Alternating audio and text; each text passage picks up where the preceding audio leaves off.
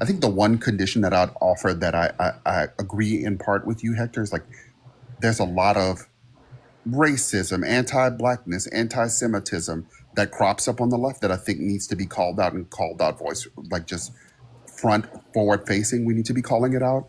I think the on the other end of the continuum, um, that's the space where I feel like on the left we should be using our voice and saying like this is holistically anti-black, and I would use the UNF America tour as an example of what I saw as profound anti-blackness in the space that needed to be called out.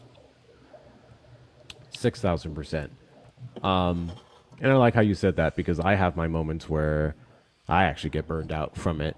There was a good 2 weeks there for a while, hence why we're kind of having this struggling algorithm thing now, where I just was like, meh. I had time to go live, and I wasn't feeling it because doing this 3 4 days a week, sometimes five, talking to some of the people that I talk to, especially considering I almost have to go to other people's panels to find the more reasonable MAGA, the more reasonable Republicans, because I just seem to get the trolls. It takes its toll, and it's taking its toll on a lot of people that are also I'm mutuals with, and I get it. I get it. And it's okay to take your time away, take a break, stay away from it. Just listen to more friendly lives. I think one of the things I really love about Jessica Simone's live, it's mostly for us, like it's mostly for the people, and then occasionally she'll fish one up. Occasionally we'll bring one up and have that discussion. But it's for the most part, it's a place I can go to when I just don't want to deal with the bullshit, and I can just reach chill. I do think there is a place for more spaces like that, but I'll also say the algorithm and everything else, contention sells. Contention sells. There are people that try to have fantastic conversations. I'll be the first to consistently say it. Defend is Trans. Lainey is one of the best creators on this app, talking about trans issues and giving the actual education and the science behind their existence. And y'all have seen the numbers lately. And I'm guilty myself of not going in there enough. But they get punished for it. They get punished for it. And I think that's also a thing that a lot of people go back and forth on. Even myself, I've talked to my moderators and whatnot about having more spaces like this. But then it's like, when I do, how can I do everything else that I want if I'm not getting the numbers, if I'm not reaching the people that I need because of the donations and all these different things? So it's this back and forth that we constantly have to have. And it's unfortunate, quite frankly.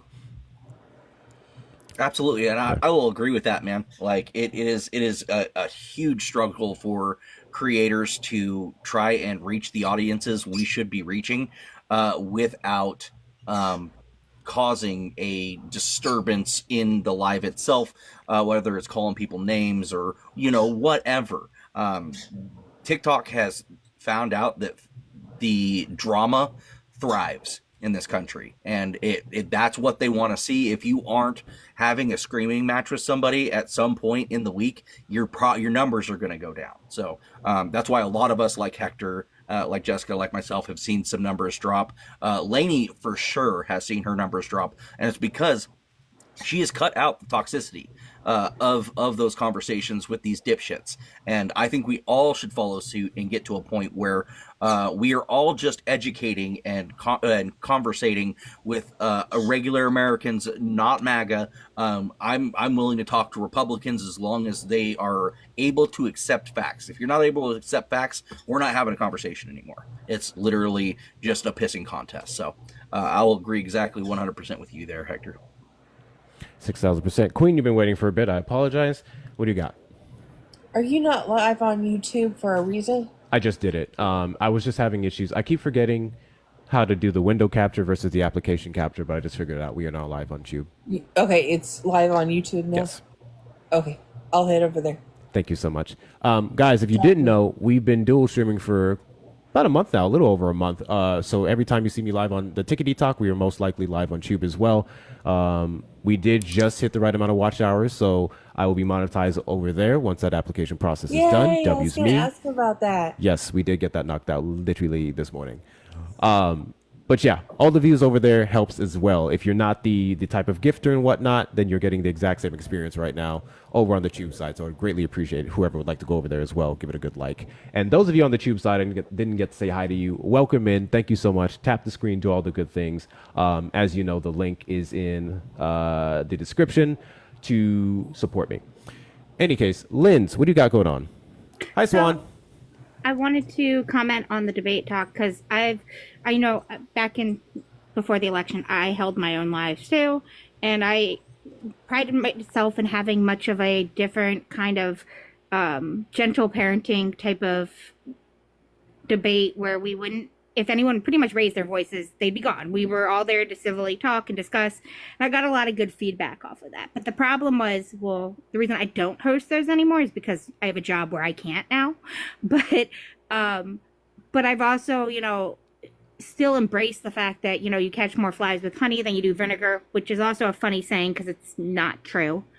You actually do catch more flies with vinegar, but that's besides the point. But it's one of these things that I also wanted to note that I really noticed that a lot of these debate talks aren't willing to host, like, for example, MAGA, that have changed their minds, which I think is kind of a detriment to the cause, because I think if we host these people who are once in that mindset, even just very recently, and then noticing what potentially changed their mind, or what was the last straw, or hey, these are all the thoughts I've accumulated and this is why I'm changing sides, it could maybe help other people do their research and then help them change their side as well.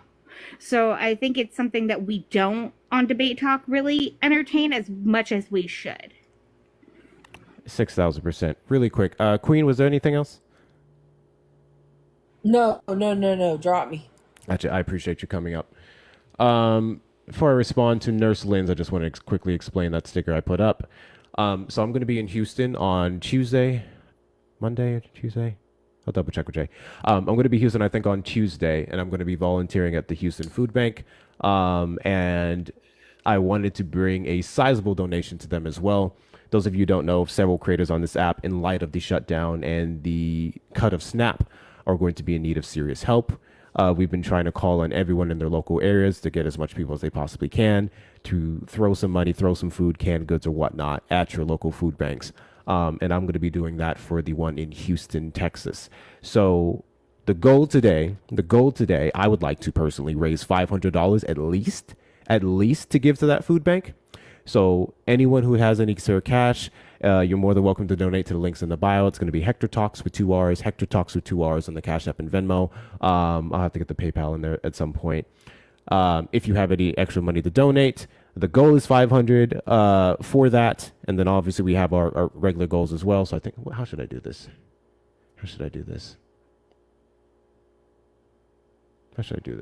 Oh, also, Hector, as far as food banks are concerned and donating food right now, a lot of these grocery stores have point systems where the magic number seems to be about 400 for a lot of these point systems, gets you a free turkey at a lot of these grocery stores. So check your points and see if you can get a free turkey to donate to someone. Oh, okay. I'll have to look into that. Okay, so we can do this. So we're going to donate 70% of everything fundraised today to the food bank in Houston, Texas. That is going to be the goal, 70%. So anyone who has any money for that, let me know. Donate to the links in the bio. We would greatly appreciate it. The goal is 500 at least for the food bank. But to your point, Linz, I agree with that too. So I get it. I'm not trying to throw her under the bus, but like Ari, right? So Ari is the type of person where she prioritizes MAGA. And I prefer that because I think she is one of the few creators who talks to them in a way that really makes them put their arms down. And oftentimes when we let somebody up who we kind of already know is on our side, even if it's barely, it can just derail from the people who need the help more. So the way I see it is in a sense of just prioritizing the people who need the most help, right?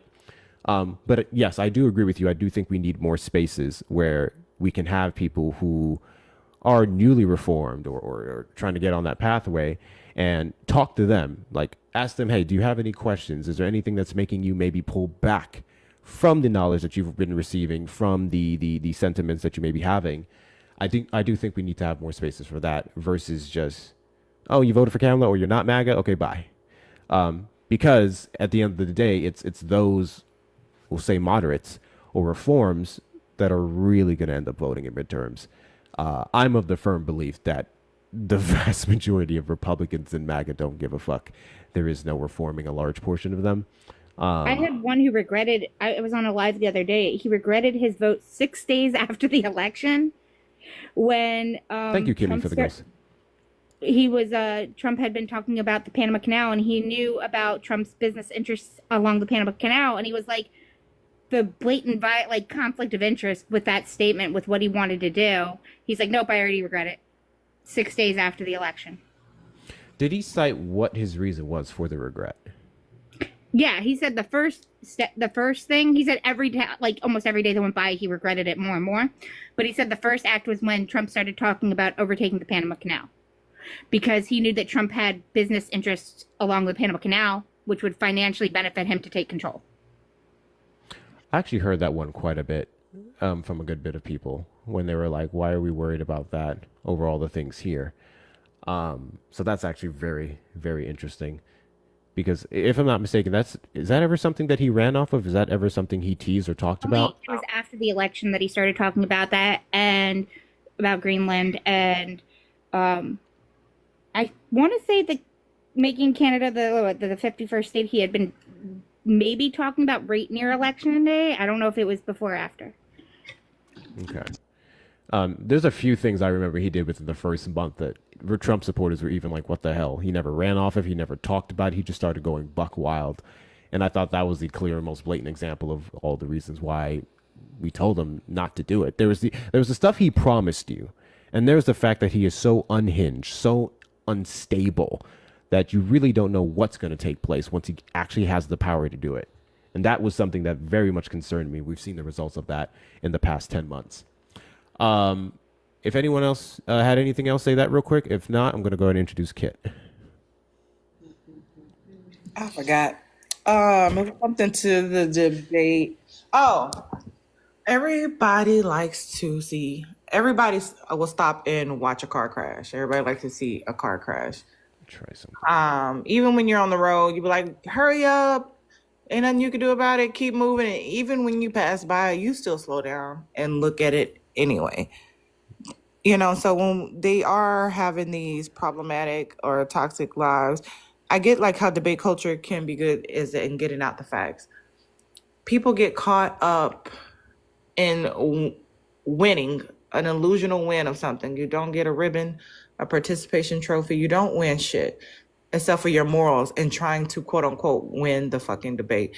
I think that's where it gets really toxic. And again, even with the people on our side, getting caught up in these car crashes, because again, like you say, people will donate, people will send more money. And I'm like, not calling us dogs, but if you reward, continuously reward these behaviors that you like it this way, they're going to keep doing it. And people say that they're tired of it, but yet that's where you spend your time and that's where you spend your money. If you support these creators, even when they do lives like this, or when it's not as chaotic, they'll be more inclined to do so, especially of those that are like full-time creators, or they are able to live off of the support that we give our creators who are out here doing the work. So even when it's not yelling and screaming and chaotic, if you guys could still support, they'll be more inclined to create more of those lives like this. You guys can't where see we that. can get. Yeah, we'll have to do the 6 panel. You can spread it, make it bigger. It does this weird thing where it zooms into the whole thing. It'll still be. See, I knew that shit was gonna happen. Like that, I can kind of see that. I see how far is it left willing to go to lose. Just gotta Yeah, the rest is a little bit on the what's rest. getting me. But yeah, just make sure you're supporting your creators when they are, doing something different. So they sometimes don't even feel inclined to. And some people just like the chaos because a lot of people are angry and they need somewhere to place their anger. And in those lives, when you are yelling at some idiot, it gives you sometimes find a place to place that anger on that person, like you're the fucking problem. So it could be good for getting the information out. It could, and also to be good for the people, the silent watchers, the silent listeners, who are also too getting some information. Well, I guess if you can't see it like this either, then I can see it like this. This is the only way I can see the words to on the the left left. clearly. Yeah, Okay. that's why. Okay. But yeah, just support your creators, y'all. And even when they're doing the lives that aren't, chaotic, that aren't a car crash, and trying to get down to the bottom of a lot of things, and just really get to the root. I know a lot of my conversations have been trying to get down to the root of things, because even with the indoctrination of church, what's going on in the White House, like we got to get to the bottom of that, because that is what groomed them into voting for MAGA in the first place. But I'll land my plane there. I agree. I want to quickly touch on that. I forgot my second point, actually. Damn it. Oh, yes. So one thing I've been heavily pushing, this is one of the reasons like I've been called a grifter a lot more lately. One thing I'm heavily pushing, and I very firmly believe, is in independent media. Kamala Harris and several other Democrats and people on the left have spoke in great detail how even some of our more safer news networks have kind of caved into Trump. Has a lot to do with a lot of their federal funding being cut, just the suppression of their media and the rise of right-wing media. It's been pretty difficult to get the truth out, and we just can't trust a lot of platforms to do what they need to do. We know CNN is not left-leaning. They're center, and if anything, center-right.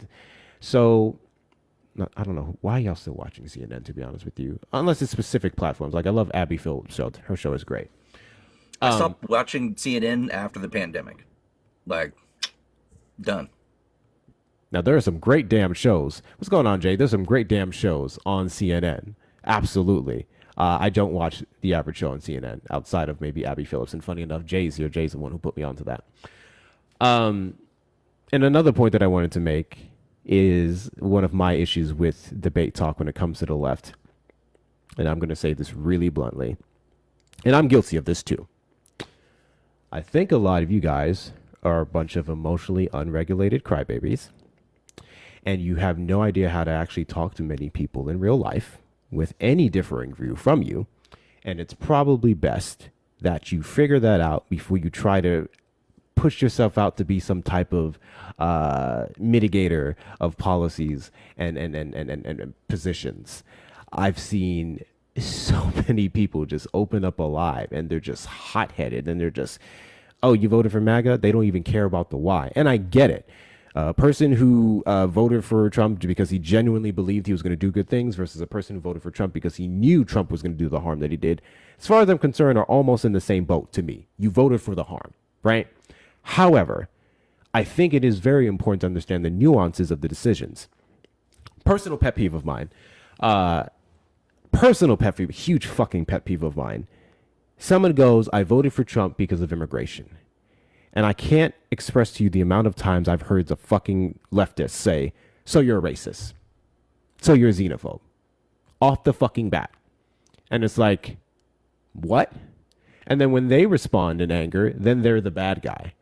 And I'm like, immigration isn't, well, we know that immigration is a race issue. We know immigration is a xenophobia issue.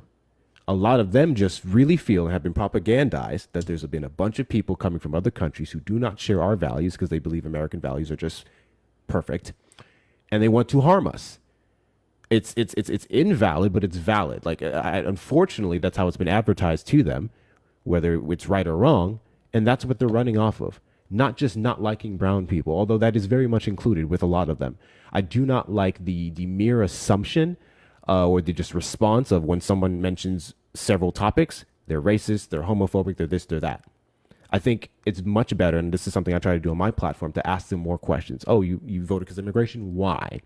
And then when that person responds with, because those Mexicans, right? There's your room. There's your room to play with. What specifically about Mexicans you think makes them criminals? And that's when we can have that conversation about racism. That's when we can have that conversation about xenophobia. This off the bat assumption or just generalizing of you're a fucking racist and you voted for this because you have immigration at the top of your list is unfair. I think it's unfair. But Kit, you've been waiting for a hot minute. What's going on? That's Beanie. Can you hear me? It's rough. Go to Hector's shop and get Beanie. It's a great Beanie. Yeah, I'm gonna try to speak for Kit. Why is your mic always like 20 miles from where you're at? Like, it's a whole it's so thing. weird. It's a whole thing. So weird. So Kit is currently wearing the Kamala Would Never beanie. I got a couple winter things up because it's getting cold. Here in Texas, it's even getting cold. We had a 42-degree low last night. So it's about that time. It's hoodie season. It's sweater season. It is beanie season. So I made sure to expand the Kamala Would Never make 2 plus 2 equal 4 again and 10 Commandments collection with hoodie stuff. And one of them is a beanie that she's wearing. So if you guys would like to get yourself a piece of merch, you may check the link in the link tree in my bio on the Tickety Talk and go to the shop and get yourself something cool. Kit can't say shit else. Was there anything else, Kit? I have so much to add, but no, because my phone doesn't want me to panel anymore. Okay. Well, please try to fix your mic and come back. I got you. All right. Another thing I'll say before I open the floor to anyone else who wanted to comment on it. I have my days where I know I have no business talking to people. I have my days where I know I am way too angry or whatever the case may be, and I just need to sit my ass down and go watch a good show. A lot of people do not have that emotional regulation or wherewithal to do that. And I think it's caused us a great bit of harm because we know off the bat that MAGA sees the left the exact same as the Democratic Party. And there is a difference. There's a huge difference. They both have their problems, but I would also hate for the worst of the worst on debate talk to be represented as what we stand for as a whole. Because some of y'all are real fucking problems. But anyway, I'll open up the floor to anyone who has something to add to that. I will absolutely go first on that. Many of you know I've taken a heavy break from lives over the last few weeks for this very reason. I've found myself not being able to regulate my emotions, my feelings on what is going on. And I feel like that is not a time for me to be going live and showing folks that side of my human emotion. As creators, we have a responsibility to make sure that we're putting out factual knowledge without flying off the handle at some of these people. Yes, we are seeing some of the most detrimental damage to our government, to our country that we've ever seen in our lives. The Constitution is absolutely being violated every single day, and constitutional rights of the people of this country are being violated. That is probably my most frustration that I have with this government at this moment. And I knew that I was starting to get heated, so I stepped back. I said, I'm not doing the debate talk at this moment. I tried my best to do kind of what Steve does, Fact Still Matters, and kind of doing a news-oriented conversation. But I still found myself getting very emotional, very upset about what I was talking about. And when we feel ourselves doing that, it is important for us to step back and take a break, like Hector did, like I have, and many others have in these live spaces. We've seen our creators, our favorite creators, kind of step back a little bit and try to regroup. I think it's very important that we have a cool head because the Trump administration wants us to freak out. They want us to go off the handle. They want us to storm DC in any way, shape, or form. That's what they are counting on. And the fact that they are continuing to ramp up their attacks, ramping up our attacks or their attacks on the people of this country, on the Constitution of this country, is a very clear sign that they want to use martial law to impose the strictest of authority across this country. So it is very important, if you are a live creator, that you are taking that step back and making sure that you aren't feeding the fire, feeding the anger of some people that are actually less emotionally regulative than you are, and go out and do something fucking stupid and that ruins their lives, that ruins their children's lives, not having their father or mother or whatever around. So I will say that, Hector, 1000% great point, my friend. Thank you. Something I wanted to add. Oh, yes. Thank you, Feisty, for the $50 on Venmo for feeding humans. Big fucking W's. Can we get some big W's for Feisty in the chat, y'all? Huge W's for Feisty in the chat. I appreciate your support. Those of you who don't know, I will be in Houston on Tuesday volunteering at a local food bank, and I would like to bring them a very nice check with me. So the goal is 500. The goal is 500. 80% of the proceeds today, 70% of the proceeds today will be donated to that food bank. So we're trying to get that number up, and we have a start here with Feisty. So thank you so much for that. Something else I just wanted to add on, because someone made a comment that I that's a very good point. They said, "What we're also human," and I don't want anyone to think that when I'm shitting on the people who are just going off, that I'm invalidating their feelings, especially many of you who are from the marginalized communities that this administration has been targeting. Your feelings are valid. Your anger is valid. Your disappointment is valid. I'm not trying to say that you can't go off. I am a crashed out king. I have no fucking problems whatsoever going off on an ignorant. However, I also know when there's so many lives that I'll go into, and someone says something really fucking stupid, and I just want to go up there. I just want to be like, that is a really stupid fucking thing you said. But I also respect the hosts and the space that they're having, where I'm like, they're getting this far. If I go up there, they're going to derail everything. So I just have that little line where I go, despite my feelings, I see the bigger goal here, and it's okay to mess up. I've definitely had my mess ups, but I also just don't want us to lose sight of getting more people on our side of the aisle. But with that being said, real quick, I'm going to do, who's been here the longest? Naquan before me, for sure. Got you. Thank you. Naquan, what do you got? Jess, what's up? AC, what's up? James, what's up? Fax, what's up? First, let me say I'm glad that sticker is covering that big ass head. But Newsmax Came in fucking swinging. Holy shit. That's the easiest to drop. Damn. Come back, Naquan. Come back. I'll play it. Come back. Hector's like Thanos over here, snapping his fucking fingers, you know? Come back, Naquan. I'll play with you. Come back. This is why we lost. Nikito's fight. Nikito has some of the best fucking fight in him across TikTok. He is the man. Love you. I love the petty. Love the petty. Also, I wanted people to be careful about everything that you're sharing on this app. I literally just think that Newsmax is using AI fucking videos. AI videos. Yep, I saw that, and I'm glad you're calling that out. Obese people are the ones that are getting food stamps and Medicaid and etc.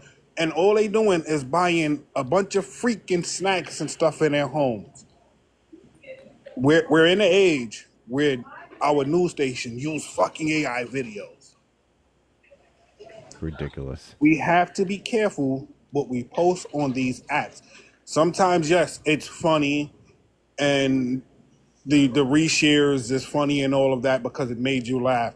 But when you reshare these certain things, it does make it to bigger platforms. We have to be careful. There's a video. Actually, I'll go ahead and post it for you guys. I think it backed up at this point. There is a video that Neil deGrasse Tyson just covered where it was him saying that I've reevaluated my stances and some new evidence and stuff, and I've seen that the earth is flat. And then it shows him just like slowly zooming out, and he goes, that wasn't me. That was AI. You could not tell the difference. Because I used to be one of those people, oh, you can always tell the difference. No, the fuck you can't. They're getting very good. And you legitimately have no idea. You have no idea. I just had, where's Casey? I'm going to shit on Casey for a little bit.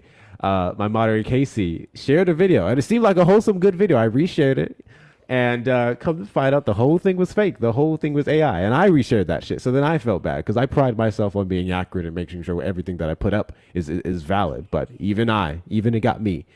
even it got me. It got even me. So we do have to be extra super duper careful of what we see, because this is exactly what was in the plan for Project 2025 and everything else in the big beautiful bill. They wanted AI deregulated for a reason. I have no idea, Chini. That's Nini. That's not what I'm talking about. But yeah, with that being said, what else did you have, Naquan, before I get to facts? Yes. Also, there's a thing on my page that I shared for GoPuff. It's not much, but it will help people that are in need at this time right now. So even if you don't need it, please share it. Get this information out. Also, within the next week, I'm gonna be posting restaurants, etc., and stuff like that do get grants and get tax cuts back at the end of the year for giving this stuff to people. So that information will be on my page within the next week. Also, if you're in New York, I am aiming to just waiting for some contacts to hit me back. I'm aiming to hit feed about 600 families for Thanksgiving. I'm gonna have people do some cooking. We're gonna get a center. I'm just looking for a center that can hold 600 families, or able to rotate 600 families in and out, because I know what it's like not to have. I appreciate that. That's a great resource, which is going to actually lead into another one I need to talk about with Crow. But I appreciate you coming up, Naquan. Go ahead and drop you down. W's you. Naquan. Fuck you, That's Naquan. fucking baller. Fuck you, Naquan, but W's.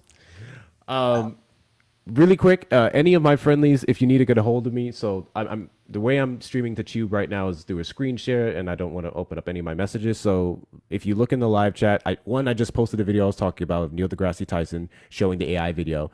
So anyone who wants to personally message me, please message my backup account, Dark Hector, in the Discord, and I'll see that message. I won't be able to see anyone on my main unless it flashes across the screen.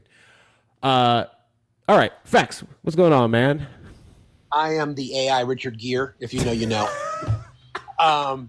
That's fucking 100, dude. There's no cap there. Oh, Can we talk about your prompt? Yes. Okay, so for those of you who don't know, Hector knows this. I reached out to him and I had a question about one particular subject on that prompt, Grant Plattner in particular, and we went back and forth, had a really good conversation about, there's some questionable behavior in the past. There was a really, really questionable tattoo that didn't get covered up until recently. And I think the way I've come around on this, and I may have changed my mind since you and I spoke about this, Hector, but if we're going to be encouraging more people to run for office, this is what we're going to get. People are going to be coming from all walks of life. People are going to be coming from all backgrounds. And we have to ask ourselves some hard questions. I mean, we were all very, very critical about Yahtzee symbolism, and that's hard for me to look past. And his answer, in his response to that was, okay, I made a mistake. I didn't realize that symbol. As soon as I did, I covered it, but I'm having a hard time with that answer, to be perfectly honest. So that's kind of where I sit. Like, if we're going to be, if we want to encourage, you guys know me, I want to encourage people to run for office. If we're going to be doing that, then we have to, I'm not going to call it a purity test, whatever you want to fucking call it. I don't know, but we're going to have to look at things a lot differently, especially if we're encouraging more people to run for office. 6,000%. I see Vincent had his hand up, so I'll get to you in a second. I want to quickly respond to that. I would say my position changed a little bit too since then. Not my position on. Okay, so I'll tell you guys my initial criticism. No one cancel me. Hear me out. So my initial criticism was when I saw how long ago it was, the comments that was made and the tattoo. I was like, "What are we doing?" And I'll quickly go over one of them, and I want to make this clear. My position on this in no way, shape, or form is reflective of the rest of the Black community. This is just my personal position. When it came to the comments, or more so the question that he asked and posed of why don't Black people tip, I was like, I don't give a shit. The reason why I don't give a shit is because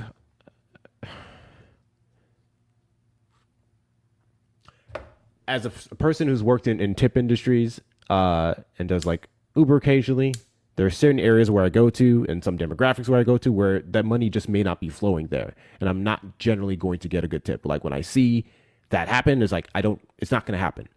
That's just been my experience. That experience has been reflected in other areas with other people. So my very first thought was, well, maybe he's in an area around people who just don't have the money to tip. And maybe those people were black. Now, I'm not saying that it was still the wisest thing to say, right? It's a stupid thing to say. But I understood it. And then this is where people say I excuse white people. I don't excuse white people. I just, no offense, expect a lot of shit from you guys, especially white men. I expect you guys to say very problematic things. I expect you guys to speak very blatant and just loose and just crazy. So to some degree, I've kind of been desensitized to it. But my thought process initially was like, if it wasn't reflective of his view on the black community as a whole, it was just more so, hey, I think it was very anecdotal. I really don't care. I'm ultimately looking at his policies and how it could benefit me, a black person. And that was just my stance on that. But I'll finish up by saying, in regards to the other comments he made and stuff, my position is more so, I think Graham Plattner's race is done. I think he should drop out, and I think he should endorse Janet Mills. However, I think there's still room there's room to talk about how many people were so quick to just demonize him. And the reason why I'm saying he should drop out is mostly because the information I found where he was aware of the tattoo beforehand. It wasn't this media campaign that like hit it and like, oh no, this is associated with, Hitler's squad. It was the fact that before his campaign started, he informed his team that he has a problematic tattoo. It was the Reddit post that came up a couple years ago where it gave examples of his awareness of the tattoo because other people pointed it out. And that was, for me, you're done. And don't get me wrong, I like what he's running off of. I think he's necessary. I think he appeals to a lot of white young voters for some reason, and unfortunately, we kind of need them. I cannot in good conscience personally endorse him. But at the same time, I'm almost like not judging anyone who does, if that makes any sense. But yes, facts and then Vince. I'll defer to Vince because I think he had his hand up and I spoke. But I agree, Hector, with what you just said. You said it very well. Thank you, brother. Got you. So I have a couple things to say, but I'm going to stick on Graham Plattner for now. And then we can go to whoever wants to speak after. But I did looking into Graham Plattner's comments and all that. And from everything that I saw, Graham Plattner knew what it was years ago. He knew that it was a Nazi symbol before he was running for office. So he knew it was problematic 6 years ago. And he only recently covered it up. He had the money before. And he's lying about it now. He's like, I didn't know about when it was, or when I got it, that it was this symbol. No, you did. No, I just don't believe him anymore. That's fair. I'm going to give a slight pushback to that. From everything that I've seen, I don't think there's anything that indicated when he got the tattoo that he knew. It's more so a couple years after, I want to say 2000, maybe early 2010s, because the Reddit post was about 6 to 8 years ago, I want to say. So it'll be roughly between that time where he was very much made aware of it. And that's when he just excused it or whatever the case may be. But yeah, I'm unaware of anything specifically that shows that he knew about it when he got it. I think he just got played by a Yahtzee person in, I forgot the base he was in when he got the tattoo. But that's no, no you're excuse. absolutely right. I'm not saying that he knew about it when he got it. Just he knew about it years ago. That's enough for me. Valid. Go ahead, Vex. Yeah, I mean, and then James. That's the timeline that I'm kind of tracking to. I guess, for lack of a better term, we'll call it. And I'm not saying this, we should excuse it, but benefit of the doubt when he got it. But I think he was made aware of it a long time prior to his political, quest. I'm with you, Hector. I mean, I know from our conversation, I've been around. I reached out to Hector because I was like, what about these questionable stats? And you gave me some really good advice, and I'm glad I asked you. So thank you for that, bro. I appreciate it. Like I said, I just want to throw this out there. Like I said previously, if we are going to be encouraging more people to run for office, because we have a particular image of politicians, right? When we see them run their finely tailored suit, et cetera, et cetera. And if we want working class people to run for office, and we want people who we can relate to and who speak to us as people who are traitors to the patriarchy and then traitors to the system, whatever else. We may have to be willing to accept more. I'm certainly not going to accept Yahtzee tattoos. So I think that's part of the challenge that we're going to have, because we can't be hypocrites. We can't just admonish the right because of cheering for Elon after he does his little salute, and then be okay with a Yahtzee tattoo because it got covered up. We can't be hypocrites. You know what I mean? 6,000%. Before I open the floor up to James, sorry, I got a donation. Let me get that read off. Thank you, Nancy, for the $50 on Venmo. W. Hector for fighting the good fight. I ain't shit, but I do my best. Can we get some big W's for Nancy in the chat, y'all? Some big W's for Nancy in the chat. That puts us as 100. That is 1/5 of the goal, and I want to see us go past 3/5 for racial reasons. That is put us as 1/5 of. Put us at 1/5. Puts us at 1/5 of the goal. Those of you who do not know, we are raising fundraising for a food bank that I'll be volunteering at on Tuesday in Houston, and I want to bring them a sizable check. So the goal is to hit 500, which is going to be at least 70% of the ideal proceedings that we make today. If you would like to support that, whether you have $50 or you have $5, you can have $1. It doesn't matter. Santana's saying is everything's accepted, anything's appreciated, or something like that. The links in the bio are going to be Hector Talks with 2 R's, Hector Talks with 2 R's. For the Cash App and the Venmo. But go ahead, James. We got to get past 3/5 for reparations. You got to skip past 3/5. We can't hit 3/5. We can't do it. All right, go ahead, James. Real quick, bro. If you're short, come Monday morning, jump into my live, and we'll see if we can knock that goal out, okay? Absolutely. Thank you for that. I appreciate you. Yeah, buddy. Yeah, so Grant Plattner has the stench of John Fetterman on him. He is reminiscent of John Fetterman in a very profound way to me. But moreover, he's a distraction. At this point, he has invited himself to be a distraction in this race, and any person that cared about the party would remove themselves. It is the arrogance for me. It is the inability to see how he has become a distraction in a race that should be easily winnable in Maine. Susan Collins' polling numbers are in the septic tank. They're not in the toilet, they're in the septic tank. People are disgusted with her. And so I think if he cared any about that race, he would remove himself because he has become a distraction, not a small distraction, a large distraction. And anybody that's willing to look past the problematic behavior of a Schnazi tattoo or the anti-Black behavior of asking why Black people don't tip as if all Black people don't tip or there aren't white people that don't tip is a reminder to me of people on the right that are real comfortable with a person with 34 felonies. And I think facts still matter raises a really big point around, yes, there are going to be people with histories. What the question then becomes, what's disqualifying? And I'm going to go on a tangent for a quick second to say the party isn't strong enough to handle forcing someone out of the race anymore, because we have Ken Martin who cries every chance he gets about the way people treats him. And so the party has to be able to step in, fundraise, and put up a candidate that, one, respects progressivism in a profound way and puts people that can win in states where you need to be a little bit more center up front.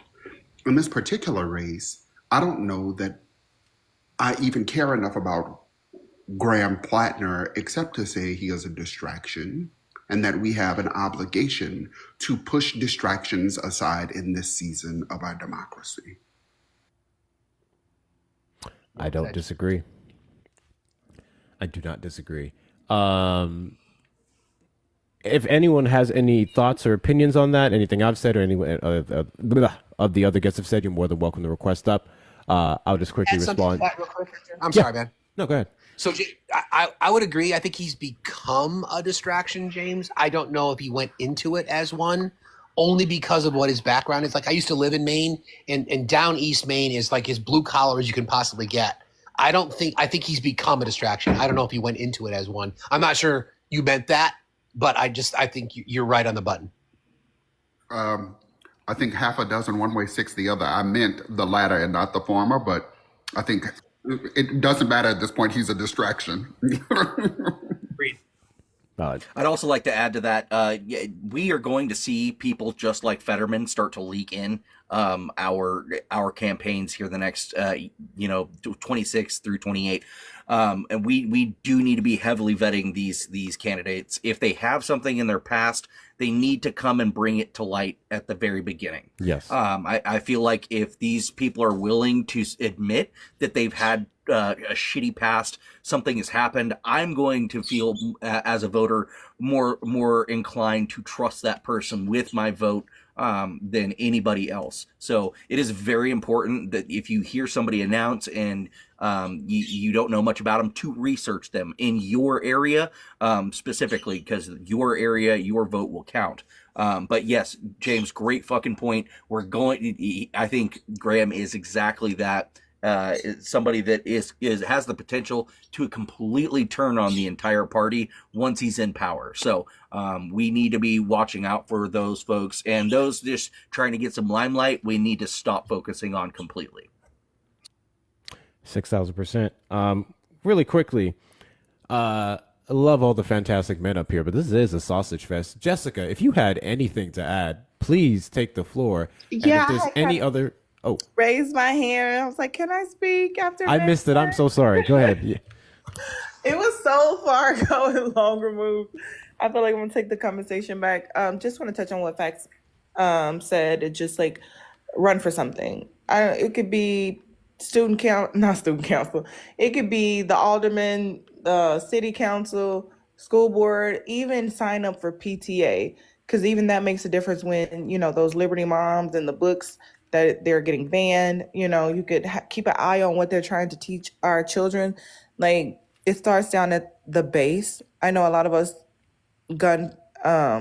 shoot for, presidents, senators, representatives, in which we should also be in the midterms, and checking bluevoterguide.org and seeing what wins the next voting, what will be on the ballot, what the proposition is. If you're in Texas, make sure you vote Monday and Tuesday. Tuesday is the last day. They are trying to amend the Texas Constitution, and we don't trust them to amend a damn thing. They're never amending anything for the betterment of us.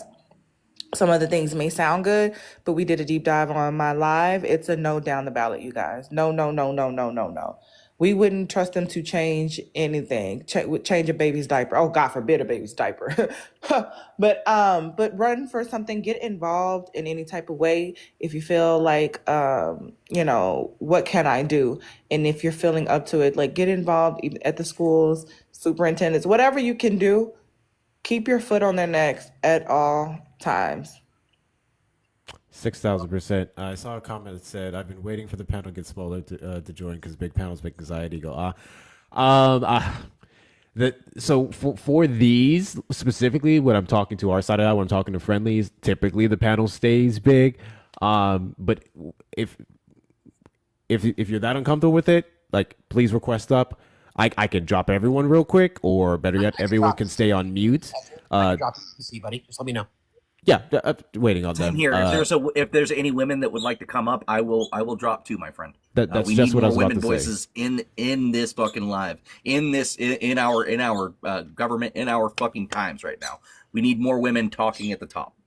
6,000%. So if there's any women who would like to come up and speak on any of these topics, please feel free to. Any one of these men will gladly drop. I won't even have to do it for them.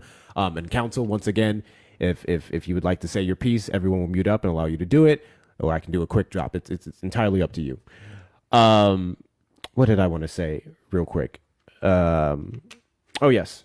Thank you, Erica, for the $25 on Venmo for the food bank. Can we get some big W's in the chat for Erica? Big W's in the chat for Erica. I appreciate your support. Erica and it was Erica. It was mostly Erica. And then some other creators also gave me this idea to do this, since I'm already going to a food bank to volunteer, because they just recently held some fundraising for it as well. And one of the things we talked about, I'm going to take a moment to shit on y'all. One of the things we talked about was some of the lives and discussions and stuff that's going on where people are throwing money at anything and everything. And then when it comes to actually helping people tend to get a bit dry.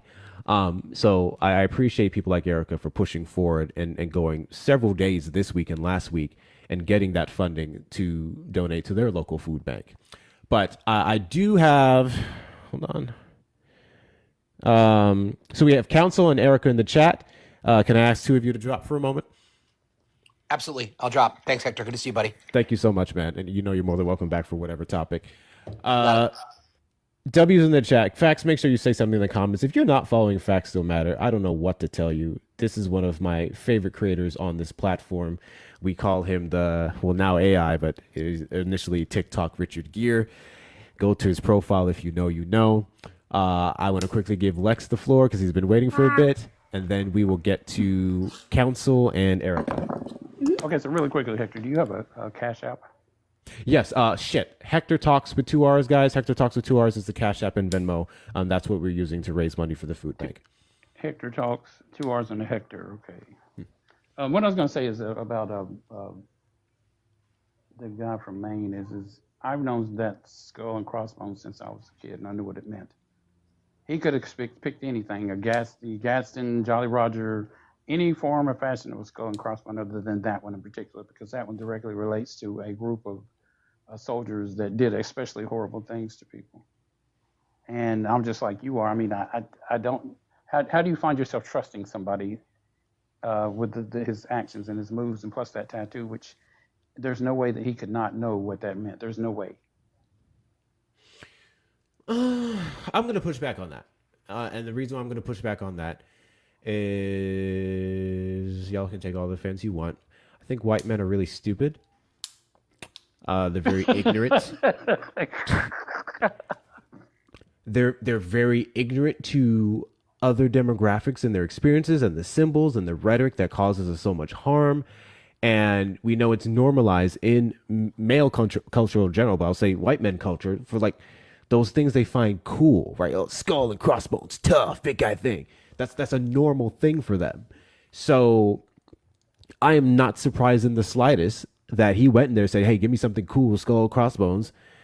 I personally believe he probably was played by the tattoo artist. Yeah. And then later on come to find out that it was problematic. My issue more so is you knew about this. You were told about this. You started off your campaign warning your team about this. So you had some idea of the problems that it would cause, and you never took a moment to address it. So you were just hoping that it would fly under the rug as you advocate, or some people can say cosplay, as a progressive. That's the problem. And that's something that I personally can't forgive.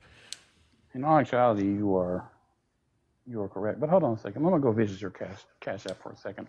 I'll be right back. Don't hang up on me. Don't drop me. No, you're good. I want to quickly give the council the floor to say their piece, and then we'll get back to you, Lex, and then Erica. Jess has her hands up. Thank you, Vince. Yes, chill. No need to drop anybody. It's just I have a tendency to accidentally talk over people, so it kind of makes my brain go, don't talk over somebody, that's rude. So, when there's a lot of people, it's like, ugh.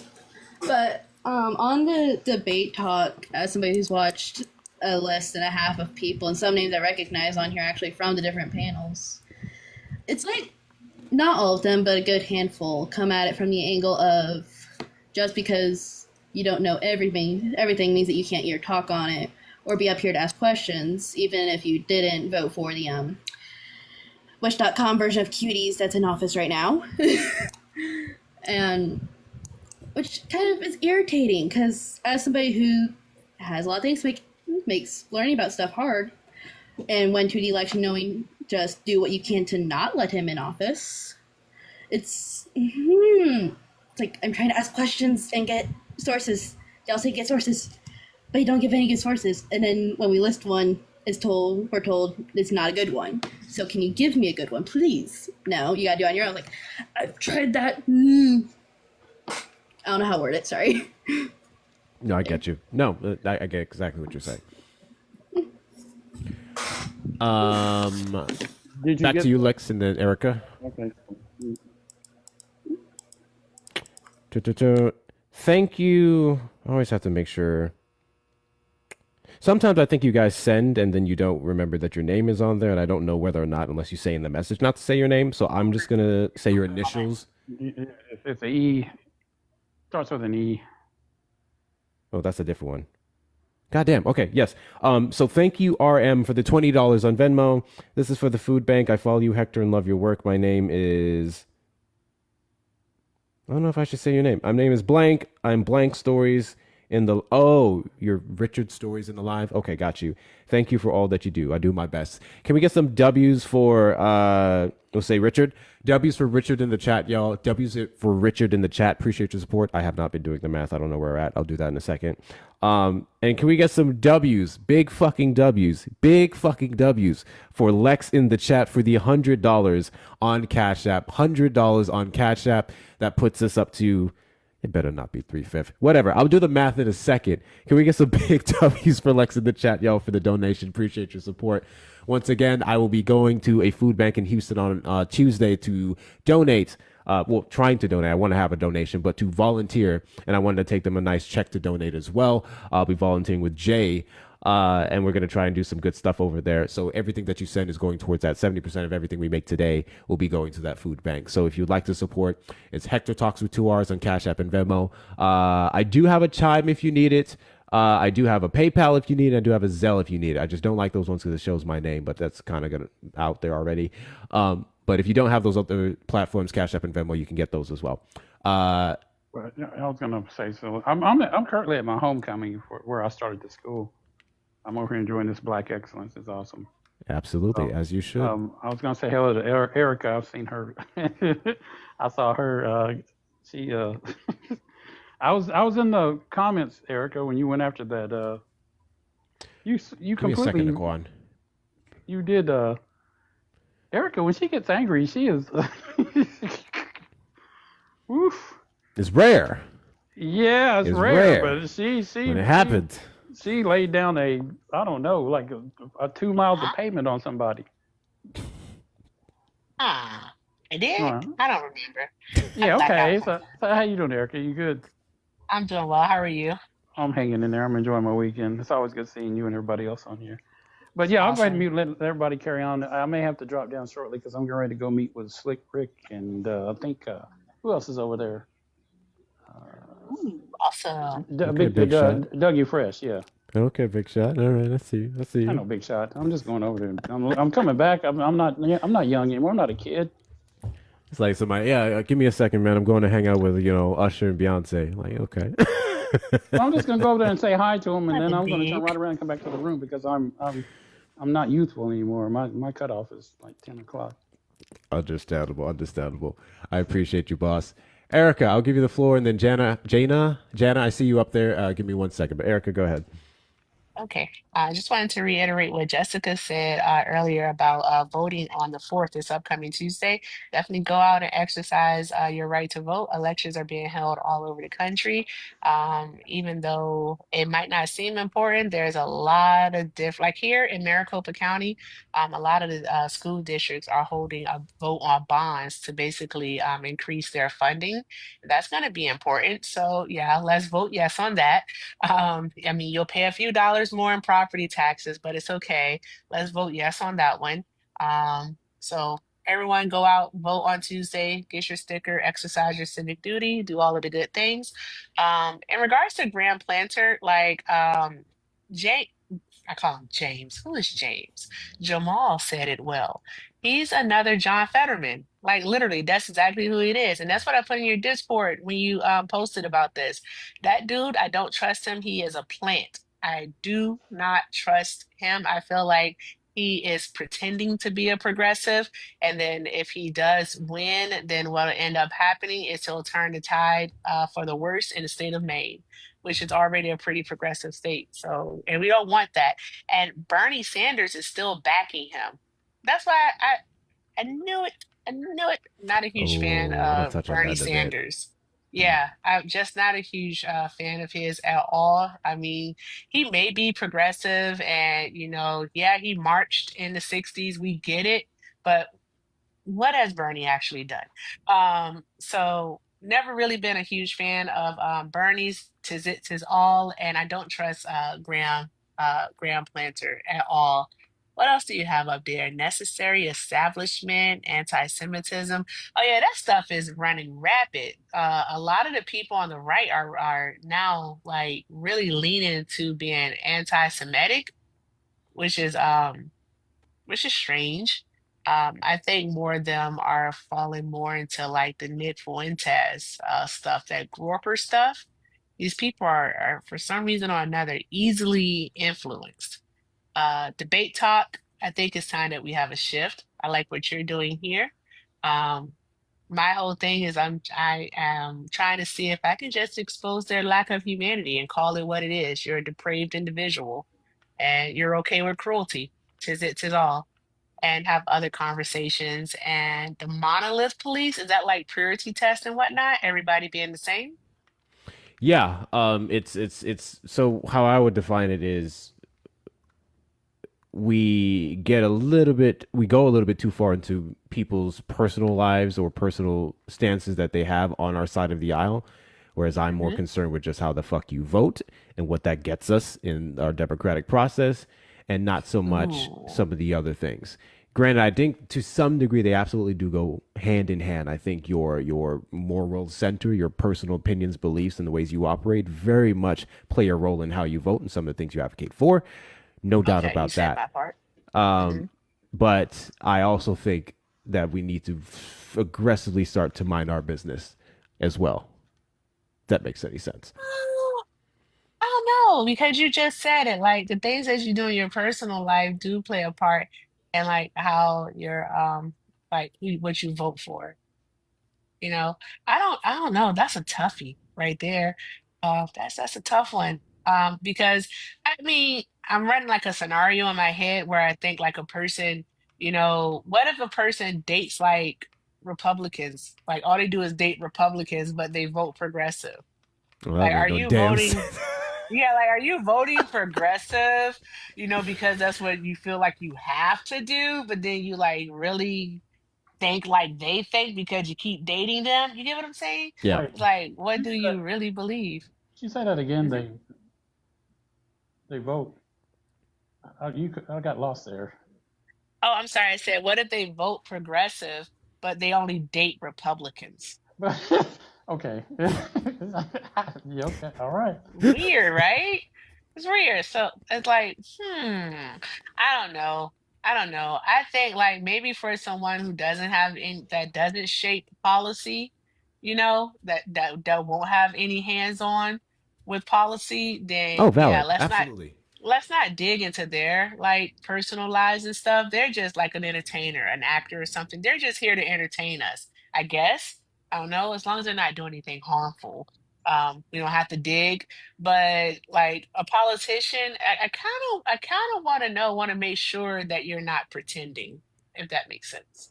No, everything you said is valid. I'm going to make this really quick because Jana, I'm so sorry. I know you said your thing was quick, so we're going to do you, and then Jess has had their hand up for some time. Sorry. So no, not your fault. It's mine. So I agree with you, and I do want to make sure that we understand. Hey, you can drop me down. I've got to go ahead and head over here. So Got you. I appreciate you, everybody, and I James, everybody, it's good seeing you. yes, thank you very much, Lex, for coming. It's been a while since I've seen you. Where the fuck you been? Oh, I'll tell you where I've been. Oh, you did. I'm sorry. That was quick. Sorry. So it's kind of like Republicans always go, oh, you guys are always purity testing and fine tuning all this stuff. That's good. I think the higher you go up in our government, yes, you are choosing to sign yourself up for scrutiny. You're choosing to be fleshed out, and you should welcome that. Otherwise, you should not be in government. The higher up you go, absolutely. I think I'm more so coming from the place of voting. Like the average voter, I don't care personally. Like, yes, it may bother me that someone has some sexism that they haven't deconstructed, some racism that they haven't deconstructed, but you can work on that in your own time as long as I can get you to vote for what I want and vote for what we need. But yes, in terms of the government and stuff and our officials, no, you should be an open damn book. If it needs to be said, if it needs to be put out there, because it's very much going to influence what you vote for, vote against, 6,000%, stop crying about it. Hector, Yes. I'm so sorry. I'm gonna drop like right after this. I'm so sorry. 3 sentences, Erica. Don't go over. All right. I just want to make it clear. I don't like purity tests at all. I do not like purity tests, but I also don't like performative. All right. Yes. Don't be performative. Okay. All right. Steve knows what I mean. Okay. All right. I hope everyone has a great weekend. Bye, guys. Wait, can I fangirl over Erica? Say that again, Jana. Can I fangirl a little over Erica while she's here? Oh no, I don't like it. She doesn't like But it. thank She you. doesn't like it. Um, It's awkward, but yeah, I appreciate you. Have a great day. yes, Jana, you did have something you said you wanted to add real quick, so go ahead and do Yeah, that. real quick, and I maybe this is too lowbrow of an argument and why I don't hear it brought up during when people call in and complain about, and they always use the word illegal, and you know exactly where they're going about illegals getting food stamp money or illegals getting a free phone or a free hotel. And I never, again, maybe too lowbrow, and maybe this is just for the people in the audience that need a good way to dispute like their uncle at Christmas. If it's so easy to get it, why don't you walk your ass down there to the food stamp line and just tell them you're illegal? Like if you don't need any proof, like an illegal person, an immigrant would not have a social security or would not have an ITN, would not have any proof. So if that's the case, why don't you head over to New York and get yourself a free hotel room? You just walk in and tell them that you're here illegally. And to me, I think that would kind of point out to the person that it's not that easy. Like that can't possibly work, and that's not how it works. And I don't know. That's just in my head, like a very simple thing. I always think when people call in, it's like, it's not, they will insist that that's how it works. And it's not how it works. Like I can't just walk down and get a free phone. So that's kind of all. Yeah, I don't think that will help them much, but no, that is a good point. That all the things that they say are easy, or specifically with me in the debate space. Oh, this is common sense. This is common knowledge. Okay, then pull it up. Oh, there's 6,000 examples of what I'm saying. Okay, so pull one up. Never happens. But I appreciate you coming up, Jana. Thank you. Jessica, Thank I'm you. so fucking sorry. Jessica, you're a mod here. So I want to let you know the privilege that comes with. That means as a mod, you can speak over me. First off, you're Jessica, you can speak over me. But as a mod, you can especially speak over me and be like, Hector, my hand's been up. Shut up. You can do that. I promise you, you can do that. It's okay. I would never. I appreciate you, Hector, and respectfully, I forgot. Um, so I'm gonna write my notes down next time so that when it comes back to me, I remember. But yeah, make sure you guys voted in Texas. That's why I'm gonna leave it at right there. Yes, I do have a list of the props, and I think we may have to do this tomorrow or Monday. I may shoot for Monday. Because I do want to host a live, and I want to specifically get to Texans and talking to Texans about this in detail, so we can give somebody a baseline. But real quick, Council, did you have anything else?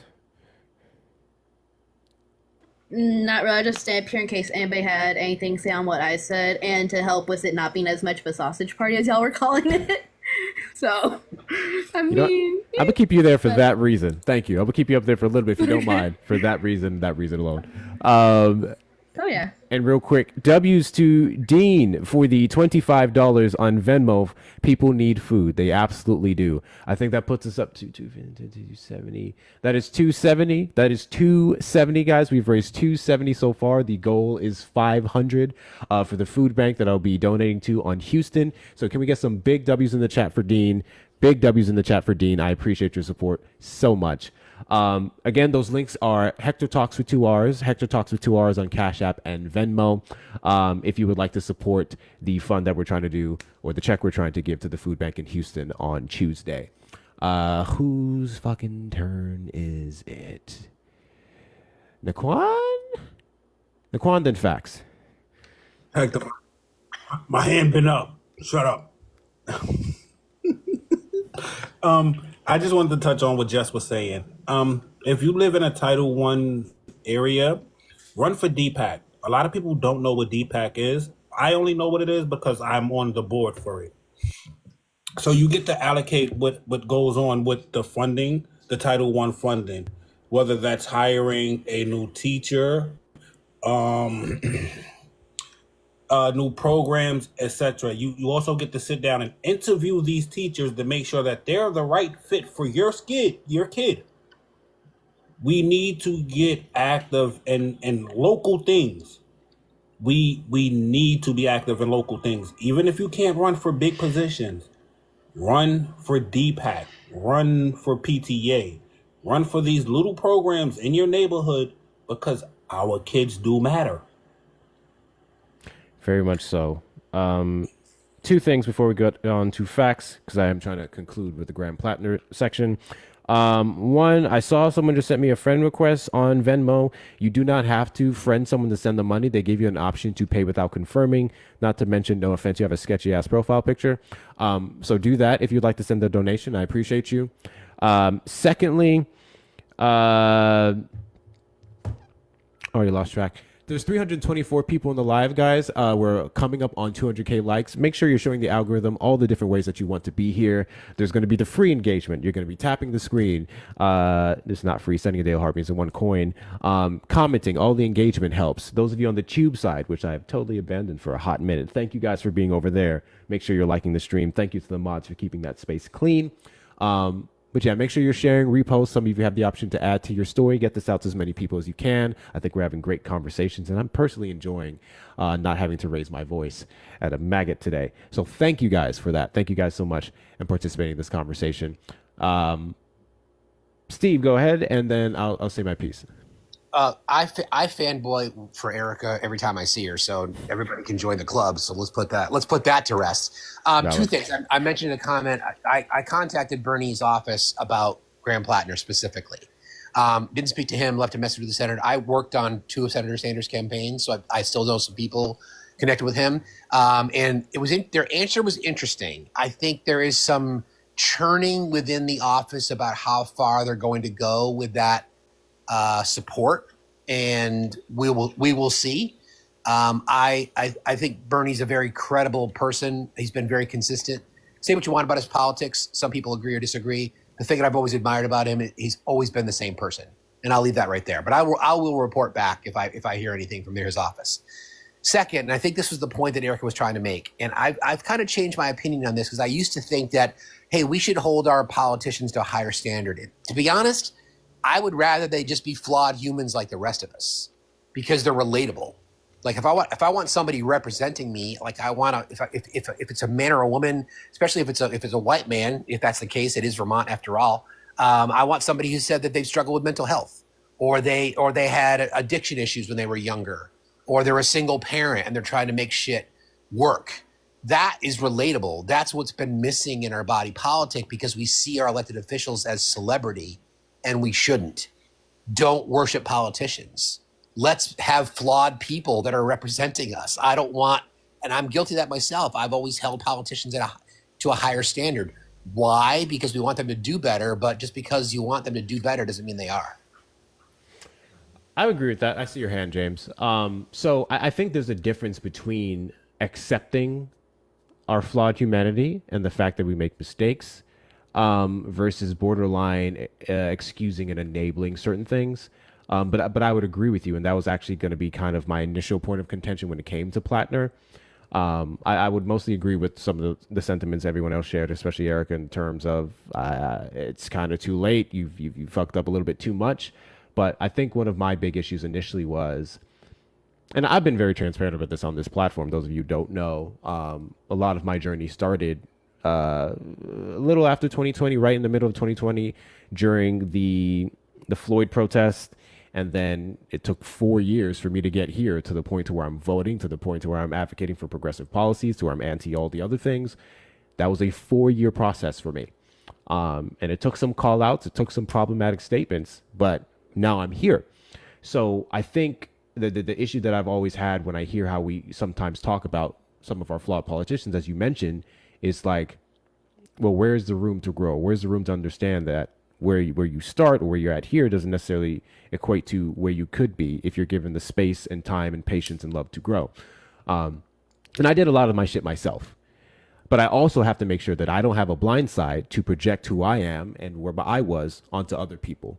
I don't know shit about fuck when it comes to Graham Plattner. I personally don't trust them, but there's that as well.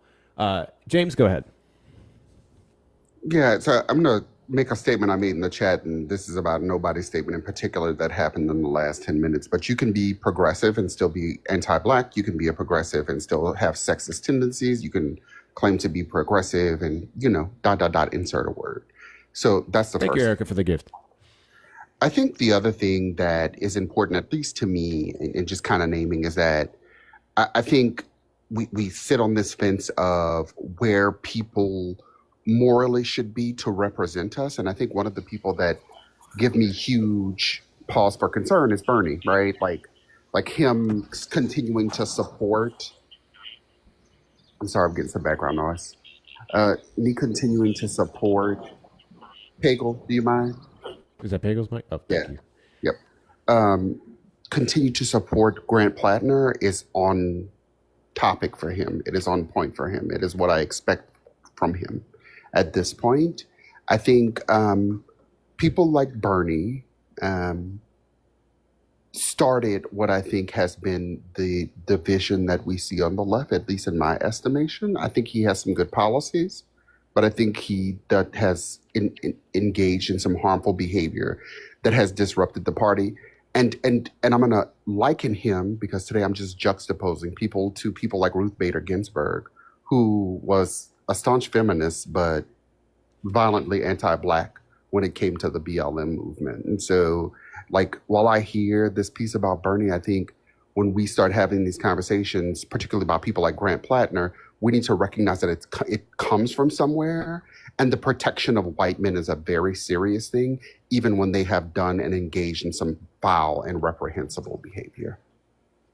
I agree. I agree too. James. I'm going to defend Bernie Sanders slightly, and it's actually going to come to a surprise for many of you, because those of you who don't know, I can't fucking stand him, and I can elaborate on why. I'm going to defend him slightly, because I think Bernie, ultimately, when it comes to the bigger picture, he does sometimes, in some moments, step down. I remember watching his speech for his endorsement of Kamala Harris, his interviews where people questioned him on many of his policy platforms, and even how they or at least allege that Kamala Harris differed from it. And I thought he answered those questions very well without ever throwing her under the bus, and I can respect that. I still very much think he is a part of the problem of the growing number of people who didn't vote for her, but I digress. With that being said, I think one of the best things that Bernie Sanders has done in this country is, to some degree, putting a good spotlight on the whole up versus down, not left versus right thing, the oligarchy thing. I can respect that. However, outside of that, the best thing he's done is pushed AOC forward. I feel like he's just very much one of those people where he's trying to do the right thing, but he doesn't realize all the ways that he can still be harmful, particularly to Black and brown people. I think that he has a growing base of Bernie bros who he may not side with. I can separate them from him, but it's still somewhat reflective of his views and stuff that he stood on. And nothing I can't stand more than a fucking Bernie bro. But I see Jessica Simone's hand up, so I'm going to let her say her piece, and then I'll open the floor up to anyone else. I remember what I was going to say in regards to, and we were talking about Pete had said the net tattoo, correct? Graham Plattner, but yeah, Hexet does have a tattoo. Oh, he got it too? See, that's why I was... Different one, but yeah. Pete, well, disregard that. Also, real quick, if there's anyone here in Maine, you're like the priority right now. If you're in Maine, I would love to hear from you on what your thoughts are and where your vote would be coming up in the race if you're in Maine. So just let me know in the comments. But go ahead, Jessica. Actually, I do want to say something. I do agree with you that a lot of racist white men are inherently unintelligent. They lack a great amount of education and comprehension and critical thinking. But one thing they do know is racism. And with that symbol, it symbolizes racism. That would be the thing that, like, you knew something. Somebody in the tattoo, a friend that went, somebody knows something, because they know that before they know anything. And two, my question to you is, do you think AOC would be ready to run for president? No. Okay, I agree. And I'm over. I appreciate everything AOC is doing. I think she's fantastic. I would rather see her in our Congress and our Senate over trying to push a federal presidential race. I think that's just jumping the gun, and I think it would bite us in the ass. All right, opening up the floor. Anyone else wanted to comment on that? Hector, real quick, someone did not, because you didn't have a PayPal. The person that I just sent you the donation used my PayPal to get it to you. Oh, They're from Europe, and they could only use PayPal to make that purchase. So that contribution that I just sent you came from them. Victoria. Gotcha. I think her name is Victoria. So two things. Thank you, Victoria, for the $40 on Venmo. That will put us up to 310. We're gonna hit 3/5. That's okay. Thank you so much for that, Victoria. If there's any platform that I don't have, and any one of the people on the panel, well, three of the people on the panel, love y'all. Fax, James, and Jessica has it. Send it to them. I trust these people. I know they will send it to me. Also, if you want to, please take care of my panel as well, whether through your TikTok gifts or if you'd like to send them donations for the work that they do every single day. I know Jessica Simone is consistently fundraising for the work we're trying to do with We Are What's Left. So please look into that. Please check out that beautiful ass website. Please follow the social media platform. But make sure we're taking care of my guests as well, guys.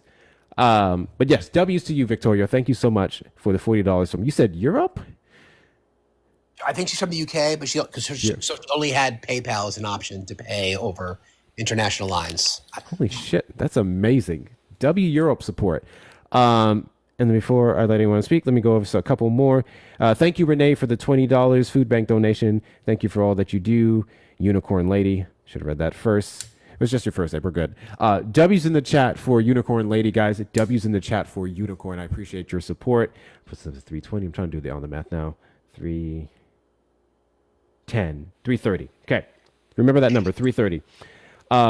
Thank you, Jeff, for the $25 on Venmo for food. Big W's for Jeff in the chat, y'all. Big W's for Jeff in the chat. That puts us up to 355. Thank you, Carl, for the $8 on Venmo for the food drive. That puts us up to, what did I say? 355? 363? 363. Thank you, Samantha, for the $10 on Cash App. Everyone should be able to eat. Super appreciate you. 6,000%. Food is a fucking human right, but here we are. That will put us up to 373. W's in the chat for Samantha, y'all. W's in the chat for Samantha. And I already counted the one from Victoria. Yes, perfect. So 373. We at 373, guys. 373. So we're just about done for that goal. Big W's. We're trying to raise at least 500 for the food bank. Anything else you donate past that point will be going towards me. 70% of all the donation will be going to the food bank. So anyone who wants to support Hector Talks with 2 R's or Cash App and Venmo, if you do have a PayPal, you may send it to fax to send to me, or I have one. I can give it to you. I don't like to because my name's on there. And what else? There's something else. Send the money to me. I will keep it. Just saying. Never mind. Fuck James. Don't send shit to him. Can I just want, if I could, Hector, just a second. Yeah. I just want to kind of revisit the Bernie thing. I just want to make it clear that I hold my elected officials in my state. I'm constantly visiting their offices and or contacting them. And I completely agree that there are a lot of blind spots in Mr. Sanders. I think the one thing that I would say, though, is that through my political journey, he's the first person that I ever saw that actually talked about politics from a progressive perspective. So I will use that as one mark in the plus column for him, because Bernie's been talking about universal health care, or Medicare for all model, for a very long time. It's been consistent. It's gone back to the 80s. And now you see it more discussed through mainstream Democratic type policies. I'm not defending him. I want to make it very clear that I'm not defending him. But I think there are some things that he is shining a light on, like the oligarch tool, for example. I think Hector brought that point up. And I think that is, again, conversations that we all have to be having, because it shouldn't be right versus left. It should be up versus down. So I'll give him credit for that. But yeah, I'm firmly aware of his blind spots. I'll use a mild description, if that makes sense. Yeah, and that's exactly why I said what I said. Whereas I can respect what he does, and ultimately, there are going to be several other Democrats, or I guess independents in this case, that I may disagree with on many things and think they may be problems in certain ways. But if you're on the party, you're on my team, And whatever we're doing to reduce the powers of Republicans, whatever we're doing to push progressive policies forward, if we can agree on that. And that's where I guess I differ from a lot of people, because there are other people who are like, fuck Bernie Sanders, go to hell, all this stuff. The dude, at the end of the day, despite his disagreements, is on the side of the Dems, and the side of the Dems is our side. So I could put my personal shit aside for the big goal. Why would you say my quote? Probably Fuck worded it poorly, but yeah. No, fuck Bernie Sanders. And yeah, like, just so that I'm clear, I'm going to be completely transparent. I think that he is harmful. But I want to push a little. I used to teach high school English, and kids would always come and ask for bonus points. Or they would say, am I going to get extra points for this? You don't get a gold star for doing what you are expected to do. If that's your ceiling, oh my God. I think the problem that I have is that he is willing to screw the party, to throw a tantrum. And I think the emotional extortion that we have seen from him is why we see it arising now in this past election, the arm twisting, the emotional extortion, the trying to force people the one right way. It is born of him and the actions that he has taken. And I cannot separate him from that. I believe that he is one of the people that upholds the tenets of supremacy culture. And just because he does it from the left doesn't make it any better. It does not make it any better. He is doing what people on the right do. It is the tools of supremacy culture. He did it to Hillary, though I did not particularly care for her much either. I think he did it when he didn't get the nomination, et cetera, so on and so forth. And so you give this tacit, lukewarm approach to supporting a person that ended us in the position that we are in now. In the same way that when, and I invoked this person earlier, and I'm going to piss some people off by saying this, in the same way that Ruth Bader Ginsburg in her white saviorism refused to get off the court when she had pancreatic cancer, which led us to the place that we are now. And I would remind everybody, during Obama's first term, we had 60 votes in the United States Senate. And so while I hear you, Hector, and I hear your facts, I hear people can have good and bad, it's going to be fuck Bernie always for me, simply because of that.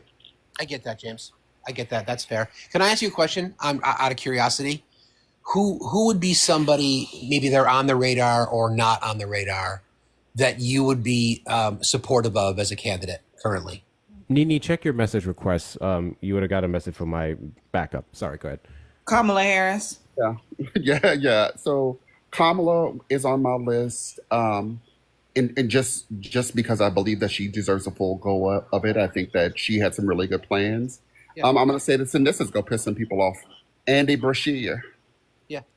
I think that Andy Brashear, what you see is what you get. He's kind of low boring, but Yeah. he is able to get people from both sides. I don't see the harmful ass behavior Yeah. from him in his state. I kind of follow the politics in that state. He's able to get compromise. Mhm. And I think that we will need somebody that can bring people back to the center, as much as we hate that term. We need people on the right in the center. So Andy Brashear, Kamala Harris probably first, Andy Brashear. Would you consider yourself a progressive, James? I think I'm a progressive with realistic expectations of the reality that we live in. Yes. I call myself a pragmatic progressive because there's things that I want on the progressive side, but I'm also a pragmatist because I want to win fucking elections. That I'm gonna steal that from you, Council Fatso had their Hatter. hand up. You got it, man. Thanks for that. I appreciate that, James. Thanks very much. So council, yes. After council goes, is there anyone else who had their hand up or wanted to say something? I want to make sure I'm not losing track. Oh, I didn't see the live goal. If not, before I let council go, after council, actually, James, I want to come back to Andy Bashir.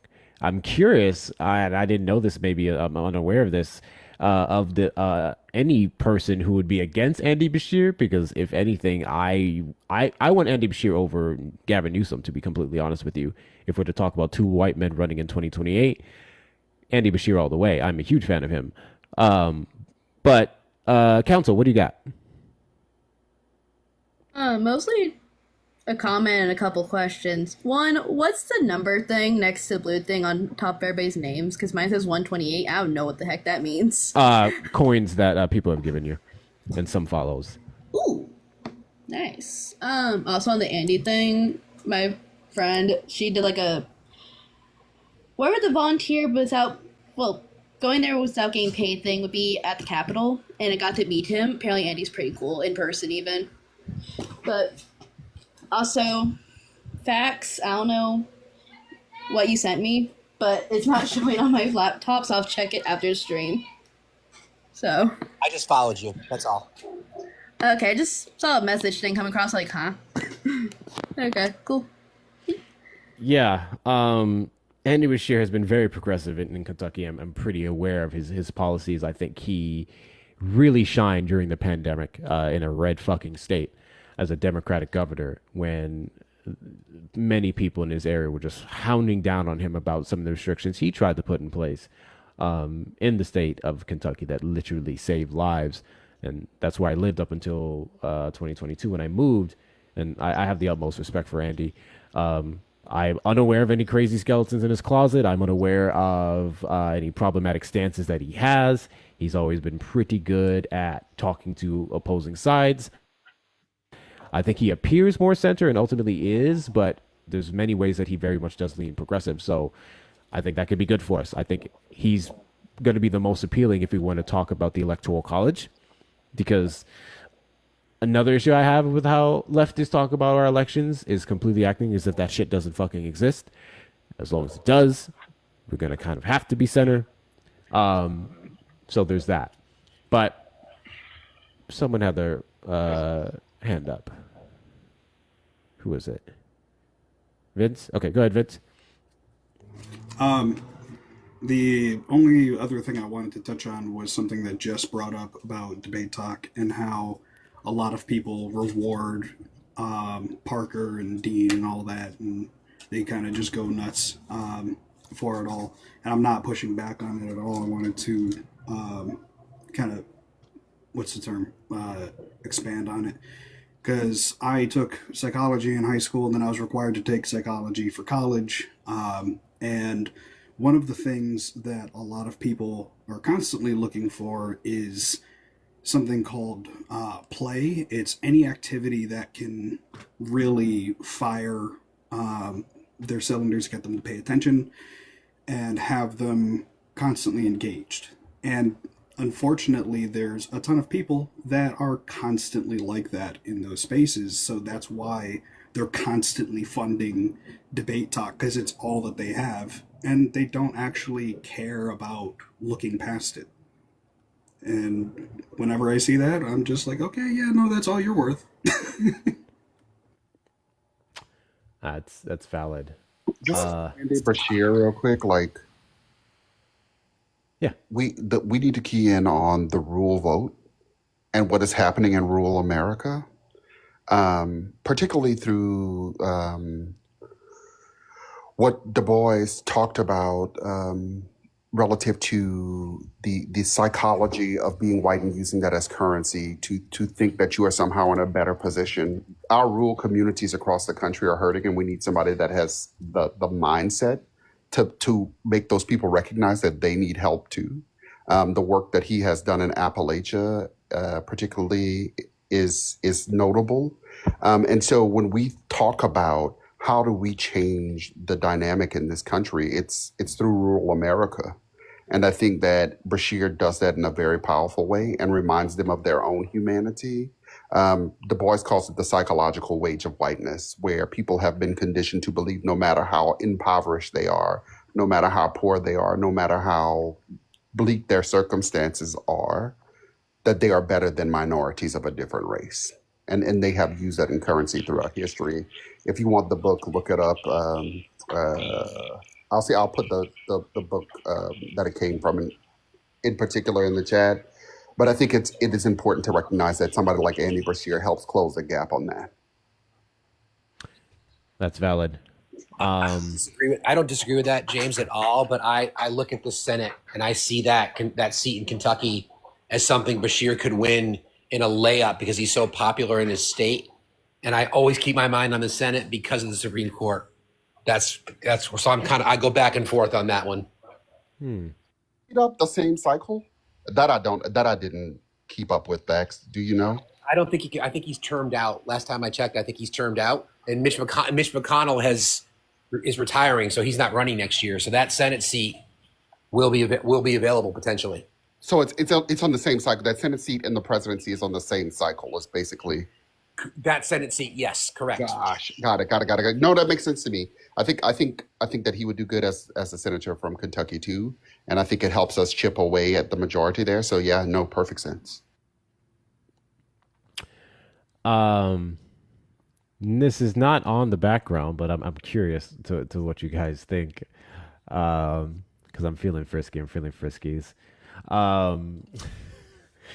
Which, granted, this live is for any topic, really and truly. It doesn't have to be on the background, but so I think James touched on it a little bit in those rural areas, and white men typically going to be the most appealing in many of those areas to get the attention of a lot of people, to get the vote of a lot of people.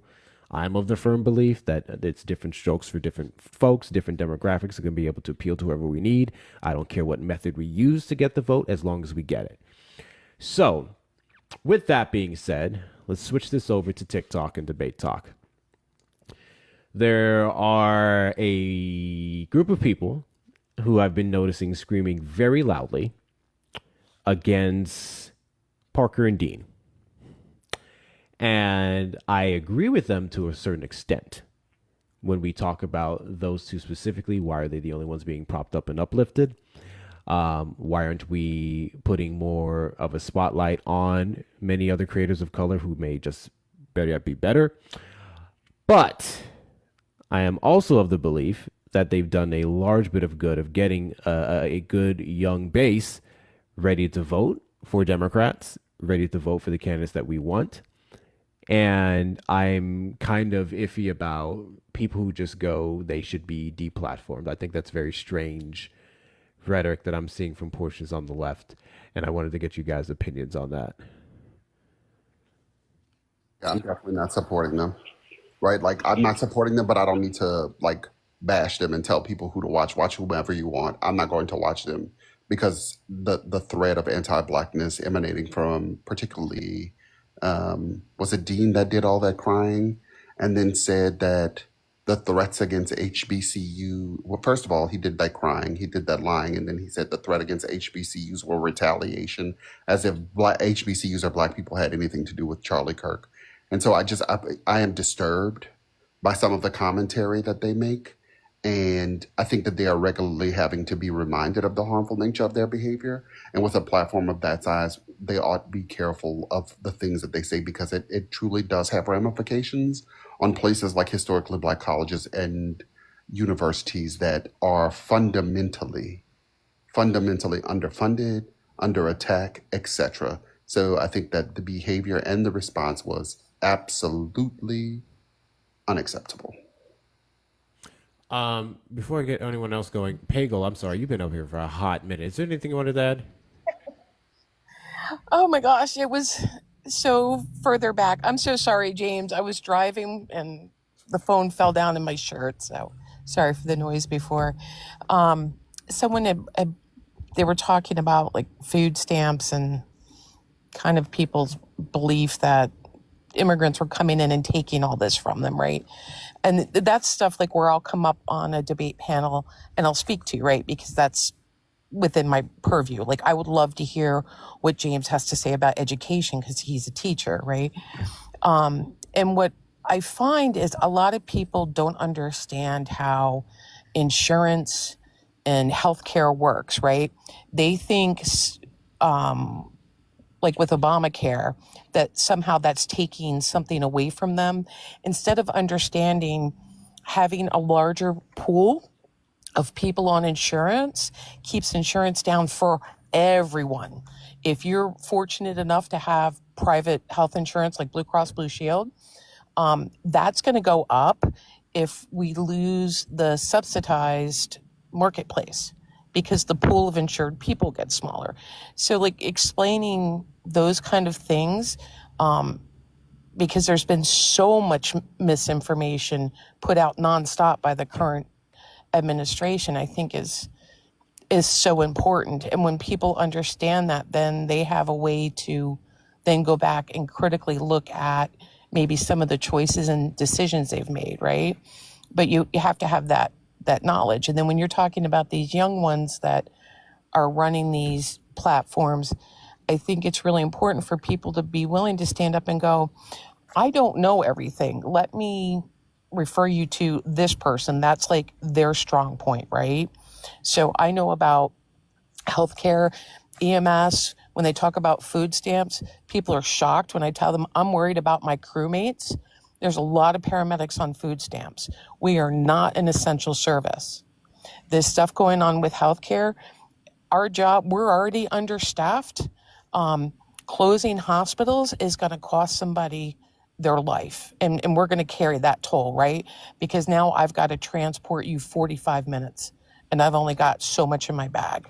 So I'm able to open up eyes to that, because I'm not coming at it as a Democrat or as a Republican. I'm just coming and talking to you as a healthcare provider. Like, this is what's going to happen. 1 second. I'm so sorry. This was late. I am so sorry. Thank you. I'm just going to say your initials, AH, for the $15 on Cash App. Sorry, I can't do more. You should never apologize for that at all. Can we get some W's for AH in the chat? Some W's for AH in the chat. Appreciate your support. Guys, I think that puts us up to... last leave off at 373, 388. 388 of the goal, guys. 388 of the goal. Those of you who do not know, 70% of the proceeds here will be going towards a food bank that'll be volunteering at Wednesday in Houston. We are trying to raise at least $500 to give to them. So if I can get anyone here who has any additional cash, you're more than welcome to donate to the links in the bio. Hector Talks with 2 R's. Hector Talks with 2 R's. You may use Facts Still Matter. PayPal for donations if you want to donate to me. But if you're going to send to him, send something for him as well, okay? But those links are in the bio if you want to support. Sorry, finish up, Peg. Spell and math on the fly? Damn, dude, seriously. Finish up, Peg. I'm sorry. And then the other thing on Graham, I was glad to hear other people's comments, because that's how I was taking it, right? Like, I think we all grow as people over a lifetime, but there's some core ethos things that I don't think is going to change, right? But my other part is, like, if this is not the guy, right, because he has all these problems, and that's what we're going to talk about on the platform, we also have to come on and go, here's an option. So if it's not him, who should they be looking at to support, right? Like, I feel like if I'm going to talk about it, or if I'm going to put it up on a bulletin board, then I would have the responsibility to go, here's another option and why, right? I can absolutely speak on that. And that's going to tie into the next point once we wrap up here on what I said about Parker and Dean, which is the necessary establishment. And that's very much going to be Janet Mills. Unquestionably, it should be Janet Mills. There you go. So, Facts, I think you... Real quick, like, 2 other things. If you're in Jersey, please, please, please vote. We need Mickey Sherrill to win. It's going to be bad if we get the other guy, Jack Schiaparelli. It will be bad because he's a Trump puppet. And if you're in Florida, there's a guy that I've been trying to be active about finding good grassroots candidates. Bernard Taylor is running in Florida 21. He's going up against Brian Mast. He's a good guy. He's a firefighter paramedic that's stepping into service because he sees what is happening, right? So from our view as being an EMS provider, I don't have to know read a lot about outcomes of different policy changes because we see it almost immediately. We see food insecurity, no access to healthcare, the changes they've done with the Surgeon Generals, right? Because we're in people's homes. Like, I come into your home. So if you're in Florida, please check him out. He's a good guy. Thank you. 6,000%. Thank you. Facts, what do you got? And then James had his hand up, and then we'll get to Dean. Yeah. So if we're talking about Debate Talk specifically, I mean, I respect people who who have a platform and a following. The struggle that I have with those 2 gentlemen that you mentioned, it's not personal. I just don't know what the goal is. when you ask the question, why do you support Trump? Why do you support Trump? Like, are they driving for voter activism? Are they doing voter registration campaigns? Are they providing education on policy as opposed to debunking Trump supporters? I wish they used the power of 9 or 10,000 people in their lives every night with a purpose in mind. Like, I don't know what the purpose is. I think And that's a again, valid critique. it's not personal against them. I just don't know what the purpose is. I agree. James. Pagel, just to talk about, make my cool comment very quick. I think when we talk about education, we say they want people dumb. There is scientific proof about how people discern and have compassion and empathy through schooling.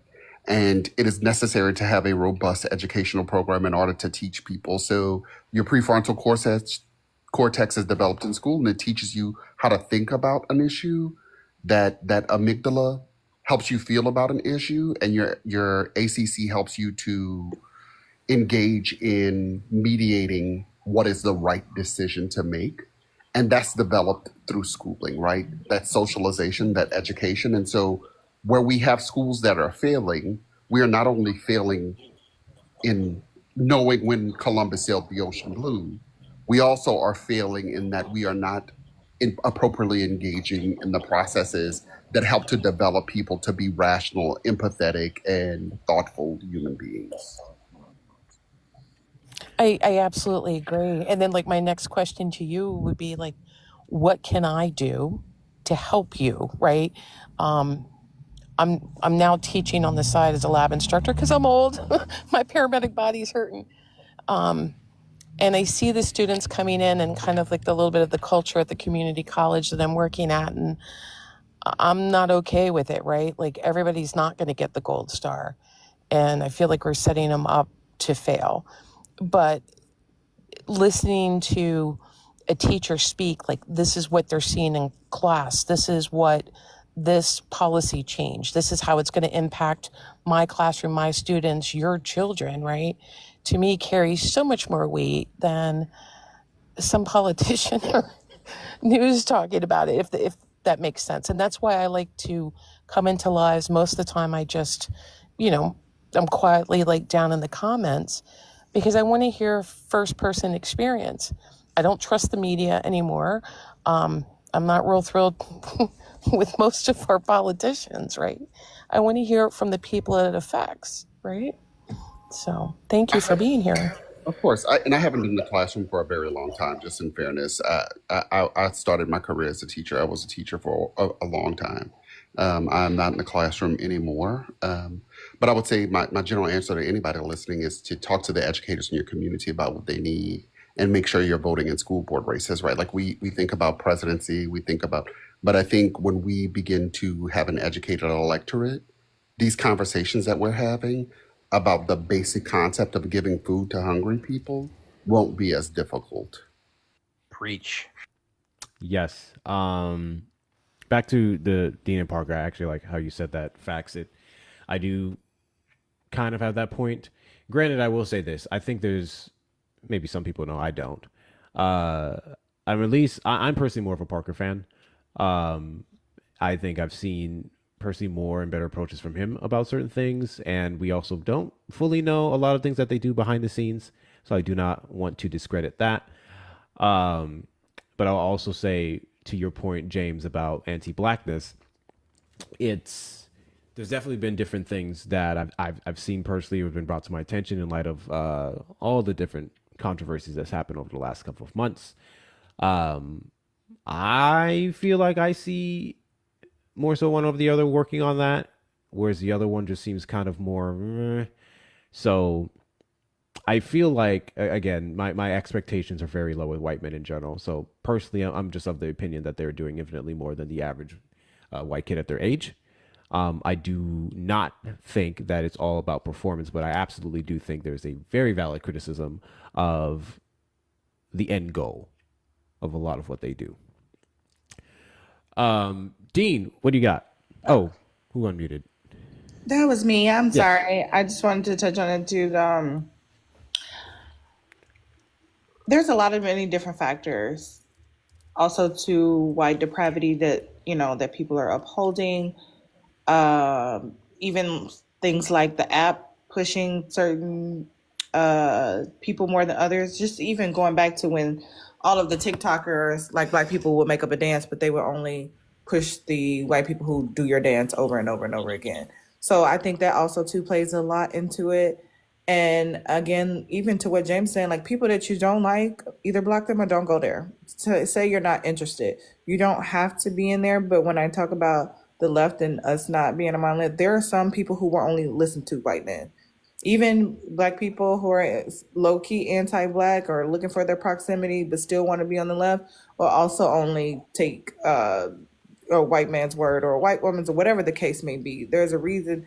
If they can reach those people who may not respect me as a black woman, you as a black man, or take us as seriously, but at least get the point over to them to get the job done, to vote blue. Like we say, how do we get these votes? You don't necessarily have to be there, support it, or follow them to be able to, for us to get this common goal done. That's what I will say. Because we're not all going to be the same. And then at the end of the day, like you say, I don't necessarily trust white people, period. So when different things happen, like even with, affirmative action, things that black women have led and then white women have left them behind. So when things happen, I'm not surprised. You know what I mean? Just know, trust people for who they are. Trust people to be who they are, not what you want them to be and what you think you see. That's all. And just follow the creators that you resonate with, and the ones that you don't, leave them alone. You don't have to worry your cute little mind with what they got going on. 6,000%. I really like that point that you made of just, I don't know, when the things do happen, I'm not surprised. I feel like at this point we should almost expect it. Like expect it every month. Expect something every month. It's just kind of how that goes. But I simply just can't deny the platform and the influence that they do have on people. Gonna do Dean and then Smitty up top.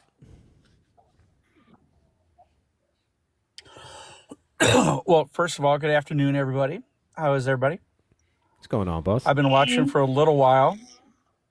Unlike you, Hector, I don't like to get on lives in the shower, so I would have gotten on a while ago, but I was in the shower, and now I forgot what I was originally to come up for. But I like this, the discussion about,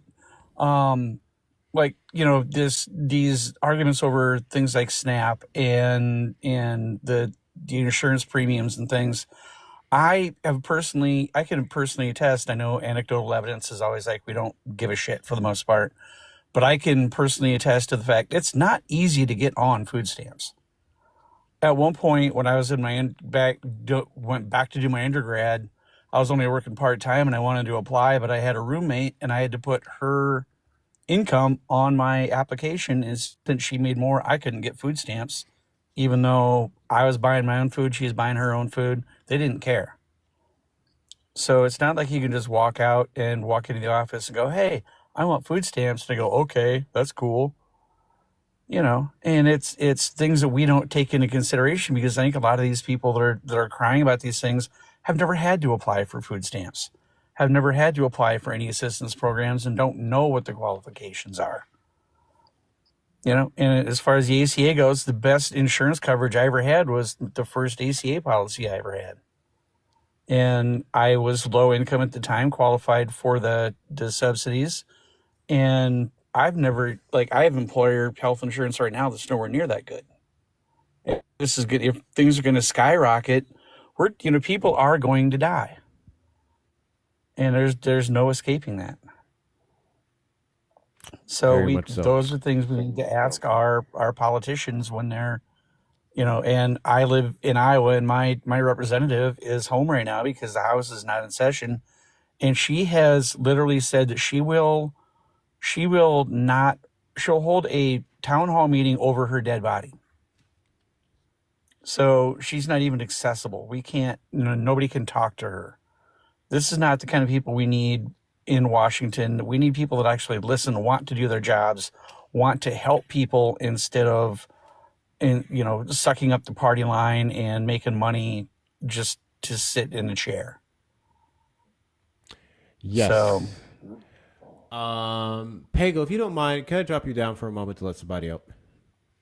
no, you can go ahead and drop me. I got to go. I got to do some driving and whatnot, but I just wanted to come up for a minute and Absolutely. and Pago, I also, when I was doing undergrad, I worked at a convenience store that was right next to an EMT bus barn. And those people would come over, and a couple of them were on food stamps because they just made so little money that, Yeah, with none it's of us. ridiculous. It's saving people's lives My and part. doing, the important I jobs. think And I think a lot of people believe we get paid like police and fire. I don't have health insurance. I haven't had it in 20 years. I hope to be able to afford it one day. My partner doesn't have health insurance, so we have to pool resources. People don't realize that flight medics, like I have a bachelor's, I got halfway through my master's, and I'm making $18 an hour.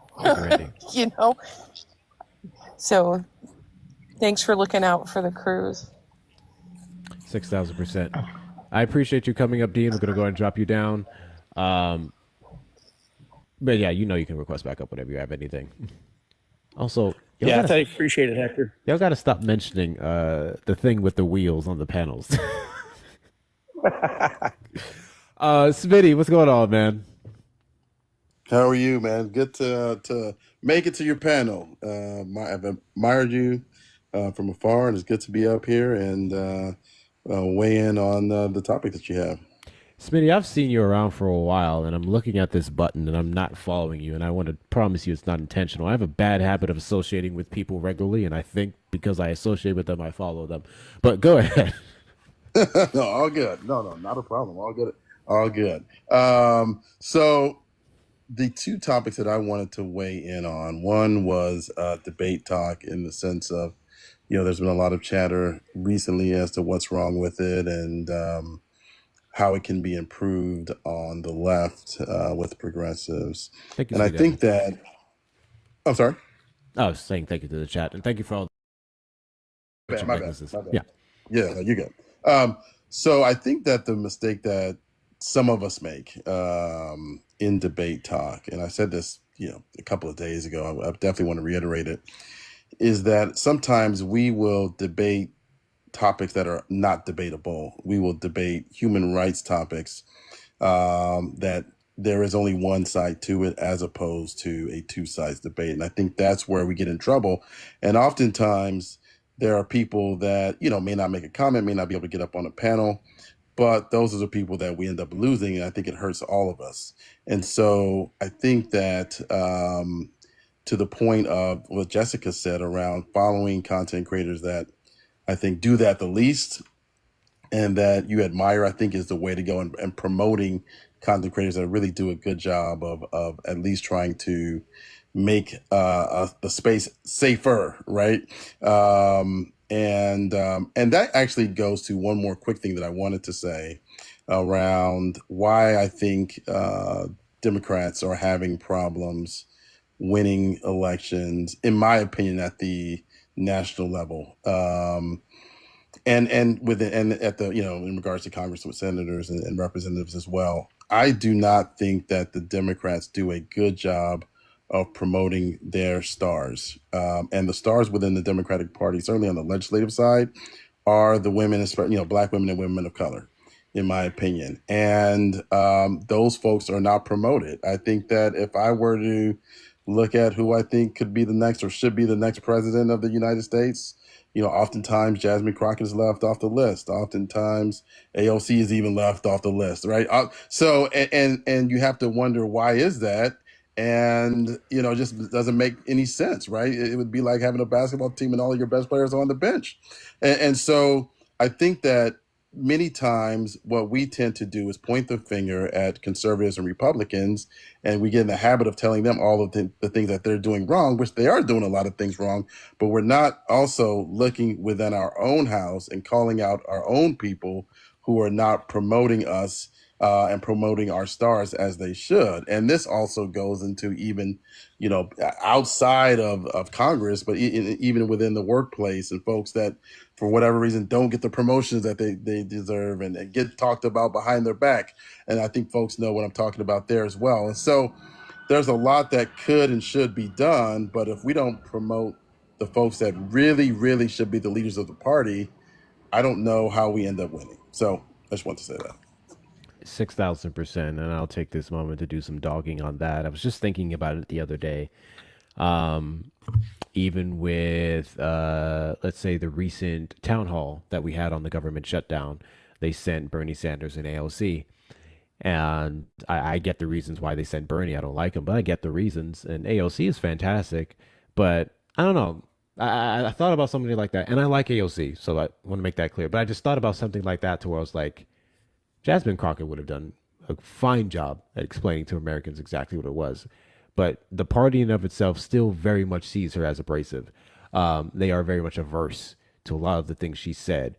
And it's ridiculous because the general populace, those of us with some sense, we fucking love Jasmine Crockett.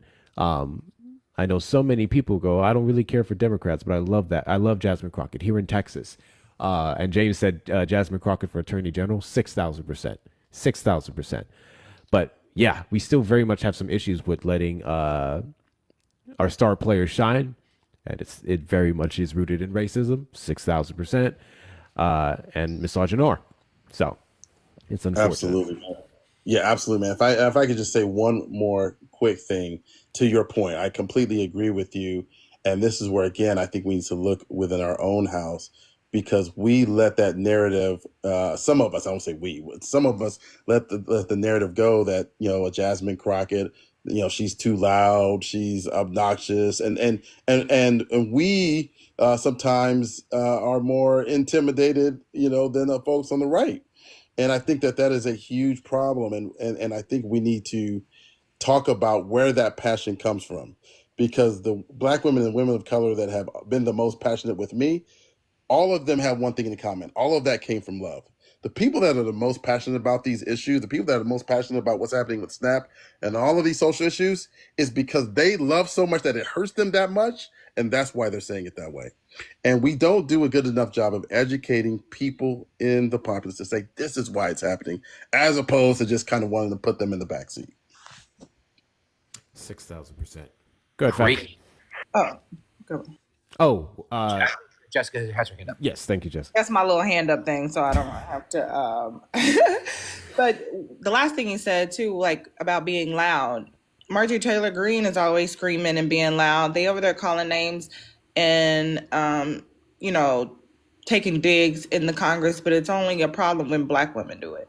So, and what we have seen with this administration or through this past election is now, no matter how good you are, how perfect, they have groomed people of color to be, they still will not accept you, as they did with VP Kamala Harris. So you might as well be who you are, because all of it is just projection. They do the same thing, if not worse. Their football team loses and or wins, they burn cars in the street, they yell, they jump up and down, they party, they break glasses, they break breads, and they say they're passionate about their team. Black people do it, then they're thugs and they're criminals and they're loud and they're ghetto. Be who you are. We don't give a fuck what they think anymore, because you do the same thing and it's cool when they do it and it's a problem when we do it. And as far as like the messaging goes, just vote for our party. Like, I feel like nobody's really being loyal to the soil, because one thing between Nick Fuentes, Tucker Carlson, Joe Rogan, Aiden, CK, even Candace Owens, from the young all the way up to the top, they all have different messaging, but they all said we're voting for Trump, and they voted for Trump. They all talk about different things. They do it in different ways. It's not the same, but they was on the same boat when it was time to go to the Republican Party and vote for Donald Trump. So I think like it may be more simple than we think it is. And it's just like, at the end of the day, vote for this person, push the rhetoric, and maybe even like why your life is, get it simple, not because like, oh, this policy, it's 22%, like your life is going to get better. You're going to get a house one day. You're going to get medical care. Your health is going to be better. Okay, you can start that business and get you a government contract, get you a government subsidy. Like this could be you over here, like because it may just be a little bit more simple because Aiden Ross has a young teenage group. He's not in the politics, but he told them what to do, you know. So I don't know. I never heard him say drill baby drill, but he told them to vote for Donald Trump. That's all I'm saying. Agreed. What's up, Facts? Jessica, you're so right. I think it speaks to what they always talk about, how Democrats fall in love and Republicans fall in line. I mean, think about who they've voted for. I mean, that just tells you everything. And I agree. I completely, I'm so glad you said that. And Smitty, good to see you, buddy. And he brought it up, right? This is the whole thing about how the fear and the cowardice of status quo Democrats afraid to listen to the left of their party. I don't think Jasmine Crockett, I love her, but I don't think she's very, very progressive by definition, right? But she is the voice in the future of the party, and the status quo Democrats are so think about what's happening in New York right now. The debate between Donnie and Cuomo. Cuomo sounds like a freaking Trumper when you hear him talk, and he is the status quo Democrats that a lot of people, a lot of the money, at least in the party, wants to stand behind. And we as progressives have got to say, no more of that bullshit. No more of that bullshit. I want to see the voices of the future. And they are black women in our party. And until the status quo Democrats and the DNC in general has leadership that's willing to embrace it, it's the same fight every single day. 6,000%. Real quick, we're going to do Crow and then Gemini, but I want to quickly address something. Two things. One, Daquan, watch your mouth. Two, so I think I got about 40 minutes left in me. I'm actually starving. I'm probably going to get a bite real quick and let y'all talk. So couple of things. One, we have 352 people in the live. We are at 262K. I forgot to shout y'all out for hitting 200K likes. Big W's to y'all. Big W's to y'all. Let's see if we can hit 500K. No, we're not hitting 500K. Let's see if we can hit 350K. 350K. I got about 40 minutes left in me. Let's see if we can hit 350K likes. Tap the screen, show the algorithm want to be here, do all the good things. Make sure you're sending your daily heart me's. Some of you who are team members, I ain't gonna call y'all out. I love y'all, but I see some of y'all, my friendlies, can't send one coin for your heart me, all right? So make sure you do that. You got dropped? Hold on. I got you. So send your daily heart me's, claim everything on the way down. As for the super fan thing, I'm not doing super fans on here anymore. Any subscription perk I've translated over to the Discord. So those of you who are in the Discord, you may subscribe there. The link is in the link tree in my bio. We are 528 members strong. We have our conversations, VC parties, movie nights, all the good information in that. If you want to be a part of that team, you are more than welcome to join. Thank you, Shauna, for the gifts, and everyone else that I missed beforehand. Just call out Shauna. Everyone else I missed beforehand, thank you guys too. Yeah, do all the good things, guys. Do all the good things. Also in the links in my bios, other great ways to support the platform. One of them being, you actually can't fucking see it. How can I show y'all this? Hold on this. So I got some new samples coming from merch. Granted, it's getting cold, but this is the Kamala Would Never tank top. We have the Kamala Would Never tank top, and I'm going to spin it real quick because I want to show y'all the back. The back is what we have for quote, break ground, break glass, break barriers. So those of you who like to support the platform and get yourself a nice piece of merch, you may do so, and I fucked it up. I fucked the whole thing up. Y'all can't see it anyway. But yeah, you can check out the links in the bio for that from the Kamala Would Never collection. Obviously, we are doing the hats as well. Doing another sale for that, so you can check that link too. What else did I have? But yeah, make sure you're tapping the screen, do all the good things. Please remember that we are still fundraising. Fucking W for the baby Leon. Thank you so much, Smitty, for the baby Leon. Big W's to you. Please remember we're still fundraising for the food drive. I think we're at 388 of the 500 goal that we're trying to raise. Please remember 70% of everything that we fundraise today is going to that food bank in Houston that I'll be volunteering at on Tuesday. And we have $112 more to go. $112 more to go. So if you would like to support people who are going to very much need food starting today, I believe, if y'all correct me if I'm wrong, so the judge ruled that the Trump administration can't withhold back the funds that we already have for this month, or at least a portion of it, and that they have to let that out. but we don't know when that's going to He happen. responded. That's because the Trump administration responded with their blanket. We're going to have to consult our lawyers. Yeah. So as it looks right Yesterday or now, 2 days ago. and I expected this to be completely honest with you, they're going, fuck the judge. We still want people to suffer. So as it sits right now, people are not going to get shit. It's up to us. I'm going to say it's up to us. I think we have a responsibility to help people in need if we're on the side of the aisle that we're on, if we claim to want to help people as much as we do. And obviously, I want to make this clear because I got this comment the other day, and this happens sometimes. I posted this in the hot take server. Whenever we do these pushes for donations and then somebody goes, oh, I'm broke, so this just happened and this just happened, we're not speaking to you. If you don't have it, you don't have it. Many of you are struggling yourself. But if you do, I always say this, I know there's rich white people in here. If you do, please donate. If you do, please donate. Crow, I wanted you to say your piece because we did talk a bit about healthcare, and now that we're on to the shutdown, Crow has created a fantastic resource for people who are going to need it, and I want him to take a moment to elaborate on that, and then we'll move on to Gemini. Yeah, I was going to say that was a great segue, that last bit there, because like those people that are like, I can't help because I need help, great, I have a spot for you. If you go into the Schmink Tree in my smile, and I'm going to put that up front, it's in there right now. So if by the time you've heard this entire spiel, you're like, man, I want to be I'm in so that sorry, other Crow. because I Hold on. I'm so sorry, Crow. Hold on. So James said, James said, Smitty wealthy too, just saying. Sean said, rich white people. Pff. Y'all, listen. I cannot believe it. I Let me go back. I know a lot of y'all doing just fine. I'm not trying to put y'all out there like that. We've been carrying the load for too long, okay? God damn, I'm trying to give y'all a break. Shut up for a second. Let the white people carry it. I'm trying to give y'all a break. Let the white people carry it, okay? Stop talking. Smitty got that Oprah money. Leave Smitty alone. There's a Bill Myers down there with 100,000 in his bank account right now. Leave him alone. I'm sorry, Crow. Go ahead. So, in the Schmink Tree in my smile, and I know it'll be in Hector's at some point, I know it'll be in Steve's at some point, you're going to see a top button there. So that's the Lighthouse. The Lighthouse is a community that I've built and I am continuing to build that houses social programs workers like myself in all walks of life, VA, education, victims advocacy, SNAP, Medicaid. All, think of it, it's there. In fact, I'm actually adding a new category tomorrow for animals because I realize that if you're having struggles with food, that means your animals are struggling too. And so I'm going to have some animal people there to help you out with the animal stuff too. And that is a community, completely apolitical server because Need does not have a political party. In fact, I now own needhasnoparty.org. I just have to link that to a place.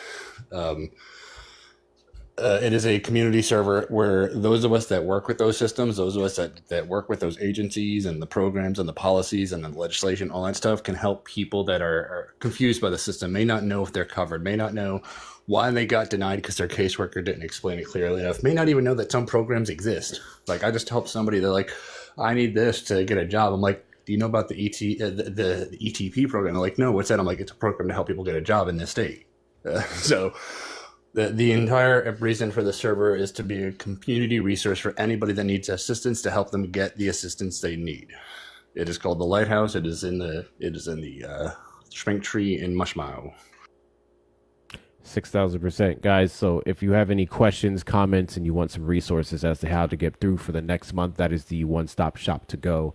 I will not be able to fundraise every day. Several of us creators won't be able to fundraise all the time, but there are people who are knowledgeable of these situations and have all the information you can need to get you the help that you need. So go to Crow. Go straight to his. And if you're one of those people that heard this and you're like, that's my job.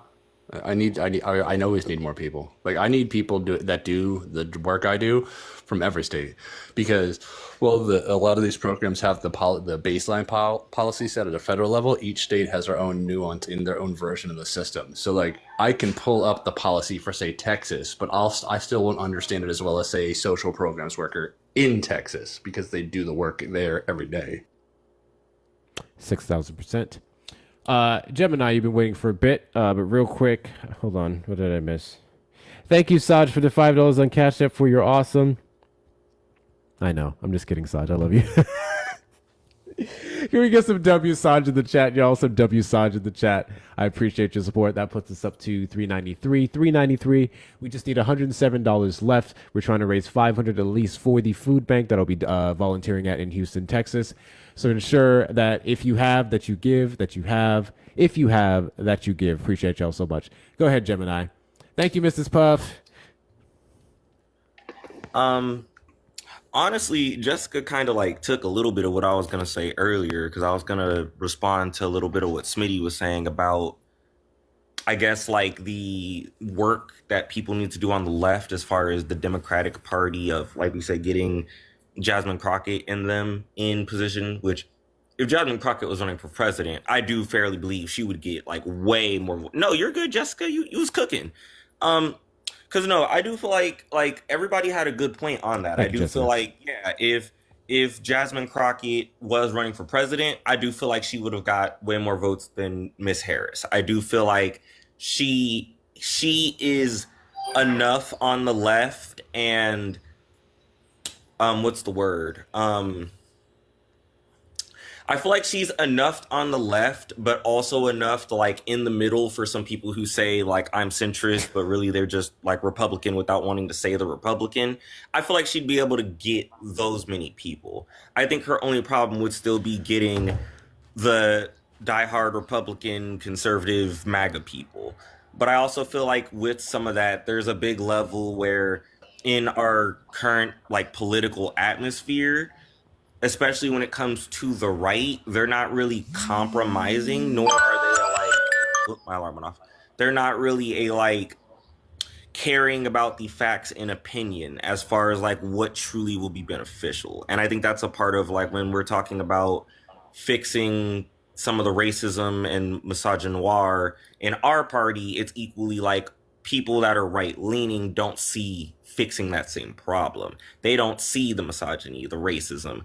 Again, look at the Young Republicans stuff that happened with their group chat. They don't see that as a problem that needs to be fixed or a like, hey, let's talk about what's going on in our party and the young people. And I feel like that's a part to where there's only so much we can do on our side that carries over to the other. You know what I mean? Like we're constantly fixing the left tire of the car and the right tire of the car is on fire. But we're still talking about the left tire. And it's like the right tire is literally on fire. We need to worry about that side right now. 6,000%. We'll address some comments real quick. Friendly reminder, this isn't just for, I guess, the creators that I have up. This is for literally anyone who wanted to address the things that they heard or the topics up on the background. So you're more than welcome to request up and say your piece if you would like. Second thing, because everyone around me ain't shit. Thank you, James, for the $40 on Cash App.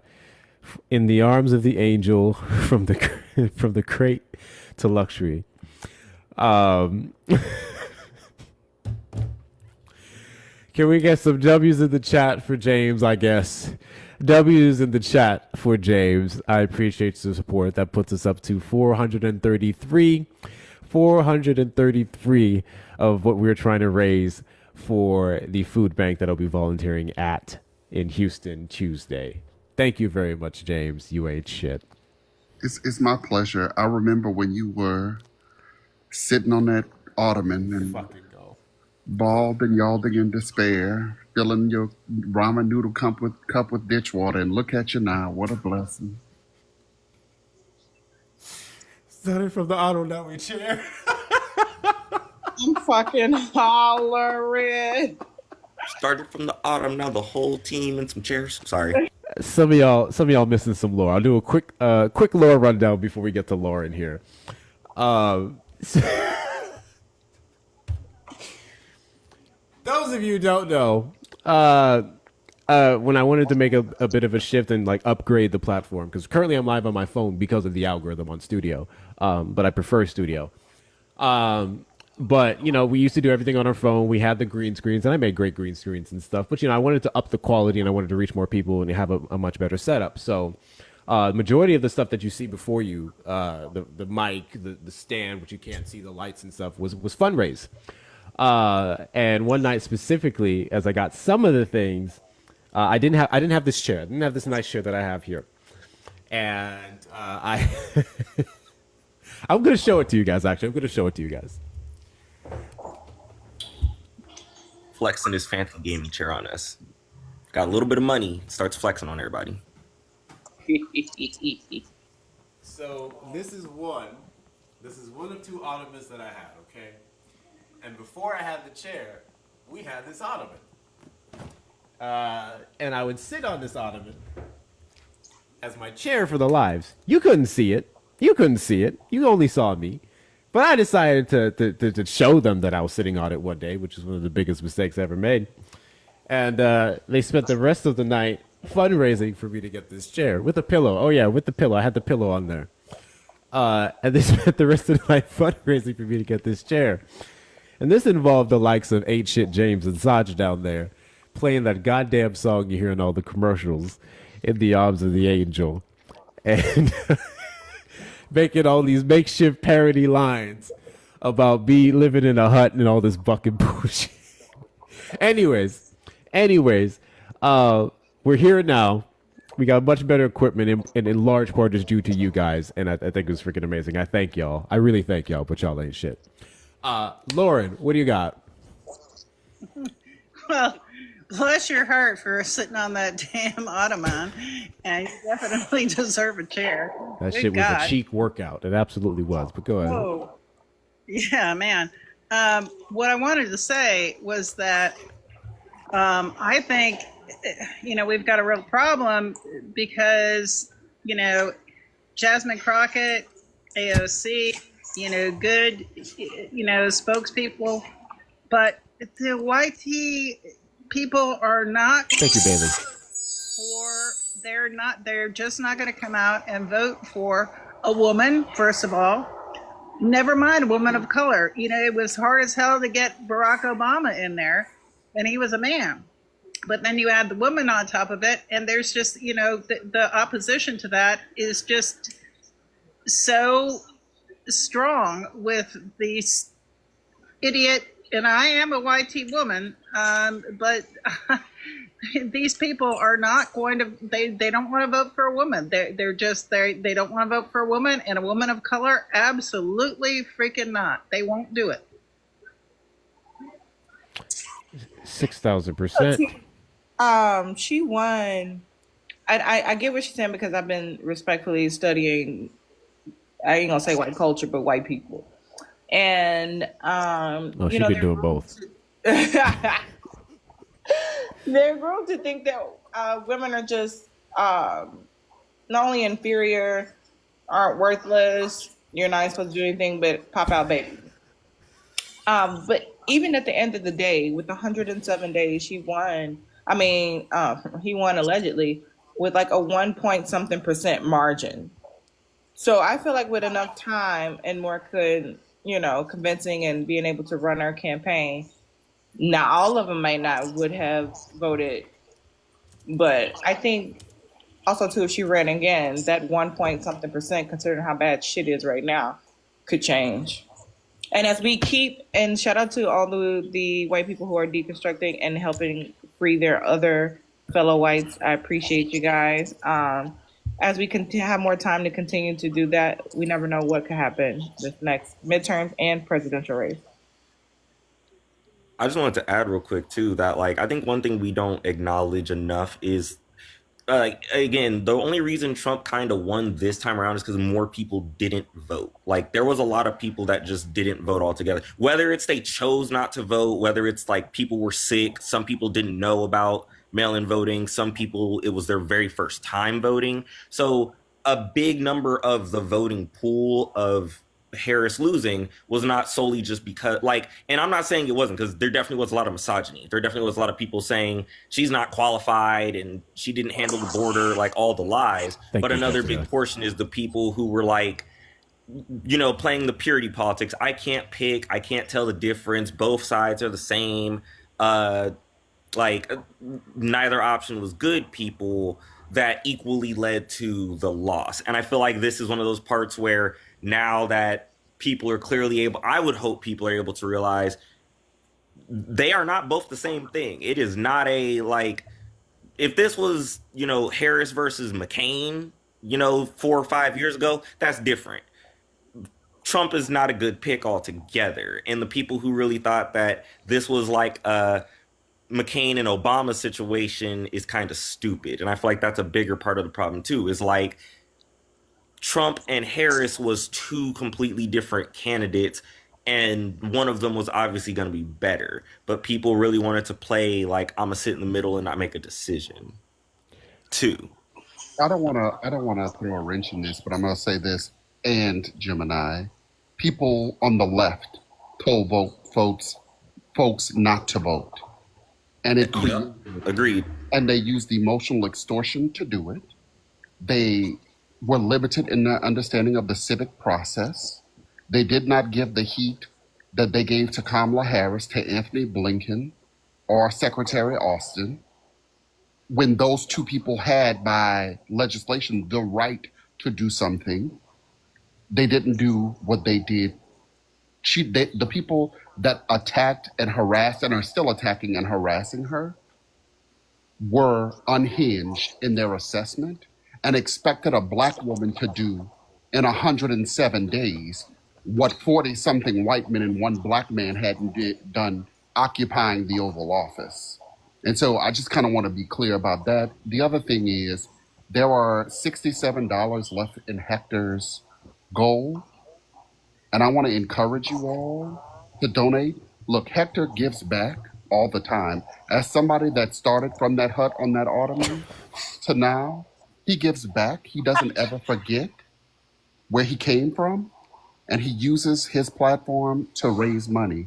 So donate, give money, because if Hector could do it from that ottoman for months, bawling, yawling in despair, eating dirty watered ramen noodles, y'all could donate $67. That's all. This is why, you know what? There's two comments I want to go over, and I do actually have some donations as well. The two comments I saw down there, one of them said something along the lines of some bullshit about values. Focus on the person's values and not the gender. We're not the people who prioritize gender over values. I want to make that abundantly fucking clear. I'm so tired of people saying that every time we talk about Kamala Harris and how the country failed her because of misogyny, misogynar, someone always goes to, it's always a gender or race thing. We're not the ones who made it that way. And I'd be very curious to see if you can name one policy of hers that would have benefited you and Americans overall. Another comment that I saw that I found particularly interesting, and again, we're not going to make this a debate thing, but I won't forgive her for throwing Pete under the bus. I'll vote for her, but I won't forgive her. Now, I've read that book 107 Days from top to bottom. And there's two specific claims, one I will not go over, that I find ridiculous when it comes to throwing people under the bus. One of them being Pete Buttigieg. So I remember reading that portion of the book where she felt that it was too risky to run him as the vice presidential candidate. I want to remind everyone, not only did he try not to run for himself, but he never even hinted at wanting to be a pick. Okay? So this idea that Kamala Harris, who was already under immense amount of pressure from the administration, being who she was off the bat, looking at a person like Pete Buttigieg and going, this person is going to unalive my campaign, and I have to pick someone because of the electoral college, because of the racism, because of the homophobia, that's going to more appeal to them, which Tim Walz did, is not throwing him under the bus. I don't know why you guys keep saying that. Now, ultimately, and this may be a hot take for some of you, I'm of the firm belief that seeing how everything turned out, regardless, she should have just went buck wild. Personally, I think she should have just went buck wild and ran whatever the fuck she wanted, because look at the turnout. But I understand her cautiousness around a lot of things. I don't necessarily agree with all of it, but I understand it. Any case, I have a couple of thank yous I need to read off. Thank you. What did we last say we were off at? 433? Okay. Thank you, Megan, for the $100. I just read the anonymous part. We've had several Megan donators, so it's okay. Thank you, Megan, for the $100 on Venmo for food bank funds. Thank you so much. Can we get some W's for Anonymous in the chat? Say it now. Can we get some W's for Anonymous in the chat? Appreciate your support. Appreciate your support. Big fucking W's to Anonymous here. And then we have W's to Dean for the $67 on Venmo. Blow right past your goal. Let's fucking go. Can we get some big W's for Dean, guys? Bigly W's for Dean as well. W's to my favorite y'all in the chat for the $65 on Cash App. Shauna, cosplaying as a white woman doing her part. Can we get some big W's for Shauna in the chat, y'all? Can we get some big W's in the Shauna for the chat? And then we have let me make sure I read the messages first. Okay. Thank you, Dylan, for the $107 on Cash App for the Houston Food Fund. Let's fucking go. Can we get some big W's for Dylan in the chat, y'all? Big W's in the chat for Dylan. And then thank you, Feisty, for another $50 on Venmo. I am not reading out that message. I appreciate you so much, Feisty. Can we get some big W's for Feisty in the chat as well? Big W's for Feisty in the chat as well. I stopped doing the math in my head, so give me a moment. Guys, seriously, this is huge. Thank you so much. We are past the goal. I am not going to say stop sending money. Again, I'm going to be in Houston on Tuesday to volunteer at a local food bank. I'm also going to see about talking to some people, see if we can inform them about Texas props that we have coming up, because officially November 4th is voting day. So if any of you guys would like to support that, because I want to bring them a very big check, and the goal was 500. I feel like we're closer right there. We're going to continue to raise more for it. I want to give them as much as we possibly can, because again, Snap's not coming. Snap's not coming. There's a lot of people laid off. Things are not looking great for so many, and I want to see what help we can possibly do to do that. So anything that you may have to donate, whether it's be a 1 or a 5, please be sure to do so. We'll be giving that money to the food bank. 70% of what we make will be going to that food bank today. Someone said check PayPal. I read PayPal. I read the PayPal, didn't I? No, I didn't. W's to Alex for the $10 on the PayPal. Love when I see streamers use their powers for good. That's the only fucking thing it should be used for. That's another criticism that I have. Big W's in the chat for Alex. Big W's in the chat for Alex for your 10. Thank you so much. I'm going to sit here and do some math, but unless there was any other topic you guys wanted to finish up on, I wanted to go into the necessary establishment portion, which I think is going to vex everyone else and hopefully doesn't bring me on to the commie side of TikTok. But all our criticisms are valid. All of our points are valid. We still have racism. We still have homophobia. We still have many things to deconstruct within the party. But please make no mistake. The only party that we have is the Democrat Party. There is no fucking revolution. Third party is not getting anywhere. The only party that we have is the Democratic Party. And I, for one, get very, very frustrated when I listen to people, not just criticize, because criticism is valid, but just dog it, demonize it, don't vote for it, it's useless. Anyone who does is a fucking shill. I think that's very much rooted in racism. I very much think that is a privileged ass take that is rooted in racism. And let me explain to you why, from the racism aspect. Niggas don't have the privilege of saying we can't vote. Niggas and niggettes and otherwise have never and will never have the privilege to say we don't give a shit about our political process. You don't think we were screaming and crying about the failure of the Democrats and Republicans and everyone else back in the 40s, 50s, 60s and otherwise? We have always been calling out the party. We have always been asking for change. We have always been criticizing and trying to hold these people accountable. And we still voted for them because at the end of the day, those policies would have benefited us versus the opposing side. Better yet, fuck party for a second, although we know what it's about. For so long, they did their best to ensure that we couldn't vote. And I personally would find it as a slap in the face if I did not use my civil rights to do so. So I really hate the rhetoric around not voting Democrats and third party and all this bullshit. And there very much is a argument of racism involved behind that take. I will open up the floor to y'all while I do some math. just want to say it was. Heavy. Oh, go ahead, James. I just want to say it was the story, just like last time. The story in the song that helped beat the goal. That's all I had. Everybody loves a good backstory, you know, like, oh my God. Sick of That him. Ottoman, let me make sure that I'm supported. You know, teamwork So makes the dream sick work. of him. Oh, you guys, next Wednesday coming is We're What's Left Wednesday. So Cal Smitty will be our featured guest next week. So make sure you come by and show him some love. I'm not sure what the topic will be. It'll be any topic of his choice.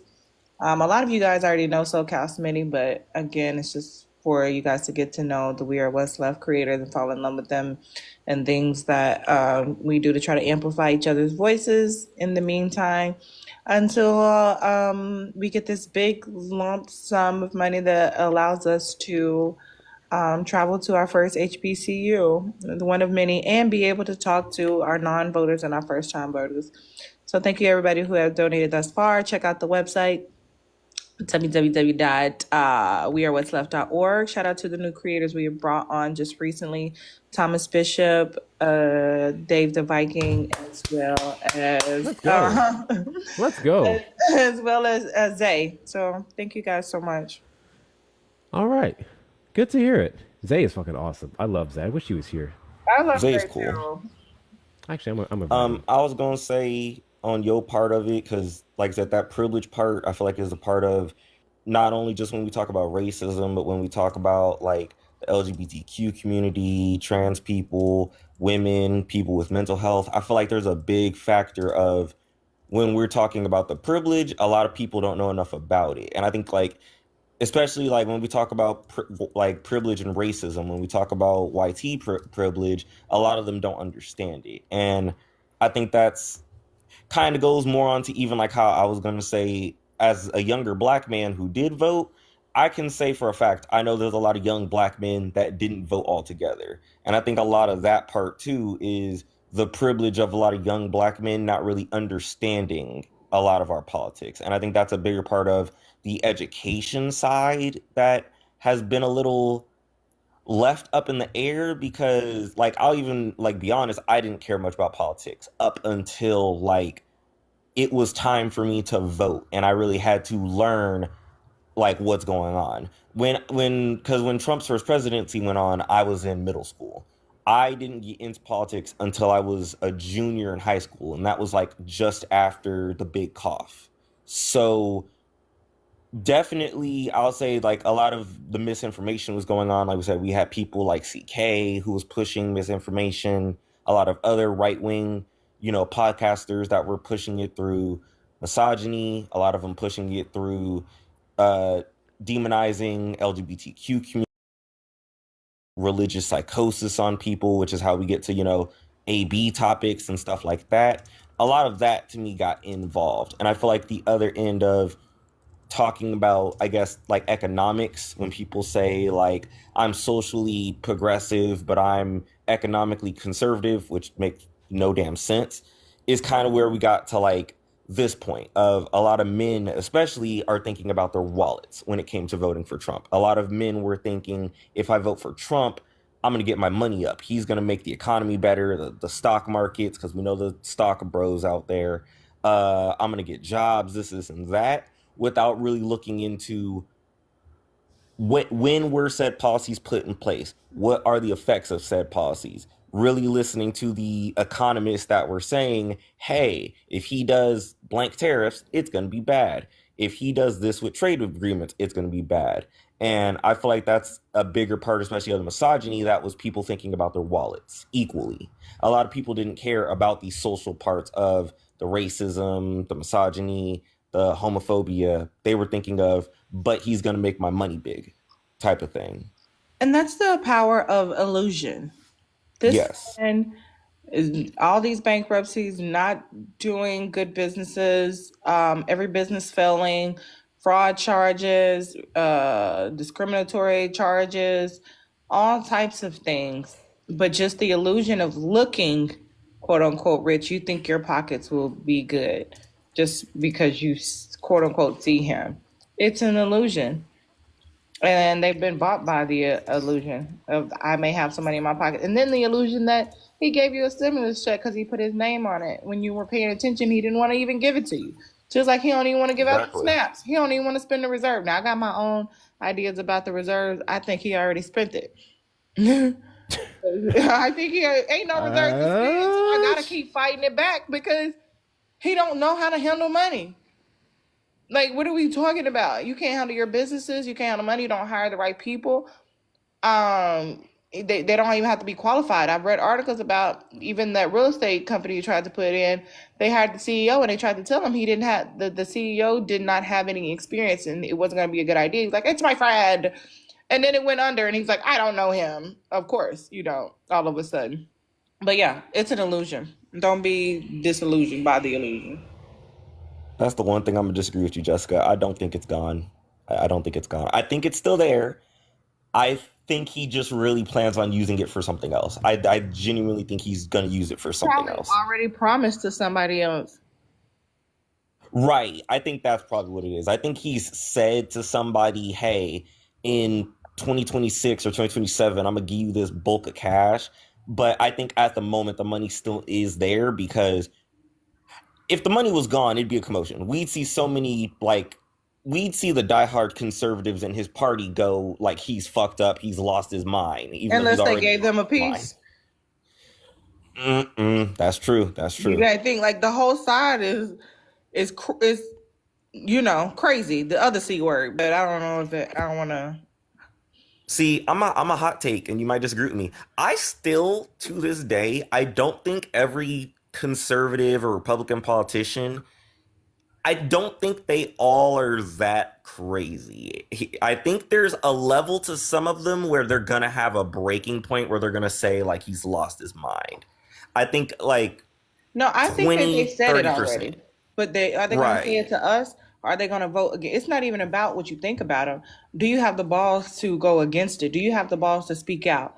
When we've seen him come outright and threaten people their positions, that is just a taste of what is said to them behind doors. I don't know if you've seen The Apprentice or followed Michael Cohen's story of the things that he has taught him to blackmail everybody. Not saying that he is, for TikTok purposes, allegedly, to blackmail everybody. Everybody in there has been running this game for so long, so somebody has a piece of something. We watch Scandal. Anytime you want somebody to vote a certain way, you just Right. bring up something on them.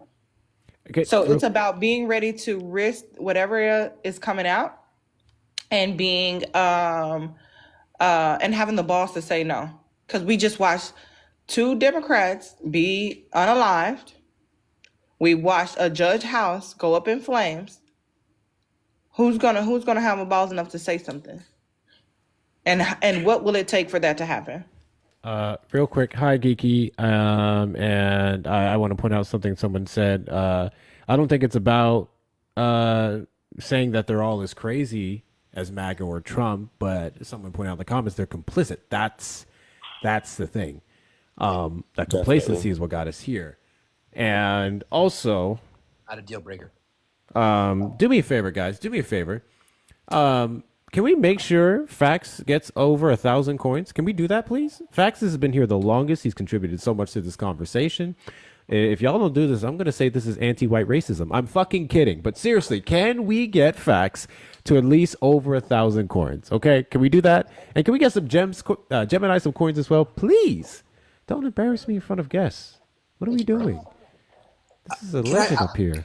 I was going to touch on something I think that that Jess brought up in that I think it was Laura talked about and Jim and I touched on it as well. It's about I from a political science perspective, it's my background's in that we don't need conservative voters. We just need less apathy within the electorate in general. So I think the number was like 75 to 80 million people that didn't vote that were registered. See, I look at the Democratic Party as public transportation. Like it's going to get me as closer to where I want to be, and I'm willing to walk the rest of the way. So what that 80 million or so number of voters, and I think they're divided into 2 distinct groups. I understand that not every voting block is a monolith, but I sort of see it as 2 distinct groups. There's one group that is the both sidesers, and I think that's lazy. I think people say, "Oh, it's 2 wings of the same bird." It's lazy and privileged. Yeah, 2 sides of the same coin. Like I've never bought into that. It's just lazy.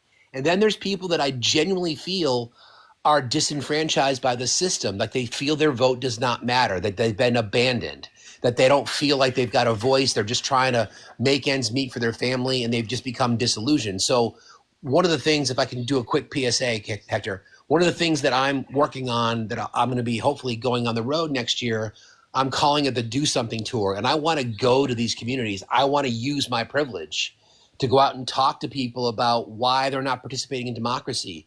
Do they understand what's happening around them? Do they understand why their voice is important? Because if people just continue to move away from their civic responsibility and duty by not participating, then we as Americans, we deserved Donald Trump. We deserved it because we didn't show up. And entitled leftists, to me, are some of the most aggravating group of people that I've ever met because they talk a good game. They stand for the things that a lot of us stand for, but when the time came to show up, they didn't fucking show up. So I want to have conversations with those groups of people, because if I don't think we need conservatives. We don't need Republicans. We need independents to continue to vote for the left. But we just need more people to participate because the political science tells us when more voters show up, liberal policies win. See, and I'm gonna add to that facts. I feel like, and this is why I like respect Hector, Santana, Jessica, James, like all of like a good majority of left-leaning people who do content creation, because one part that I've especially noticed, like I said, as a younger black man, is I won't say we don't have it. We definitely have the voice. I will say, okay, I'm a gamer. So a lot of things I do follow is gaming commentary, gaming news, gaming social media, what's new and story, all that type of stuff, the politics of even gaming, because, you know, those companies are having issues.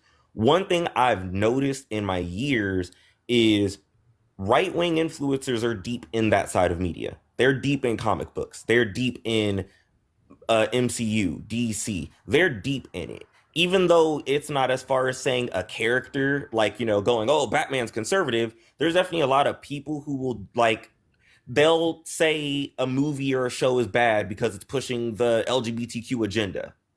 And they're clearly a right-wing influencer. And one thing I've slightly noticed is there's not as much left-leaning as far as saying, like, a creator I could pick up that's, like, equally countering it. Only because I feel like social media stuff, as far as comic books, movies, TV shows, has always been left-leaning. So it's never been an argument to say, like, Star Wars is a critique of the Vietnam War. Fucking Batman is a critique on, like, reasonable justice in the society against corruption. Like, to me, as a left-leaning person, that's not hard to say because I have enough media literacy. I've watched enough of it. So to me, it's inherently that. Right-wing people will come in and go, oh, a video game is bad because it's woke. And now you've pushed a big community of people who agree with it because, like we said, the misogyny and stuff like that now there's more left-leaning, right-leaning people. And I think one thing that needs to get out there more of the left is putting ourselves more in the loud position. I think that's a big thing, is that we're not as loud. The right-leaning people are definitely loud. Whether they're right or wrong, they're loud. Left-leaning is not as loud. That's true. I will also say this all kind of goes in lines with the algorithm. I have several people that I follow. One's an amazing black woman. She's a huge nerd, and she'll correlate many of our media and stuff in the comic books with politics, because ultimately we understand that comic books, the kind of gaming stuff, the majority of that shit is left, and the majority of that shit is left, and they love it up. Like they'll soak up Superman and completely throw away his values. And I can tell you that a lot of their stuff do not get pushed out the exact same way, because just, I don't know, the aggression, the gender in many cases, the race and stuff just sells on every single platform, including this one, which is supposed to be for us.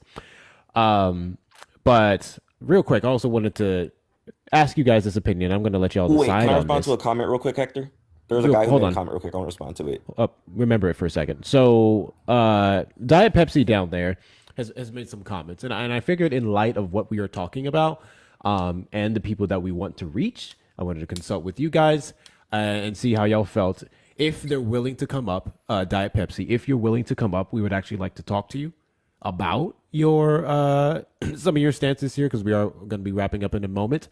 I can assure you, as the host of this platform, you will not be yelled at. I will drop anyone who tries. We actually would like to have a civil discussion with you on where some of the consensus that you have on Democrats is coming from and why, if you don't mind. So if we would love to talk to you if you want to come up, and we are sending out the invite to you.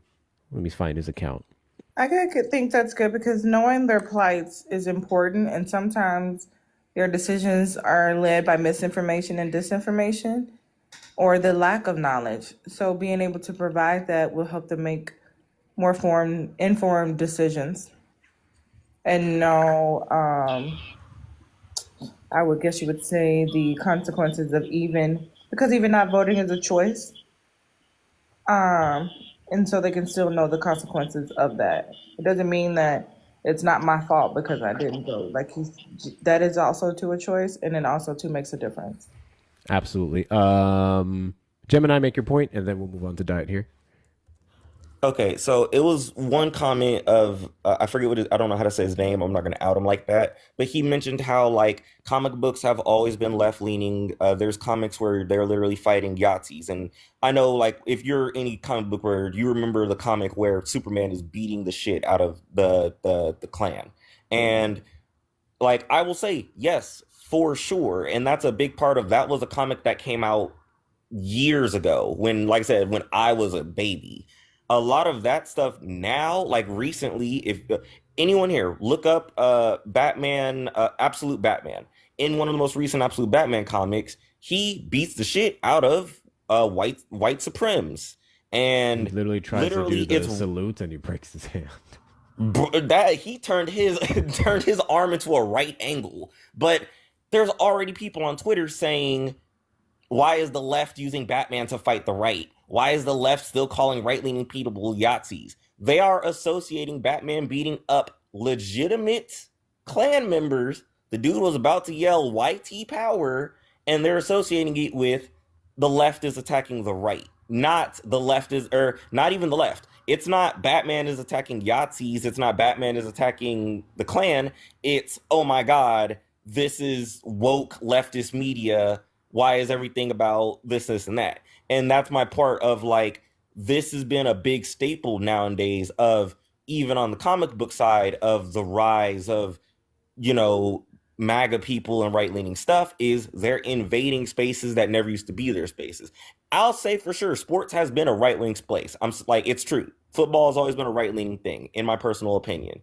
MMA, boxing, some of that stuff to me has been pretty right-leaning. But as far as nerd media, comic books, animation, stuff like that has always been left-leaning media. And I think there's a big part now as far as said left-leaning media where noticing some of the politics or even just undertone politics is now being curated. Sorry. Main point I was just going to say is media literacy is being lost for a lot of the younger generation. And that to me is how the right is winning as far as taking over left-leaning media, is my point. 6,000%. Really quickly, I saw someone ask in the chat from one of the creators I was talking about. It's Society's Joker in real life, or at least on the gram. They're doing pretty well on TikTok, though. I will say that Society's Joker is a fantastic Black woman creator. She'll talk about comics and how it very much, or any media, and just talk about how it just correlates very much into society and policies and everything else. Couple of thank yous I need to read off as well. Thank you. Thank you, Cherry, for the $20 on PayPal. Fuck that candy corn. So in the hot takes channel of our Discord, which you absolutely should be joining, link in the link tree in the bio. We post a lot of different things, and Cherry decided to go in there and say that she hates any type of orange candy, in which case I said candy corn slaps. I said what I said. Candy corn fucking slaps. It slaps. You're a hater if you don't think so. And now we're going to have this back and forth contentious debate about it. But thank you so much, Cherry. I thought we were friends, Hector. I thought. Oh, come on, y'all. See, Really? It's always now Really? politics because you was doing so good, and then you said you like candy corn. Next, you're gonna tell me you like licorice. Fuck off. Do you like licorice? Licorice is good. Y'all don't like licorice? Black licorice or red licorice? I don't care that much for black licorice, but I have enjoyed some black licorice. So you're racist against licorice too. I'm gonna call this. I'm gonna call this committee of the Black Card Revocation establishment together. We will have a meeting post this live. Thank Oh you. my God. All right. W's in the chat for Cherry, y'all. W's in the chat for Cherry. Appreciate your support. I will also say candy corn is one of those things I can never eat regularly. Like, it's one of those things I can have it once and it's good. I can have licorice once and it's good. But if I consistently have it, it's like that. There's other candies I can have every single day, all day. And it will make no difference. And those two are not one of them, to be fair. W's in the chat to Cherry for the 20. I think that puts us up to 852. 852. And I'm not going to say your name. W's in the fucking chat. Did you want me to say your name? Not your real name, obviously. Did you want me to say your user? Let me know. For the $100 on Zelle, W's in the chat for the $100 fucking dollars on Zelle. That puts us up to 952 of the goal. Again, those of you who do not know, I will be volunteering at a Houston food bank on Tuesday, and I was trying to bring a big fat check for them alongside myself. So the goal was 500. We are well over that now. So big fucking W's to you guys for that. But while we're fucking here, we're at 952. We need $48 more to hit 1K. Is there anyone who can do that? If there's anyone who can do that, links in the bio. Hector Talks with 2 R's. Hector Talks with 2 R's. If you need my Zelle or PayPal, I'll give that to certain individuals because it has my name on it. But you may check the links in the bio to support the platform. But thank you so much for everyone who's donated so far. Any case, Pepsi has been waiting for some time. Pepsi, I want to give you the floor. How you doing, man? I'm good. Can you all hear me? Yes. Yeah. Okay. By the way, I think it's Geek down there, the gentleman that responded to my comment in the chat. I do listen to your live, and I do every once in a while stop in. So I definitely, I don't agree with fire positions, but I do enjoy listening to your lives. W. So you mentioned that you didn't vote, I believe. Is that correct? Yeah. Diet? No, I didn't vote. For a number of reasons. I did vote for Joe Biden in 2020, and I thought that he did do a good job of passing the infrastructure bill, but the way he handled, I'm disabled, and it's hard for me to get a job. It seemed like he was prioritizing undocumented, like living in the country and giving them work visas. He was giving them a heads up saying he won't deport them and all that stuff. But meanwhile, it's hard for people like me to get a job. So that's kind of one of the things that said, you know what, I want to vote for Democrats because I don't like Trump. It's like, well, if the other parties want to give other people a leg up when they came here, didn't go through the channels and wait in line, they're just going to kick me out of the workforce, then why should I even bother voting for the Democrats either? Diet, where did you hear that though? I'm really curious. Like, where did you hear that as you just described? Well, I just saw during his presidency, like the number of people that were going across the border. You know, Well, that's different than people across the border. Then you said that he prioritized it. Like, that's what I'm asking, because that just did not happen, Diet. well, I feel like he didn't say, okay, we're going to once we find you and see that you did come here illegally, we're going to deport you. It's just I don't feel like he was saying that he was going to do that. It's so then. But your statement was that he was giving Hold on, y'all. undocumented people a leg I up. don't want to start interrupting. Yeah. Let him Thank you. finish. Finish up, Pepsi. Apologies. Yeah, that's just how I felt. Well, let me back up a second. I'm sorry, Hector. I just Diet. What I'm trying to understand, because you're talking about feelings, right? And it's difficult to have a conversation if it's just about your feelings. What I'm asking you is Where did you hear that information? What news source? How did you consume that information that allowed you to think what you just described? Well, I mean, I saw with my own eyes. I mean, I saw that he wasn't really like he didn't send people to the borders to keep him out. I mean, I watch all news. I watch NBC. I watch CBS. I watch Fox News, and I did not see any of them where like deporting them out of the Biden administration. Like we did for the first maybe year or two because of COVID, but then after COVID kind of went down, it's like he wasn't really doing it as much as I thought he could have. So I mean, I'm not saying I don't dislike the internet, but it's like, how's it fair that they're coming over here and taking jobs that I could do? I mean, I can only get minimum wage jobs. I mean, farm work, McDonald's, and stuff like that. So it's like Pepsi. So I do think there's absolutely some criticism on the Democratic side in regards to just we can always do better for the disabled community, right? On both sides. However, many actually most of the protections that you would have outside of ones that were passed bipartisanly were very much by Democrats. And your concern seems to be about the border, and it's more so rooted in the fact that your job options are already very limited because of your condition. So the thought of a people pouring over and taking it is threatening to you. It's threatening to your livelihood. I get that. But I want to start off by saying Joe Biden never once said that he would not deport undocumented migrants. In fact, as it currently sits right now, he's deported the most undocumented migrants out of the last several presidents that we have, including Trump from his first administration. So by that logic, technically, he would have opened up your option. But another point I do want to make,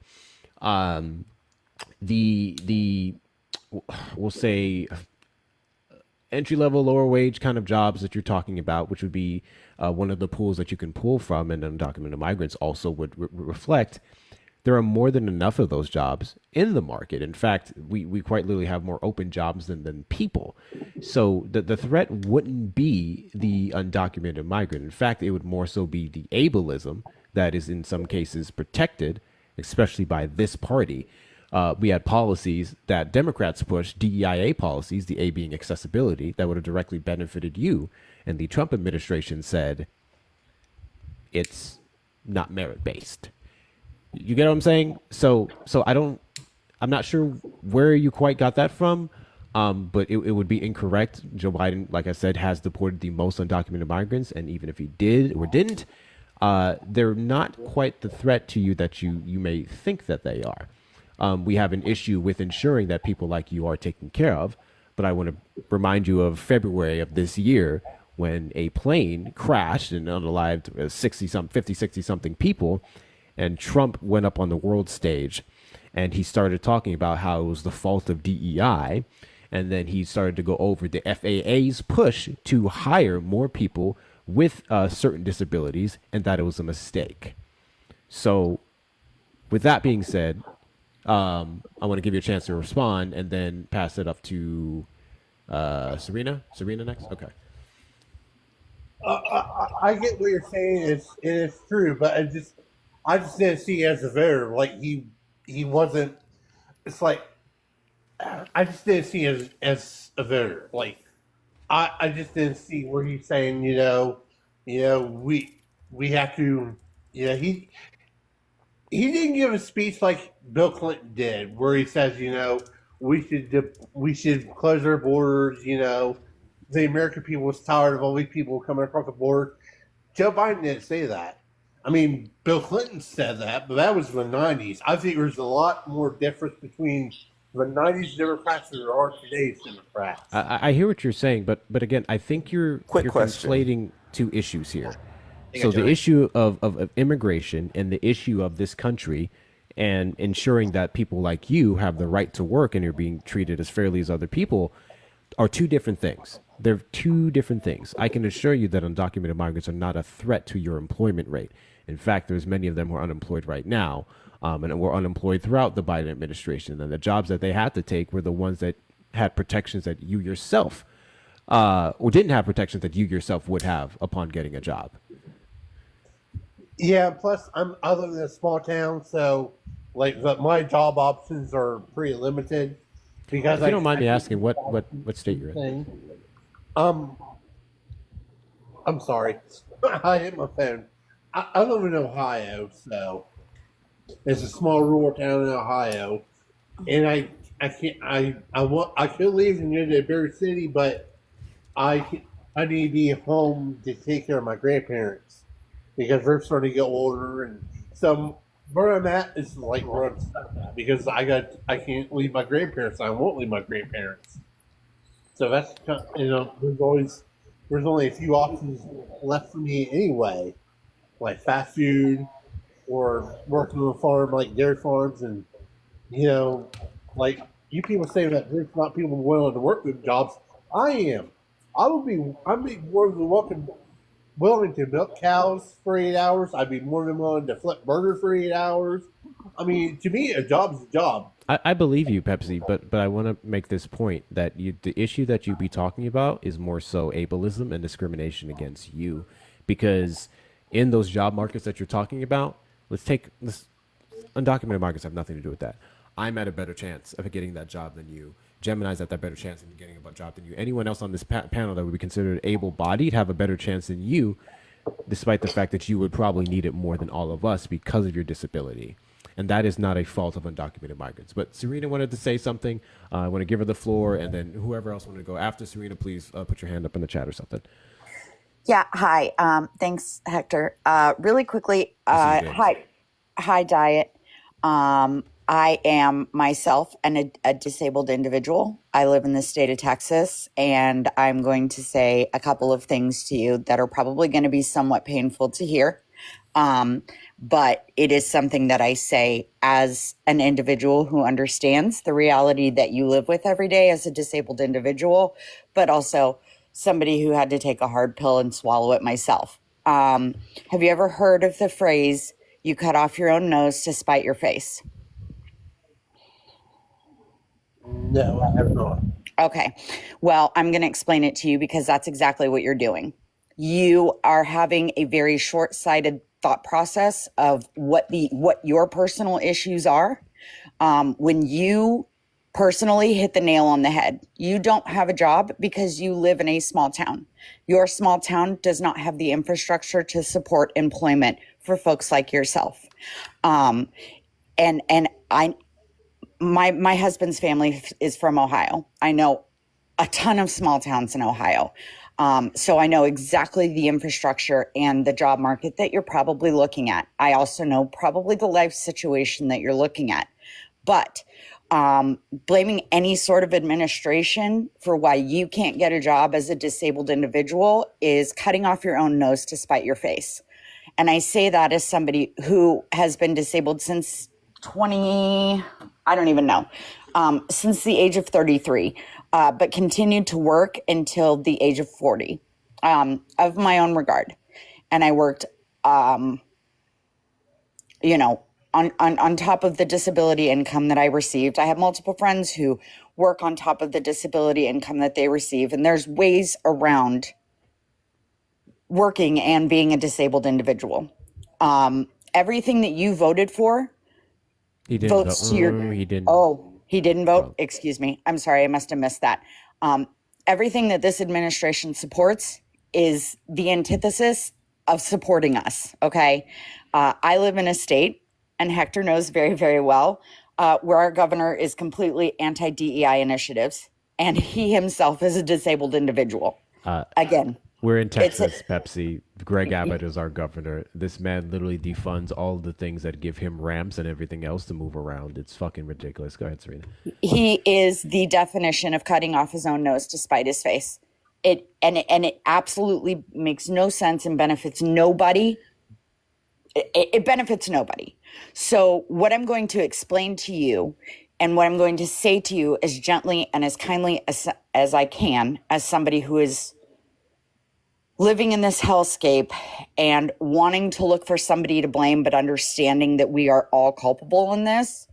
The reality is that you have to sit with your situation and understand that at the end of the day, our borders they've always been an issue. They've almost never been closed. And the borders are not the reason that you can't get a job or other people can't get a job. There's nobody taking your jobs from you. It's a lot of things. It's not the government. So you need to maybe sit with that. Stop listening to the major news outlets that you said you watch. And maybe look at the situation with a broader scope, because it seems very short-sighted, and you could probably benefit if you took the time and educated yourself a little bit more as to the situation you're in. And again, didn't conflate illegal immigration versus disability and not being able to find a I job. want to make this point here. That's what we're here for. That's what we're here for. We're absolutely willing to provide the information that you may have been privy to beforehand. But yeah, finish up, Serena. And I mean, again, that was really essentially all I had to say. Again, I hope that didn't come off too harsh or any. I wasn't trying to be. I'm just trying to speak, to a disabled individual from a disabled individual. It's not going to be Joe Biden. It's not going to be Kamala Harris. It's not going to be Trump. It's not going to be Bush. It's not going to be anybody.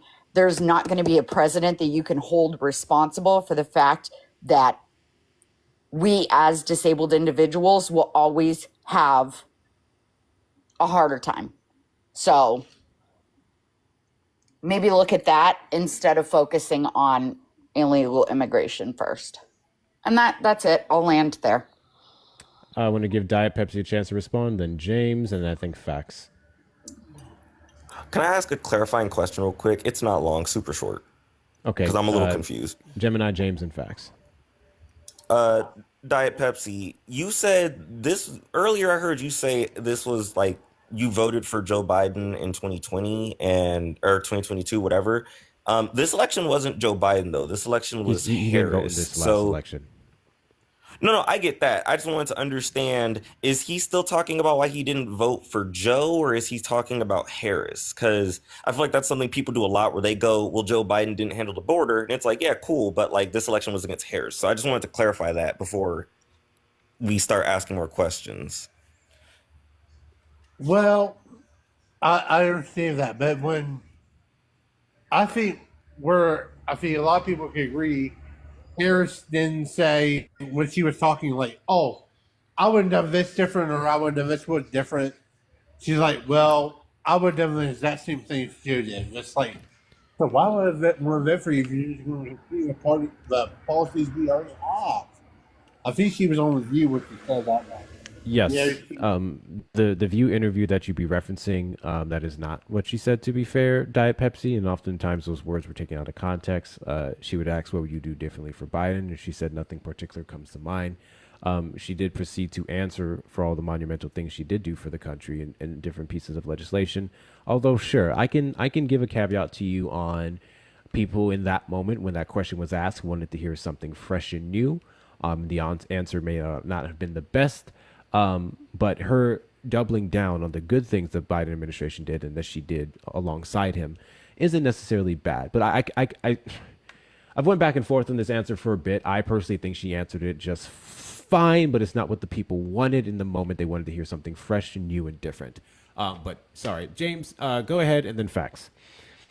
Yeah, I think I find this a little interesting in that Vice President Harris, when she was in the administration and then when she was subsequently the candidate for the administration, said several things. She talked about making sure that the ADA was fully funded so that people had transportation. She specifically talked about, and you can Google this, it's Googleable.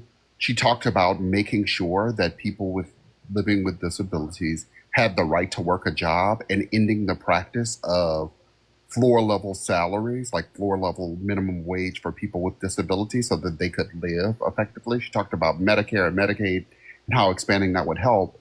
But moreover, the other thing that I find quite troubling is this idea that the person that ended up in the White House has cut funding to the most vulnerable group of people, children with disabilities. and it's attempting to give block grants that are unrestricted for special education services that would benefit and provide opportunities for our students with disabilities to gain skills that would then help them get jobs, up to and including funding for grants that fund training for teachers of students with special needs. And so I guess my question is, do you recognize the material harm that has now befallen a group of young people from pre-K to 13 plus that no longer have access to some of the protections that they would necessarily need? And I would add that, do you recognize that they've also cut special education staffing at the United States Department of Education such that oversight is almost impossible? I recognize that, yes, I do. And it's a shame that that's happened. And, you know, to me, looking at when when I say I didn't vote for president. I did vote for the other ones. I just left that part of my ballot blank. But when I'm looking at it, it's like, I just don't know what I'm going to do, because I did like Trump. I did vote for Trump in 2016, but then January 6th happened. I did vote for Joe Biden, but his presidency wasn't the best, and he's just going to be an extension of his presidency. So that's kind of why I was like, oh, that part. I mean, that is honestly how I felt at that moment. Okay. Because I didn't hear anything from Harris saying she's going to do this. I didn't hear anything from Trump where I'm going to do this. Because I just didn't hear anything I like to hear. It's like, I'm just going to leave it blank. I mean, honestly, my vote probably didn't matter because Ohio was run by Trump very heavily. And I'm surrounded by a bunch of Trump voters. But, you know, that's the way I felt. I want to give the floor to Fax, but real quick, let me go over some donos. I apologize for the delay. I never got a confirmation if I can say the name, so we'll just do this again. W to Anonymous for the $50 on Zelle for the food bank donation. Big WCU. Big fucking WCU. In total, they've sent $150 to support the Houston Food Bank that I'll be volunteering at Tuesday. So big W's to Anonymous in the chat, y'all. Big W's in the chat for Anonymous. Appreciate your support. And thank you, Dylan, for another $50 to go towards the food bank. WCU Dylan. Big WCU Dylan. Thank you so fucking much. I think in total he's also sent $150. And W's in the chat for Cherry once again, for the $10. Oh, get yourself a boba tea and enjoy your Saturday. Okay, well, that's just for me. But big W's to the donators, y'all. We are well over 1K. So at this point, again, if you choose to donate, thank you so much. But we are over double the goal that I intended to make today. I appreciate every last one of you for your support. And I'm sure the Houston Food Bank will as well. So once I get there, obviously you guys will get the receipts. You guys know I posted the receipts every time in the Discord. But serious W's to everyone who has helped with that. There's a lot of people who are going to be needing some help. There's a lot of people who are going to need to be starving. And this is going to play a small, big role in the people's lives that we are, or bellies, I should more so say, we will be feeding. But I'm so sorry. Fax, go ahead. It's okay, buddy. You should take some flowers, my friend, because you got a great community here that steps up every time you ask. So take your flowers. People are fucking amazing. Absolutely. So Diet, I guess, you know, I appreciate you sharing the fact that you voted for Trump in 2016 and then you decided to vote against him because of January 6th. Nothing changed. He's still the person that orchestrated an insurrection in an attempt to violently take over our government. Are you familiar with the term harm reduction, Diet? Yes. Okay, so again, I'm gonna shoot straight. Hector knows me. It was selfish that you didn't vote in 2024 because you made a decision to not vote for Trump in 2020 because of January 6th. That didn't change. You should have been objective to look at the candidates involved and say, I need to make sure that Donald Trump is never in the White House again, and therefore I'm going to proudly vote for the most qualified person to ever run for the White House, and that would have been Kamala Harris. So it was a selfish endeavor, Diet. You've got to own that because, again, the same reason that you didn't vote for Trump in 2020 still existed. and yet you couldn't bring yourself to vote for Kamala Harris? It's weird, man. It's really weird. To be clear, that was the point that I was trying to articulate. Yeah, I got that, Surya. Thank you. So can you respond to that, Also- Diet? Can you respond to that, Diet? Because it seems weird, man. That is for Harris, so Trump wouldn't win. Well, everything possible. If you made a decision not to vote for Donald Trump because of January 6th. So I would like to think that you would say, I need to do anything and everything possible to make sure that he's not in the White House again. And all you had to do was vote for Kamala Harris, and you couldn't do it. So you will want me to compromise my morals. I'm sorry. You will want me to compromise my morals.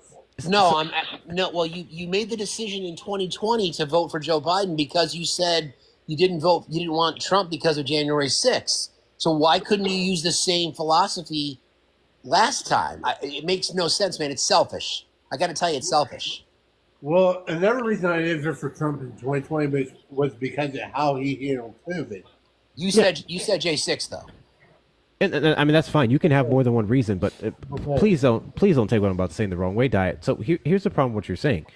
So you responded to facts by saying you want me to compromise on my morals. You did. Thank you. So I was about to say you voted for Trump the first time, and you didn't like what happened with J6. You didn't like how he handled the pandemic. So there was a disqualifier for him come 2020. You voted for Joe Biden. And you yourself cited that Joe Biden did some good things. You cited one thing specifically. I can cite a plethora more.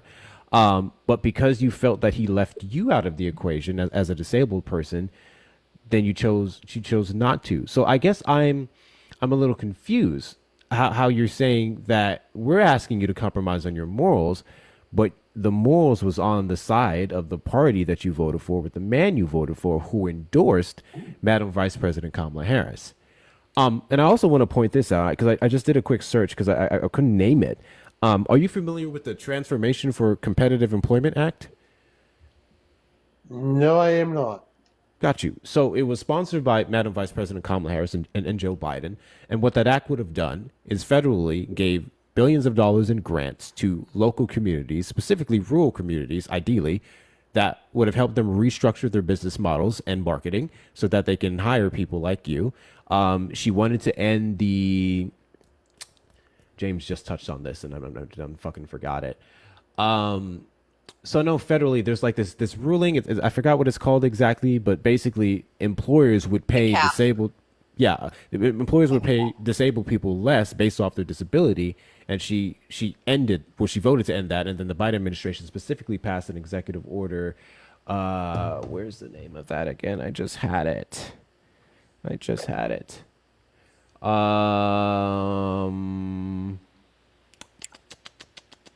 Ability One. Ability One. It was the Ability One federal contracting program.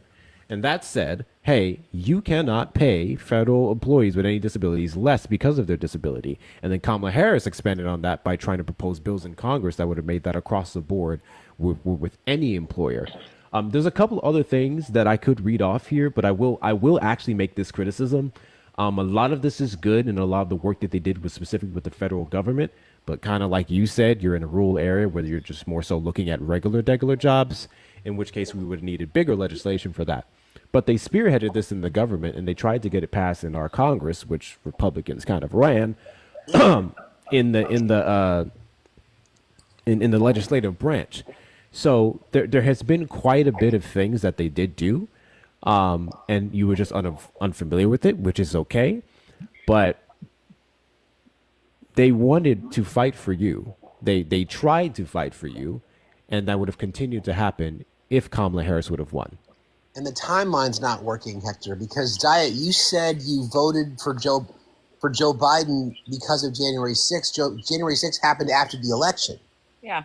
So did you vote for Joe Biden? I voted for Joe Biden mainly because of how Trump handled COVID. Why did you bring up J6 then? The reason why I won't vote for Donald Trump again is because of January 6th. Right, He, but he He did meant say he that. meant like he meant like this election. He meant like Yeah, he wasn't going to do it this time because of yeah. okay, January 6th. He mixed it That's up. He facts. mixed it up. okay, Yeah. that's fair. But once Which again, I this. equally wanted to ask on that is Hang Diet. on, You Jared. I was multiple just like in the times. middle of one One question. second, Hold on, Diet. bro. 1 second. Oh, sorry, facts. Apologies. So Diet, I guess what Hector just laid out and what Serena described, it's really and I gotta say, man, you got some really questionable stuff on your profile. So if we're talking morals, man, really, if we're talking morals, I'm just having a hard time, brother. I'm really having a hard time because if you're gonna make that claim about morals, then you should have done everything within your power to keep the most immoral human being to ever walk this earth from sitting behind the Resolute desk again. Because that would be you standing up for yourself and for morals. Because you, like Hector said, you went against your own. It's wild, man. I want to give a special shout out real quick before you respond, Diet. A special shout out to Chini down in the comments. Chini is carrying this fucking live right now, but likes, they're sitting at 84,000 likes right now. Yeah, we got some big W's for Chini in the chat, y'all. Some big W's for Chini in the chat. Yeah, they showed me how to check it, so I've been investigating all of you. All of those taps help push us out in the FYP, get us out in the algorithm, and those of you who've been putting that much fucking work in, Jesus Christ, we appreciate you so much, Chini. Where am I? I can't check everybody right now, but yes, go ahead, Diet Pepsi. Well, I mean, morally, the biggest moral what I can live for her is because of her abortion stance. I am very heavily pro-life, Yeah, we know. and that's why I didn't look for either one of them. So the biggest thing Wait, is that the okay? Because I need to ask something real quick, especially now that you brought that up. Because now, like, it's been gone around, and now that he's brought up being pro-life, it's interesting. So, Pepsi, you earlier was saying how you didn't see. Okay, what metric were you using to judge if Joe Biden was or wasn't properly deporting undocumented people? Yeah, well, according to him, hold on, he's kind of answered these. According to him, he said that Joe Biden said that he wasn't going to deport anybody, which is false. So I think it's Right, safe because to that's what I was assess. just about to say. He said Joe Biden said he wasn't going to deport people. Then he said Joe Biden didn't say anything about he was going to do it. Like, what was the president he brought up that did say he was going to do that? Clinton. Clinton? Yeah, Clinton. So then he went on to say that something else about how, like, I'm just trying to understand because now you're saying you didn't see it, and I was even going to ask, are you in a border country like Texas, Arizona, California? He's But now in you're saying Ohio. you're in Ohio, right? So you're not near the border. You're now what are you metricing? Are you going online and looking up deportation numbers? What are you using as your I metric don't to say hold that on. he Okay. is or isn't all doing right, something? all right. So we went over the immigration thing. There was clearly a conflation there. Well, not just immigration, like anything. What's his metric that he's using to say something is or isn't happening? I is think my it's main point. obvious that the metrics are propaganda, so I don't want to touch on that. The last thing that he mentioned is AB. So I guess my question is, Joe Biden isn't pro-life, and you voted for him.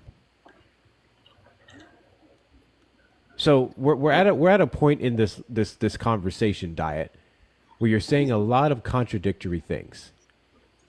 Where you're saying one thing and you're making this correlation, but it doesn't actually make sense in all actuality, because AB didn't mean enough to you when it was a man, Joe Biden, who ran for the president of the United States. You voted for him despite the fact that his stance has been very much pro-choice and honoring the laws that would protect the life of the baby past the point of viability.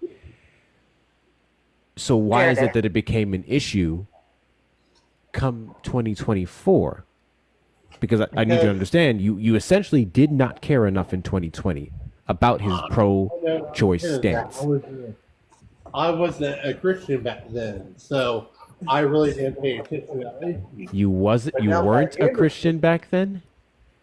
No, I became a Christian in 2022. Okay.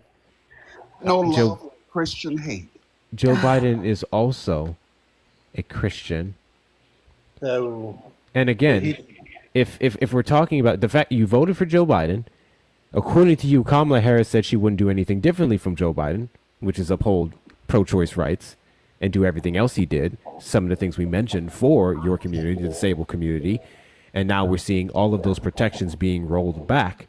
So are you still comfortable not voting? Can I just cut to the chase? If I could get back on election day, I would do the exact same thing. Okay. So let's do a quick rundown. Then I saw your facts. I got you. Yeah, man. So you came up here, and ultimately your point was you felt spited by the Democratic Party when it came to your community. We went over the misconceptions that you had on the people you think were spiting you, which were undocumented migrants. They're not. We went over several things that the Biden-Harris administration directly did and co-sponsored for you, and how this administration is actively pulling those things back, putting you in a worse off position. Yet you would still, looking back in time, with the information we provided to you, and again, I have the bill numbers here, I have the executive orders here, you would still do the exact same thing? Unless Kamala said he would outlaw abortion, I would do the exact same thing. Got you. So Okay, can I really quickly? Wait, can I you heard repeat? him. Because I didn't hear him over James. He Mike. said unless Kamala Harris said she outlawed abortion, she wouldn't have voted for her. So I want to really quickly do this, and then I'm going to hand the floor to Fax because he asked, and then Serena.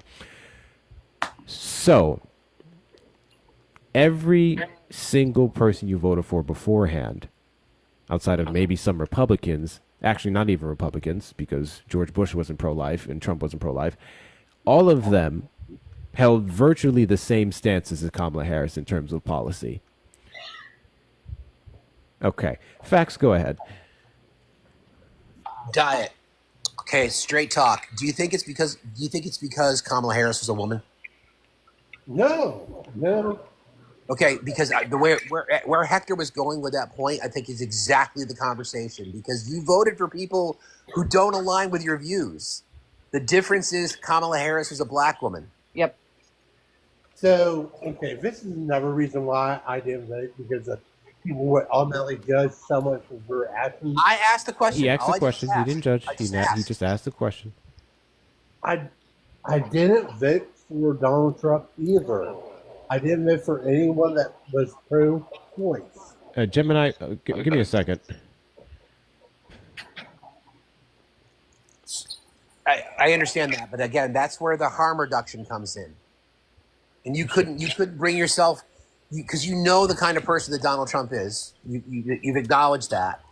You couldn't bring yourself to vote for Kamala Harris. Why? And your argument now is because you weren't a Christian then? Because I'm trying to be honest with you, I'm seeing a lot of misogyny sneaking in there, my friend, and a little bit of racism connected to it. And you might want to unpack that a little bit. I'm not misogynist. I was a big Nikki Haley supporter. I wanted her to give a nomination. Wow. I really wanted her to win, give a nomination. Wow. Okay. Or if it was Candace Owens, I would have voted for her too. Okay. Go ahead, Serena. Okay. I'm just gonna, because this has gone to like 50,000 other places, and I would really, as a woman, love to be on the AB conversation. Diet, I'm gonna ask you a question since you said you newly found your faith. Can you tell me what the bitter waters are? That is not an abortion. Can you tell me what the bitter waters are? It's just a purity test, because in the bitter waters, she was never pregnant. It never said she was pregnant. That is not AB. No, sir. The bitter waters is a recipe in the Bible that instructs how to carry out an AB. I don't. It's nothing Okay, that's actually- happened recently. Actually, It's- hold on. I'm so sorry, Serena. Hold on. I don't want to. This because this is turning into a debate real quick. I don't want that. I really don't want that.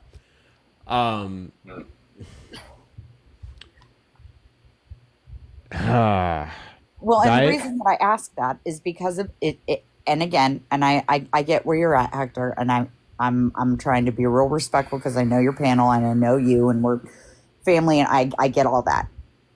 But again, there's a lot of men speaking on this panel about AB, and I want to make sure that there's a female voice represented on this, and I want to make sure that we dial in on the issue. Well, we were because just touching on it. We weren't delving into it because I'm really not trying to make this a whole thing. But Zay, real quick, I'm going to drop you down. I'm so sorry. I know I invited you here for a second, but I want to let Ash up for a bit. Finish up Serena, and then we'll say my piece. So we'll moot the bitter waters conversation, and I'm just going to explain to you, Diet. Do you have any children?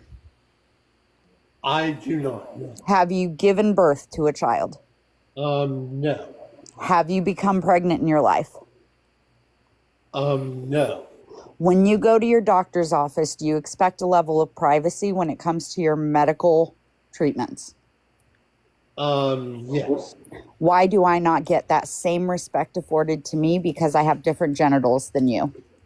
Because I do not believe abortion is healthcare. No, that's not what I asked you. I didn't ask you about abortion at all. I asked you why it is that as a woman, because I have different genitalia than you, I am not afforded the same respect to my medical privacy and what I do with my James. doctor as you. Because that's what this is about. Zay, come back. Roe v. Wade, that's what this is about. AB, that's what this is about. It's the right to medical privacy. What happens in my doctor's office between me and my doctor is my business, just like what happens with you in your doctor's office is your business. I would not expect for you to go on to a panel or go to a newspaper or go to a news station and lay out your medical records or tell me your medical history or put it in your diary and let everybody in the world to read it. I would not expect that from you. I don't care what your disability is. I don't expect you to tell me yours. I'm not going to tell you mine. At the end of the day, my body and what happens with my body is mine and mine alone. The decisions that I make with my body are mine and mine alone. I have autonomy as a human being. As a human being, you have that same autonomy. The same respect should be provided for me as it is for you, and no regard should be made or changes should be made to that, specifically because our genitalia separates us. There is nothing different from you than me other than our genitalia. You are afforded the same respect as I am, and you have no business knowing what I do with my body or how many kids I have or haven't or potentially thought about having because you don't think it's right. Just like I don't have any right to know why you're disabled, what happened. I need to know the ins and outs of it. I need to know the doctor that treated you. I need to know the medicines that you're on. I don't have the right to know that, and I don't want to know it. And I want to point out that those rights to privacy, to her body that she's talking about, is the very rights that God afforded to her to do it. So whether you agree with it or not really should be irrelevant, and the government should not be allowed to interfere with that decision. So at the end of the day, your morals do not belong in my doctor's office. But I want to ask you this question, Diet, because we've so grossly went from what your initial issue was to this. Is your stance on abortion worth more than your right to work and be able to make money to provide yourself as a disabled person? For right to human life, absolutely. Got you. So, if you had a candidate before you, which was Kamala Harris, with all the policies in place that she had to make your life better, you would not have voted for her because of her stance on abortion. Correct. Just like I voted for Trump. Okay. You can drop me now because there's no point for me. Thanks, Hector. So, Love you. I'm going to pass this off to Ash because Ash wants to say their piece. And I'm just going to say I do not see the point in continuing this discussion. But Ash, go ahead. Hey, so Diet Pepsi, what, if you don't mind me asking, is your denomination? What church, type of church do you attend? I'm a Christian. So, do you not attend church? Yes, I attend church. Hey, I'm asking the denomination. I'm a Methodist pastor, is what I'm asking. I'm just curious what your religious background is, and because how you were taught theology and the discipline that you're taught has to do with a lot of the conversation I'm going to have, and if it's relevant. So I'm just curious what type of denomination you attend. I'm not really sure what denomination. I just go to a Christian community church. Okay, so it's a non-denominational church. Non-denominational churches are typically evangelical. And one of the things that they do is they uplift the Bible above a lot of other things, and they say that it's inerrant, it doesn't have errors, it doesn't conflict and contradict with each other, and things like that. And that's fine if you believe that. Um, but that's something that I typically don't believe, because I believe that there are verses that contradict themselves in the Bible. And one of the things that I think is really important that we understand is I want you to really start discerning. When you start to read the Bible and discuss, you're going to see things in the Old and the New Testament that are not very pro-life. They're infanticide under God's commands. They view women and children as property. And my call as a Christian is to be more pro-life than what was happening in the Bible, because I understand the context of historical and cultural understanding. And I think that, number one, even if you want to argue the bitter waters thing, I'm not going to talk about that. I think that our pro-life stance, we should look at different things that are happening right now. There have been women in my state that have unalived due to lack of care. I am currently a pregnant woman right now, and I have faced heart troubles and things like that. That thankfully I'm not having to look at that type of care. But if I did, I would struggle to find the type of care that I need because of the laws in my state, because they are not written in a way to protect me as the mother who is giving life. And I have 3 other children at home. Okay. There have been women that have had wanted pregnancies that have not been able to have the care that they've needed, that have lost organs, that have gone all the way up to losing their lives. And this has happened multiple times in multiple states. And if you were truly pro-life, understanding that Roe v. Wade actually protected AB up until viability, but after viability at 24 weeks, Roe v. Wade stopped. And that's where states' rights came in. And most states did not approve of that. And the reason I know that is because I had an issue in 2018 with my twin pregnancy. So you should actually support Roe v. Wade to a degree if you are pro-life, because you understand that. But I think one of the challenges for me is when I hear somebody say that they're pro-life. Do you support the unaliving penalty? Yes. Okay, that's not very pro-life of you. Okay, that's different than abortion because the child in the womb didn't do anything wrong. Absolutely not.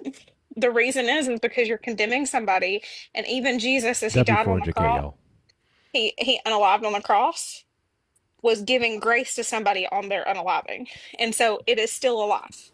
Do you agree that somebody that is on their unaliving bed, that if it's their wishes for a DNR, that their life support should be pulled? If that was their wishes. If that's what they written down in their declared brain unalive, I don't have a problem with. Thank you, Casey. Then you understand that there are certain instances where we make a humane decision for that removal of life, even if a heart is still beating. So that's what I'm saying is I think that you need to kind of discern a little bit more. I'm going to challenge you. I don't want to get into this argument over AB, because I'm going to respect Hector's wishes here, and I've got to go anyway because I'm actually finishing up my sermon notes for tomorrow. But what I want to challenge you is to really look at the Bible and ask yourself and be challenging to yourself. I, as a Christian, understand that the Bible is not very pro-life in many stances. it views women and children as property. It often calls for infanticide, to do all kinds of things at the hands of God. And what I see in Christ is to be more compassionate to those who are needy and helping those who are the least of these. What I think we should do as Christians is look at the more compassionate answer. And while AB is not something that I like necessarily, it's not something that I would choose most of the time. I'm not going to judge somebody or stop somebody from their healthcare choices that they may need, because number one, like Serena said earlier, it's none of my business. And number two, the most compassionate and loving thing I can do is love somebody regardless of what they've done and understand that they're free will. And I'm not walking in their shoes, and I don't know why they have to make that decision. As somebody who was also faced with something that may have had to have happen late term in my first pregnancy, thank God it didn't, but it did. So I just want to challenge you to look into that. I understand the Thank you, need Serena. and the desire. I want to also challenge, and this goes for everybody, all 300 people. If you have not read the book Jesus and John Wayne, please read it. It is a book of discussion about how white Christian nationalism has overtaken politics much further back than we have ever understood. It actually challenged my own beliefs around evangelical Christianity, even though I've never been an evangelical Christian, but I understand that it has still covered. So if you've not read that book, Jesus and John Wayne, please read it and learn about it. Diet Pepsi, I'm going to encourage you to do the same, because you may understand after reading it and looking at other things that maybe it's not actually the actual belief, because AB was never really a Christian issue up until mid 1900s, until they were able to latch onto that. It actually was not a big deal at all in the 1920s and 1930s, because that still existed. So I know I've talked a lot, and I appreciate you guys letting me talk. Thank you. Thank you, Ash. I was literally just about to say, Jessica, the floor is yours. Before we do, yeah. I just wanted to Thank you, ask Stacy.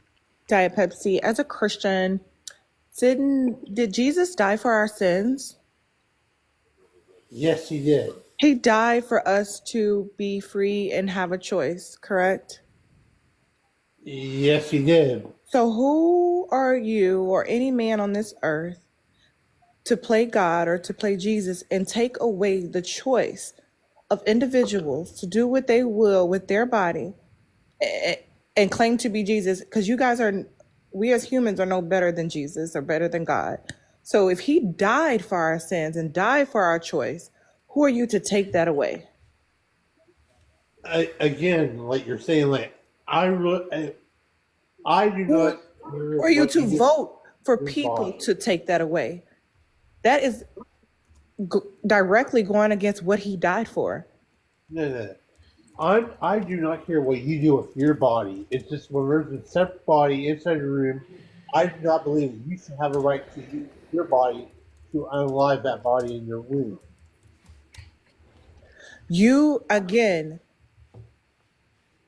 Jesus died for my sins to have my own choice. There is no body. It is a fetus. It is a cell, a zygote. It is not a body. It does not receive child support. It does not get insurance. It does not, you can't take it to jail or anything. It's not a body. It's not a person. This is me, what I'm doing to my body. It's my choice. And it is up to me to go to my God and either repent, to talk to him about it, to have my discourse with him, because he died for me to be able to have that choice, albeit good or bad, right? You cannot tell anybody what they can or cannot do. That is their choice to do with their own particular body. So what I'm saying is you cannot play God. You can't play Jesus. And just because you necessarily don't do it, you vote for the people to make choices to play God when he died just so I could be able to have this particular freedom. So I don't think Jesus would like that. And I guess you have to take that up with him too, as any woman who chooses what she wants to do with her body.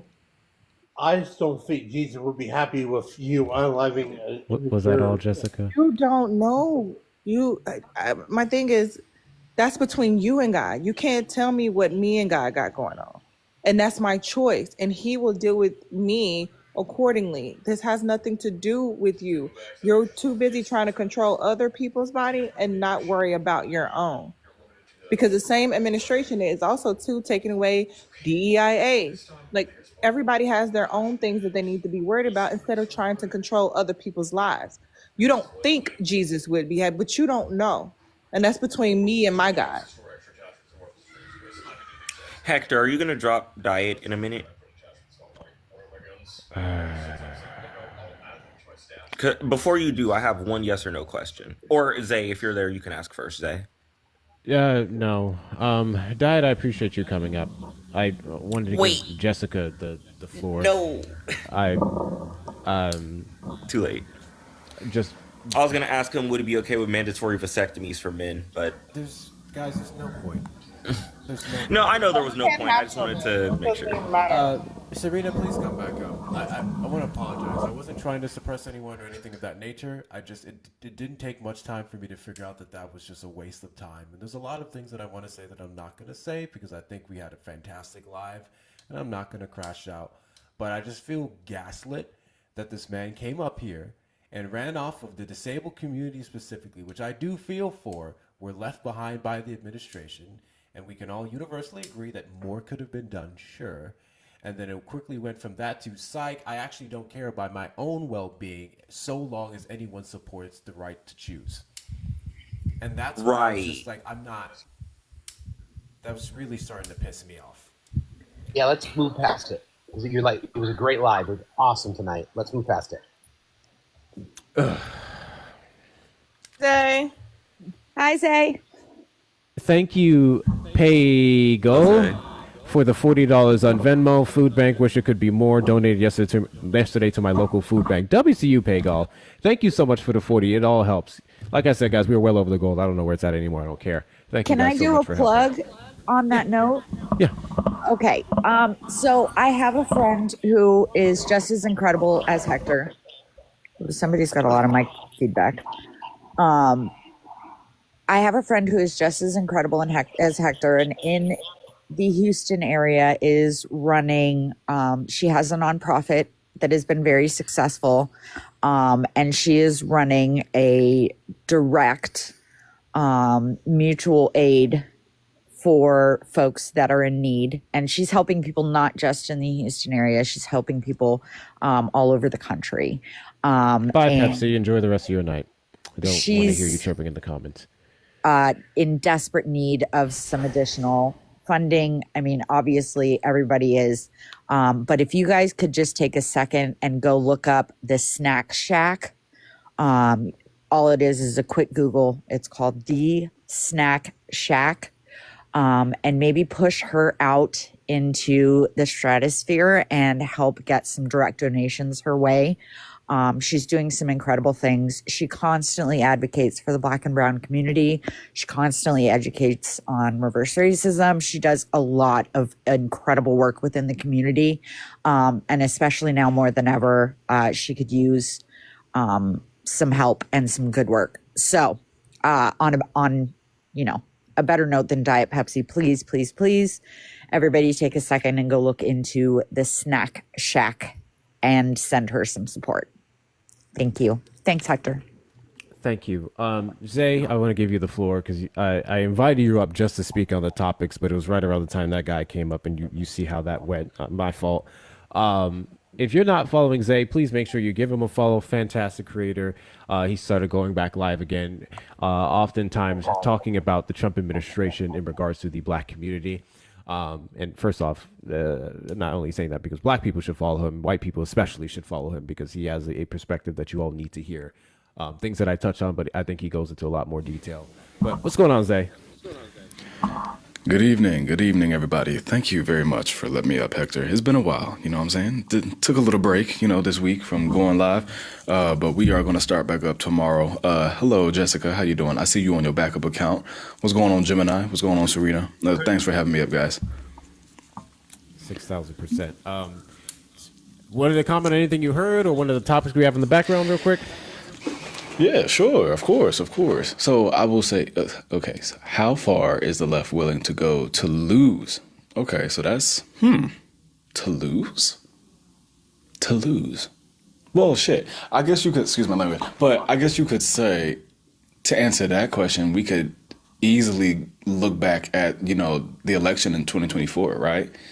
We saw a lot of left wanted to hold a certain G side overseas over Kamala Harris' head, and they quite literally said, hey, nope, there's one issue, we're not going to vote for you because of this, right? And so it was like, we literally saw a lot of people not understand how politics works. We saw a lot of people want to, you know, be on this imaginary high horse all of a sudden, even though America has had quite a history of, you know, pillaging and doing a whole bunch of, you know, missile strikes and other things prior to even the situation that we saw took place right after October 7th. For example, you know, Barack Obama with, you know, the amount of missile strikes that he did. Then, you know, we also can go even back further after the events of 9/11 and what America essentially did to Iraq and Afghanistan to a very, very disproportionate degree, which was absolutely insane what they was doing. We've been messed up quite a few times throughout history, but this is probably, as you know, a full conscious adult of me comprehending and understanding everything that's going on. Is one of those instances like we literally see that a lot of people absolutely needed to be educated more on why America does what it does, right? And it was like, for some odd reason, they didn't want, a lot of left people didn't want to listen. They didn't. And so it costed us the election and Kamala Harris losing to Donald Trump getting into office again. Highly unfortunate. You know what I'm saying? So I would say that's probably the furthest we've seen the left being willing to go just to lose, if we're being completely honest. Like, there's some things that they don't want to, like, it's some stuff we just have to own up to, right? We're not going to be able to fix everything. Sometimes we're not going to be able to save everyone, right? And we quite literally watched as America made their decision, and now we are 9 months into this administration. We're going on almost 10 months now, almost 10 months. November 20th will mark 10 months of Trump's administration, and people's amendment rights are being violated left and right. Nobody's getting due process with ICE. Nobody everybody's being questioned if they're here legally or not.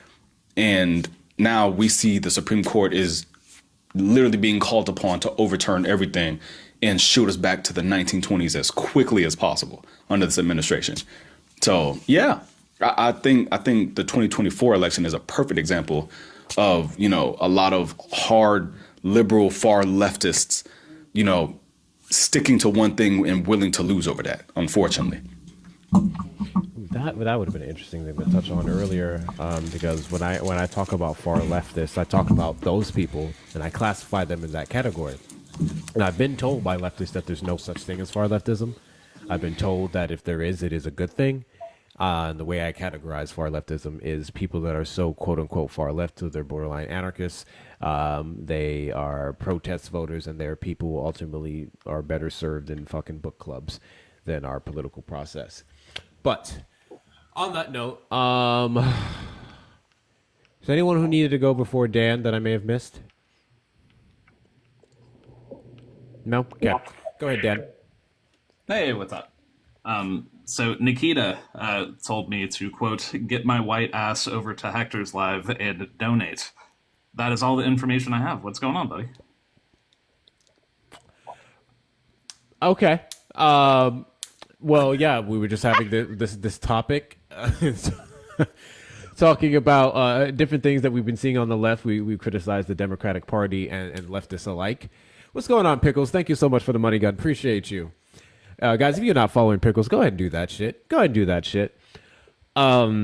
yeah, that was the topic. No.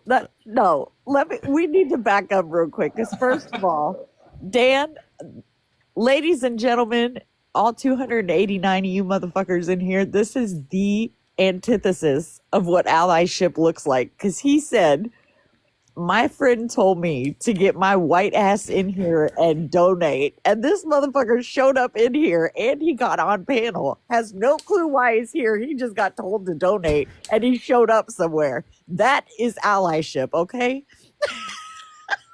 He's hosting. Dan, just so you're aware, he's hosting a live for the Houston Food Bank and he's accepting donations so that he can send to the Houston Food Bank. He had a goal. We've reached the goal. He may have already donated. I just don't want to say names. I'm not sure. Already donated. Oh, okay. But Gotcha. that's why. That's we had why. another. We had a. Okay. That's why you were told to bring your white ass in here. Perfect. Well, the white ass is present. But is the generational wealth present? That's the question. Is the generational wealth present? Clock it. Depends. Probably. But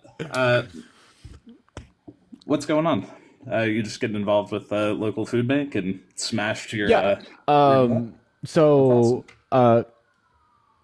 a friend of mine, Jay, y'all know her, Jay's this fantastic creator. She hit me up and she was going to volunteer on voting day to a Houston food bank. And I've been wanting to also do something like this as well in light of all the friendlies we've been seeing doing it. So I'm like, okay, well, I need to do it as well because Texas is also going to suffer to some degree, especially in some of our more red areas.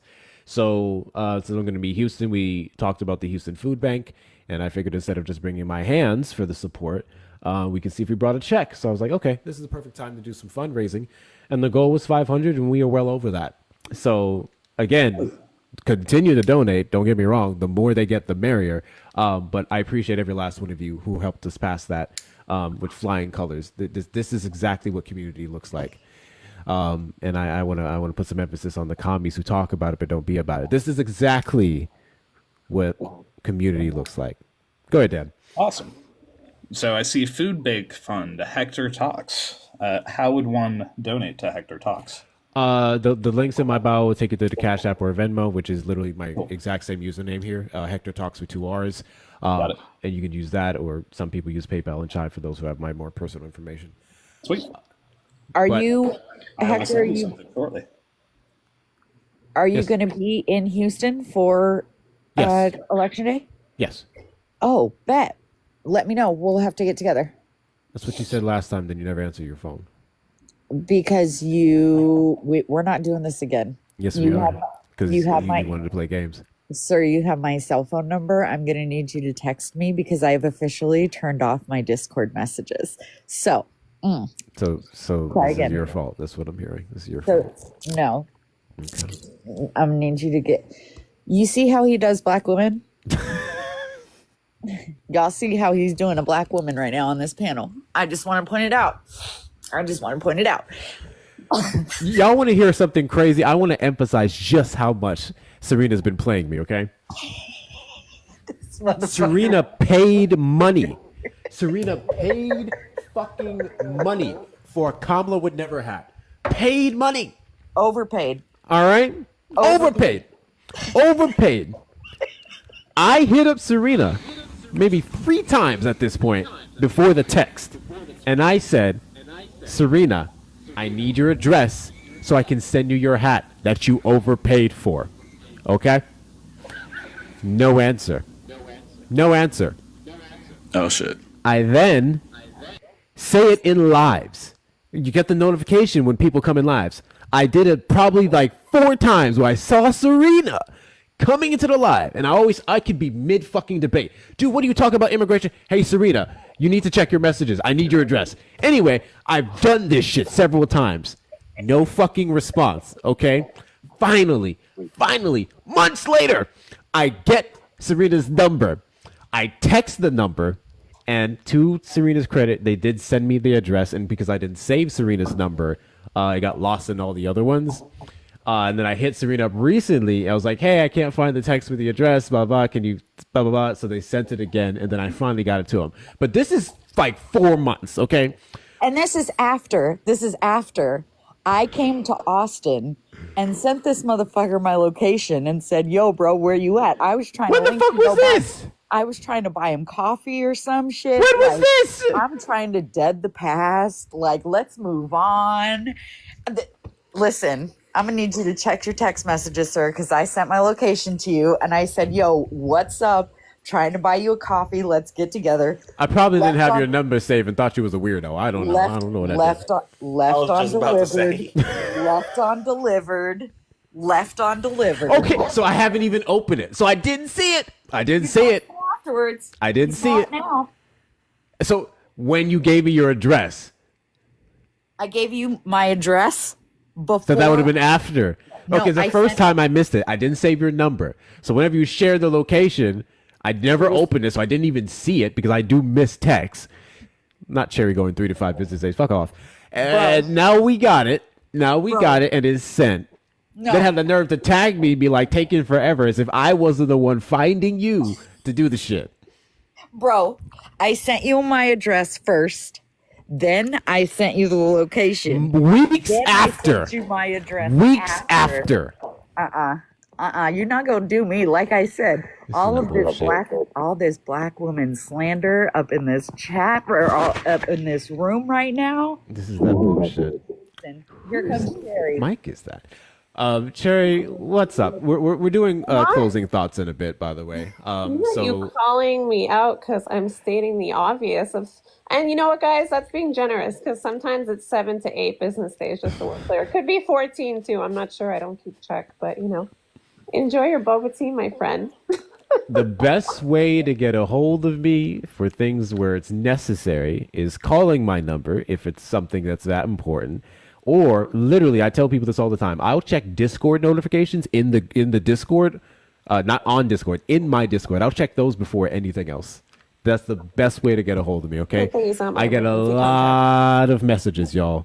A lot of messages from a lot of people. I don't know what else to tell y'all. I try to prioritize some. I do, but I also am struggling with things. So anyway. I have this motherfucker's personal phone number and I still cannot get a response. Do not let him sit up on Beyonce's internet and lie to y'all. Gene will tell you. See, Gene said it right there. Though, right? Gene just said it. Like, oh. I checked Discord. I said I checked the Discord. Absolutely. Absolutely, I checked the Discord. Anyways, I set the final gift goal You're as gonna close out. Oh, never mind. crazy, bro. I set the final gift goal here. It's a big one, as I usually do near the end of the live. If you got it, you got it. If you don't, you don't. But we are going to be doing closing thoughts. I'll close. I see Dan, so we'll let you up, Dan. Diesel, I see you. Not today. Not today, Diesel. Absolutely not today. Cherry, anything else before I drop you down for trying to call me out? Great live today. Super proud of the community for coming together. And Hector WCU, as always, you're always trying to help out the community. We appreciate you. We can still be friends, even though you like candy corn. I'm going to let that slide. And I'm still going to continue to roast you on the 3 to 5 business days because that's what happens. I will forget I sent him a text and he responds 8 days later. And I'm like, what did I ask? I love you. I have mad love for you, my friend. You're awesome. We love you. This community is awesome. And we appreciate every single last one of you. Just be glad he responds to you, Cherry. Oh, for fuck's sake. Thank you so much for coming up, Cherry. Love Love you you too. guys. Thank you so much. All right. Got a couple more donations. Thank you. I'm just going to say AF for the $5 on Venmo for the food bank. Fuck Donald Trump. Goddamn right. Fuck Donald Trump. I got to get some Fuck Donald Trump merchandise up on the shop. I'll keep y'all posted on that. Thank you, White Ass, for your $100 on Cash App. Allyship. For the food bank. Listen. I didn't know Dan was moving like that. Let me go get me a Dan. Dan said, White, where, who? I'm there. Dan understood the assignment. Dan understood the motherfucking assignment. Big W's to you, Dan. Big W's to you. I appreciate your support. As always, you guys know Tuesday is going to come. I'm going to donate the money. You will get the receipt in the Discord. Big W's to Dan. Big W's to Dan for the $100. And thank you, Stacy, for the $20 on Cash App, helping out with the food bank. Thank you so much. Thank you so much. W's to you, Stacy, in the chat. W's to Stacy in the chat. All right. Let me let him up. And we're going to start to do final thoughts all the way down. I greatly appreciate every last one of you who came through and made this live this spectacular thing that it was. Kind of went off for a second with that one dude. I want to say a lot more on that, but I really want to end like peacefully. I just don't like it when they use something that they know appeals to our side of the aisle, such as a fucking ability, and then try to like tokenize themselves in that thing when it's really not about that. It's really about hatred. It's really about controlling women's bodies. That really pissed me off. But anyway, Serena, final thoughts. Well, first of all, that was part of the reason why I hopped up, because I knew that that was like a trigger moment for you. So I was like, let me hop up as a disabled person and dead this real quick. First of all, you ain't shit. You ain't never gonna be shit. I still love you though. What's the word for black men misogyny? There's misogynoir. What's the other one? You ain't shit. Secondly, I fully expect a text message to my cellular device to let me know when you're planning to be in Houston around, so we can get coffee or boba, since you're a boba bitch. And third, Boba bitch, why you judging? listen, I don't judge. Third, take all that advocacy and allyship after this live is over, and please, please, please, I'm going to say it again, I'm going to say it a million times, and I'm going to make Hector post it in the comments. The Snack Shack, the website is www.thesnackshack.org. You are helping out an organization that is doing incredible things for humans, and that is important. What we did in this live Can you is post that in the Discord? I can. Because I'm going to forget it. I can. Thank you. Absolutely. But please, please, please go to the website in the interim. She has a Facebook page. Her name is Shamika House Osuya. And I know I'm butchering her last name, and I apologize if she's on this sphere at all. But she does incredible work, advocacy all the way around. So I cannot plug her enough. Please, please, please go visit her website. I can't beg and plead enough. And that's it from me. And you still ain't shit. Okay. Thank you so much for coming up, Serena. Appreciate you. I will send you a text message when I'm in the area. Thanks, Can we sir. get some W's for Serena in the chat, y'all? W's for Serena in the chat. Appreciate your support. Zay, I know you caught the tail end of the live. I wish you were here earlier. We had some great conversations, but you're always appreciated here. Once again, guys, make sure you're following him. But I want to give you the final thoughts for. What do you got? Yeah, no problem, no problem. Like you said, W Serena. I will say first of all, Boba bitch is crazy. Boba bitch is crazy. Hey, bro. If Boba wasn't so goddamn delicious, I would have taken that as an insult. Nah. Right. Now, second thing, let me go ahead and follow Dan as well. Dan, so lovely to meet you. That a W donor, W Dan's in the chat as well, guys. Yeah, no, I know I've been all over the place. I just pulled an all-nighter being in DC for Halloween. So I just recovered, went out and got some food to eat with my folks. But yeah, guys, I appreciate you letting me up and, give a brief statement on the prompt here. I don't know what the conversation was prior, but it seemed crazy already. So, but I'm more than confident y'all handled that. More than confident with that. But guys, I do thank you for letting me up here to speak with y'all. Jessica, it's always a pleasure. Gemini, I'm probably going to go live maybe tonight, maybe tonight if I feel like triggering some far right MAGA folks. Maybe we'll see. But for the time being, y'all will definitely see me online tomorrow. So you guys have a good night, guys. Shoot me an invite if you do. We'll have some fun. I appreciate you coming up, Zay. All right, Dan, final thoughts. I just wanted to say the New York City mayoral election is upon us. And if anyone is interested in phone banking, I know Christine she's been holding some lives where she's been going through exactly how to do it through zoronfornyc.com. And it's actually been pretty fun. So get out there, and if you can't vote, encourage some other people to. Phone banking is very important, guys. Very important. Those of you who may be uncomfortable going door to door, doing anything like that, you may not have money to donate to some of these causes. It's as simple as talking to someone who's just going to train you up, which is not much training, just to make the calls and make the rounds to people who need to hear the information.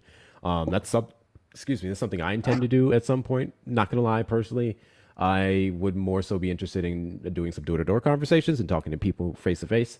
But phone banking is a start. Absolutely, absolutely is a start. But I appreciate you coming up, Dan, and also I definitely appreciate your donation. That is a crazy way to come in. And man just said, "Oh, white guy, money, cool." I appreciate you, and W's Nikita as well for bringing him in here. W's to Nikita in the chat. Nikita, if you're here, request on up. I'm gonna go ahead and drop you down, boss man. Appreciate you. Thank you. Peace. W Dan, y'all. W Dan, W Nikita. W Dan and W Nikita. Gemini, what's up? I know I was muting you for a while. I don't physically muting you, but yeah, I was just, my apologies. Trying to keep the flow going. Wow. See, it's all, you know, I'm not even going to do that to you. No, good live, good conversation. I feel like I we see all your had shot. good We're actually points. about to I raid feel like Erica. Sorry, go ahead. I feel like we all dropped like good information, good facts, and good different opinions. I guess just like when people are asking how do we fix a level of our politics, like, I'm sorry, we're too far gone. There's not a fixing it. I think the best thing we can do is the same as like how we said about the people who were like outwardly, you know, in the middle, I can't decide, is combat against it. Like I said, the reason why the right to me got so far with the racism, the misogyny, the ableism, the homophobia is strictly because they've been allowed to be loud. So we got to combat it with being as loud with our points and with the facts. Stop letting misinformation fly and stop not letting facts carry. And even if it gets strenuous and annoying, because we've all seen some annoying conversations when it comes to facts versus feelings, we need to keep letting the facts talk louder. That's all. W Hector, W Still Facts, W Jessica, W everybody else. Nope, that's it. Support your young people. Help the young people get better. 6,000%. I appreciate you coming up, Gemini. Alrighty, facts, my man. I really appreciate you coming through and sharing your perspective today. And, another glaze I'll give facts. He reached out to me about the Graham Plattner situation, which I'm going to be honest with you, I don't think a lot of men would do in general. He didn't stew in whatever feelings he had. He didn't like grow any vitriol, but he was like, hey, I need to get a different perspective from that. And I'm personally honored that you thought me, of all fucking people, would be the guy that you reach out to for that additional perspective. And we had a great conversation, and love and appreciate you for it. But with that being said, final thoughts, man. Oh, bro, it's because I respect the shit out of you. That's why I did it, and you're my friend, and I value your opinion. This is great, and you got to give yourself some flowers. I mean, it's not these panels discussions are my favorite. I mean, I'm a sapiosexual. Brain power is just so appealing to me. Let's go. And I love intellectual people talking about high velocity topics, especially when the topic is so important to all of us. Those of us on the left, the ability to be objective and call out others. I would disagree with Gemini a little bit. I don't think it's to be as loud. I think people on the left now to be louder, because I always look at, from a political perspective, human rights is boring to talk about. But when you are defending human rights, it's a fight worth fighting, because in that regard, resistance is not futile under any conditions. I believe that there's still hope, because there's just more people that need to be involved. My mission is to try to get more people involved in democracy. Apathy is how democracies die. There is 85 million Americans that just do not participate in democracy, and that's my mission.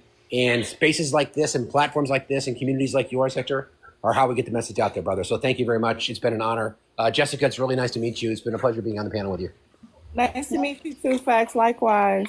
Thank you very much for pulling through. Guys, I say it all the time. Support independent media, not only with your follows and all the other great ways, but with your dollars. All the creators, to my knowledge, who were here had links in their bio. I appreciate them pushing forward the food bank, and we're going to help a good bit of people with some meals, but also make sure that we are funding the people that make this possible. This is $1,227. I just did the total. $1,227 more dollars that this food bank will have, because people like me do what we do, because people like Facts, people like Jessica do what we do. So I'm not trying to actually, no, fuck it. without us, we can't do a lot of these things. We can't do a lot of these things. So when you Take hear flowers, us exactly. Take saying flowers, bro. what we say and putting our gift goals up and everything like that, not all of us. When you see some, when you see some of us doing that, especially those of us with a documented fucking record, make sure you're there to support it. Make sure you're there to support it. But Facts, I love you. My favorite, one of my favorites on this platform, TikTok's Richard Gere, or AI's Richard Gere now. I appreciate you coming up, man. Thank you so much. Always, pal. See ya. See ya. Jessica Simone. 2 questions. One is final thoughts, and 2, are you going live tonight? It's my turn. Hey, y'all. I've been having my hand up for the last hour. No, I'm just yes, it'll be in about an hour. We're going to run back the Democratic plantation. I'm going to mix it in with a little bit of white indoctrination because it seems to be a thing going on. Last night was very, very interesting. It got a little wild. So I plan on going live in about an hour. If you're not in the Discord, it should be in an hour. Turn your notifications on. Or if you're not in the Discord and want to get in the Discord, let me know. I'll bring you guys in for sure. Thank you so much for having me, Hector. I appreciate you always. Love being a part. Thank you for the work that you do. Just big fucking W's to the chat. We almost made it to 500K. Sure did. I honestly, I didn't bully y'all enough, but it's okay. We almost made it to 500K, but I just want to give a big W to you and to Hector's house, you guys. You guys really did that, came together and just superseded the goals for today. And I know that a lot of other people are going to be so much happier because of it. So some kids going to get some food that day because of you and because you held this live, Hector.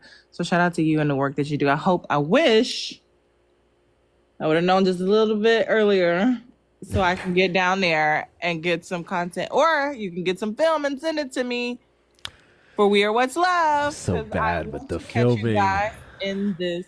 I know, but if I knew I could do it, just like what we did in DC, I would love to come do that for all the creators when they're doing the work because people need to see so they can have another idea of what it looks like, on the left, allegedly, or to see what's left.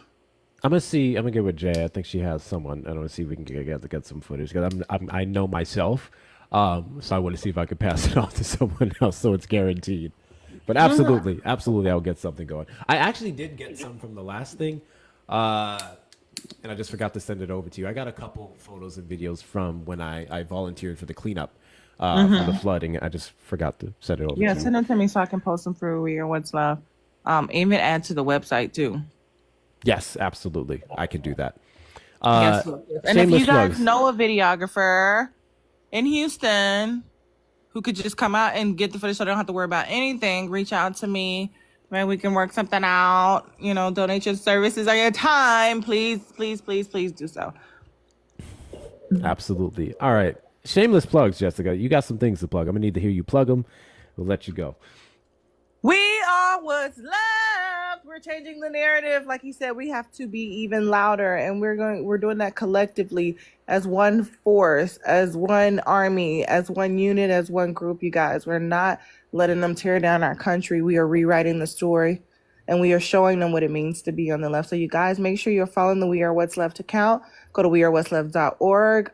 You can also donate as well to the We Are What's Left, so we can hire things like a videographer in Houston to catch our creators doing the work, because it means so much to what's happening, and people need to know that people care about them. And also too, if you are a woman, I have a community for women, femmes, theys, and thems. It's a place for us to commune, network, support each other's business, provide grant opportunities, as well as push women into positions of power. It is a vetted community, so just because you have the membership fee doesn't mean that you will get in, because we just want to make sure, one, we don't have any MAGAs, and two, people who are really about uplifting other women. And y'all follow me. 600%. Oh, I'm Jessica Simone. Not I'm Jessica Simone, just Jessica Simone. It's my backup account, so follow if you haven't. Follow my regular account. I'm Jessica Simone too, you guys. Follow all the accounts, guys. The main, the backup, the We Are What's Left. Make sure you're getting on there as well. Check the links in their bio for all the great ways you can support that mission and everything else Jessica Simone has going on. And I hope to see some of you guys there later for her live, because I absolutely will be there.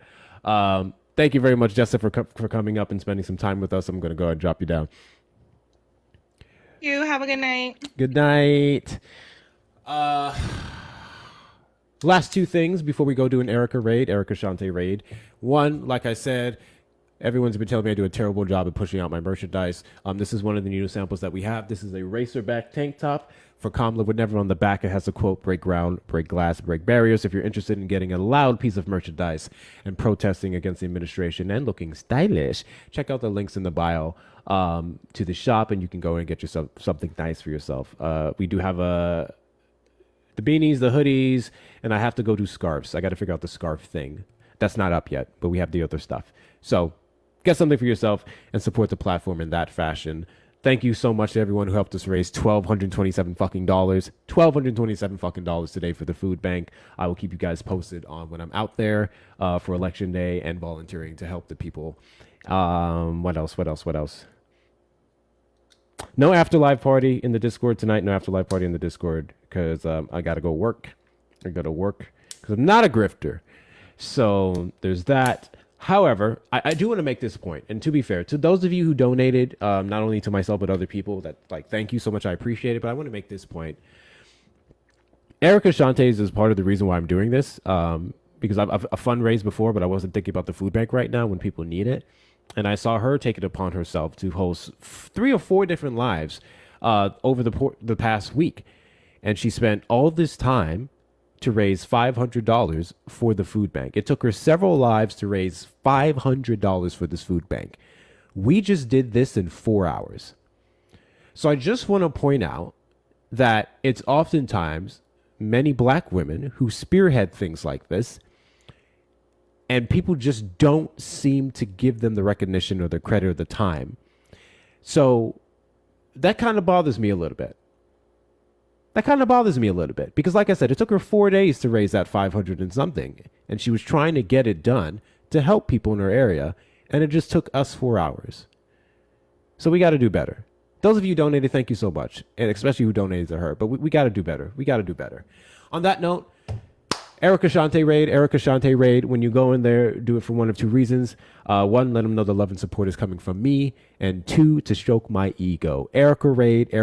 I will see y'all over there. Thank you so much for the live and the support today. I hope to have this conversation again. I bet y'all thought I was going to come up here talking some mad mess, GOP mess about the left. I've been so fair. I've criticized the Democrats and criticized the left. It was a great conversation. But Erica Shante raid. People think we're just complaining. Exactly. It's ridiculous. I'll catch y'all over in Erica's raid. I'll see y'all later.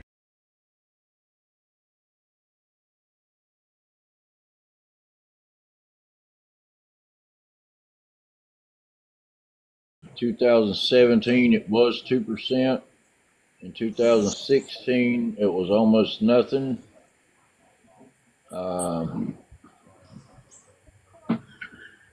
It was like 1.3% inflation in 2016.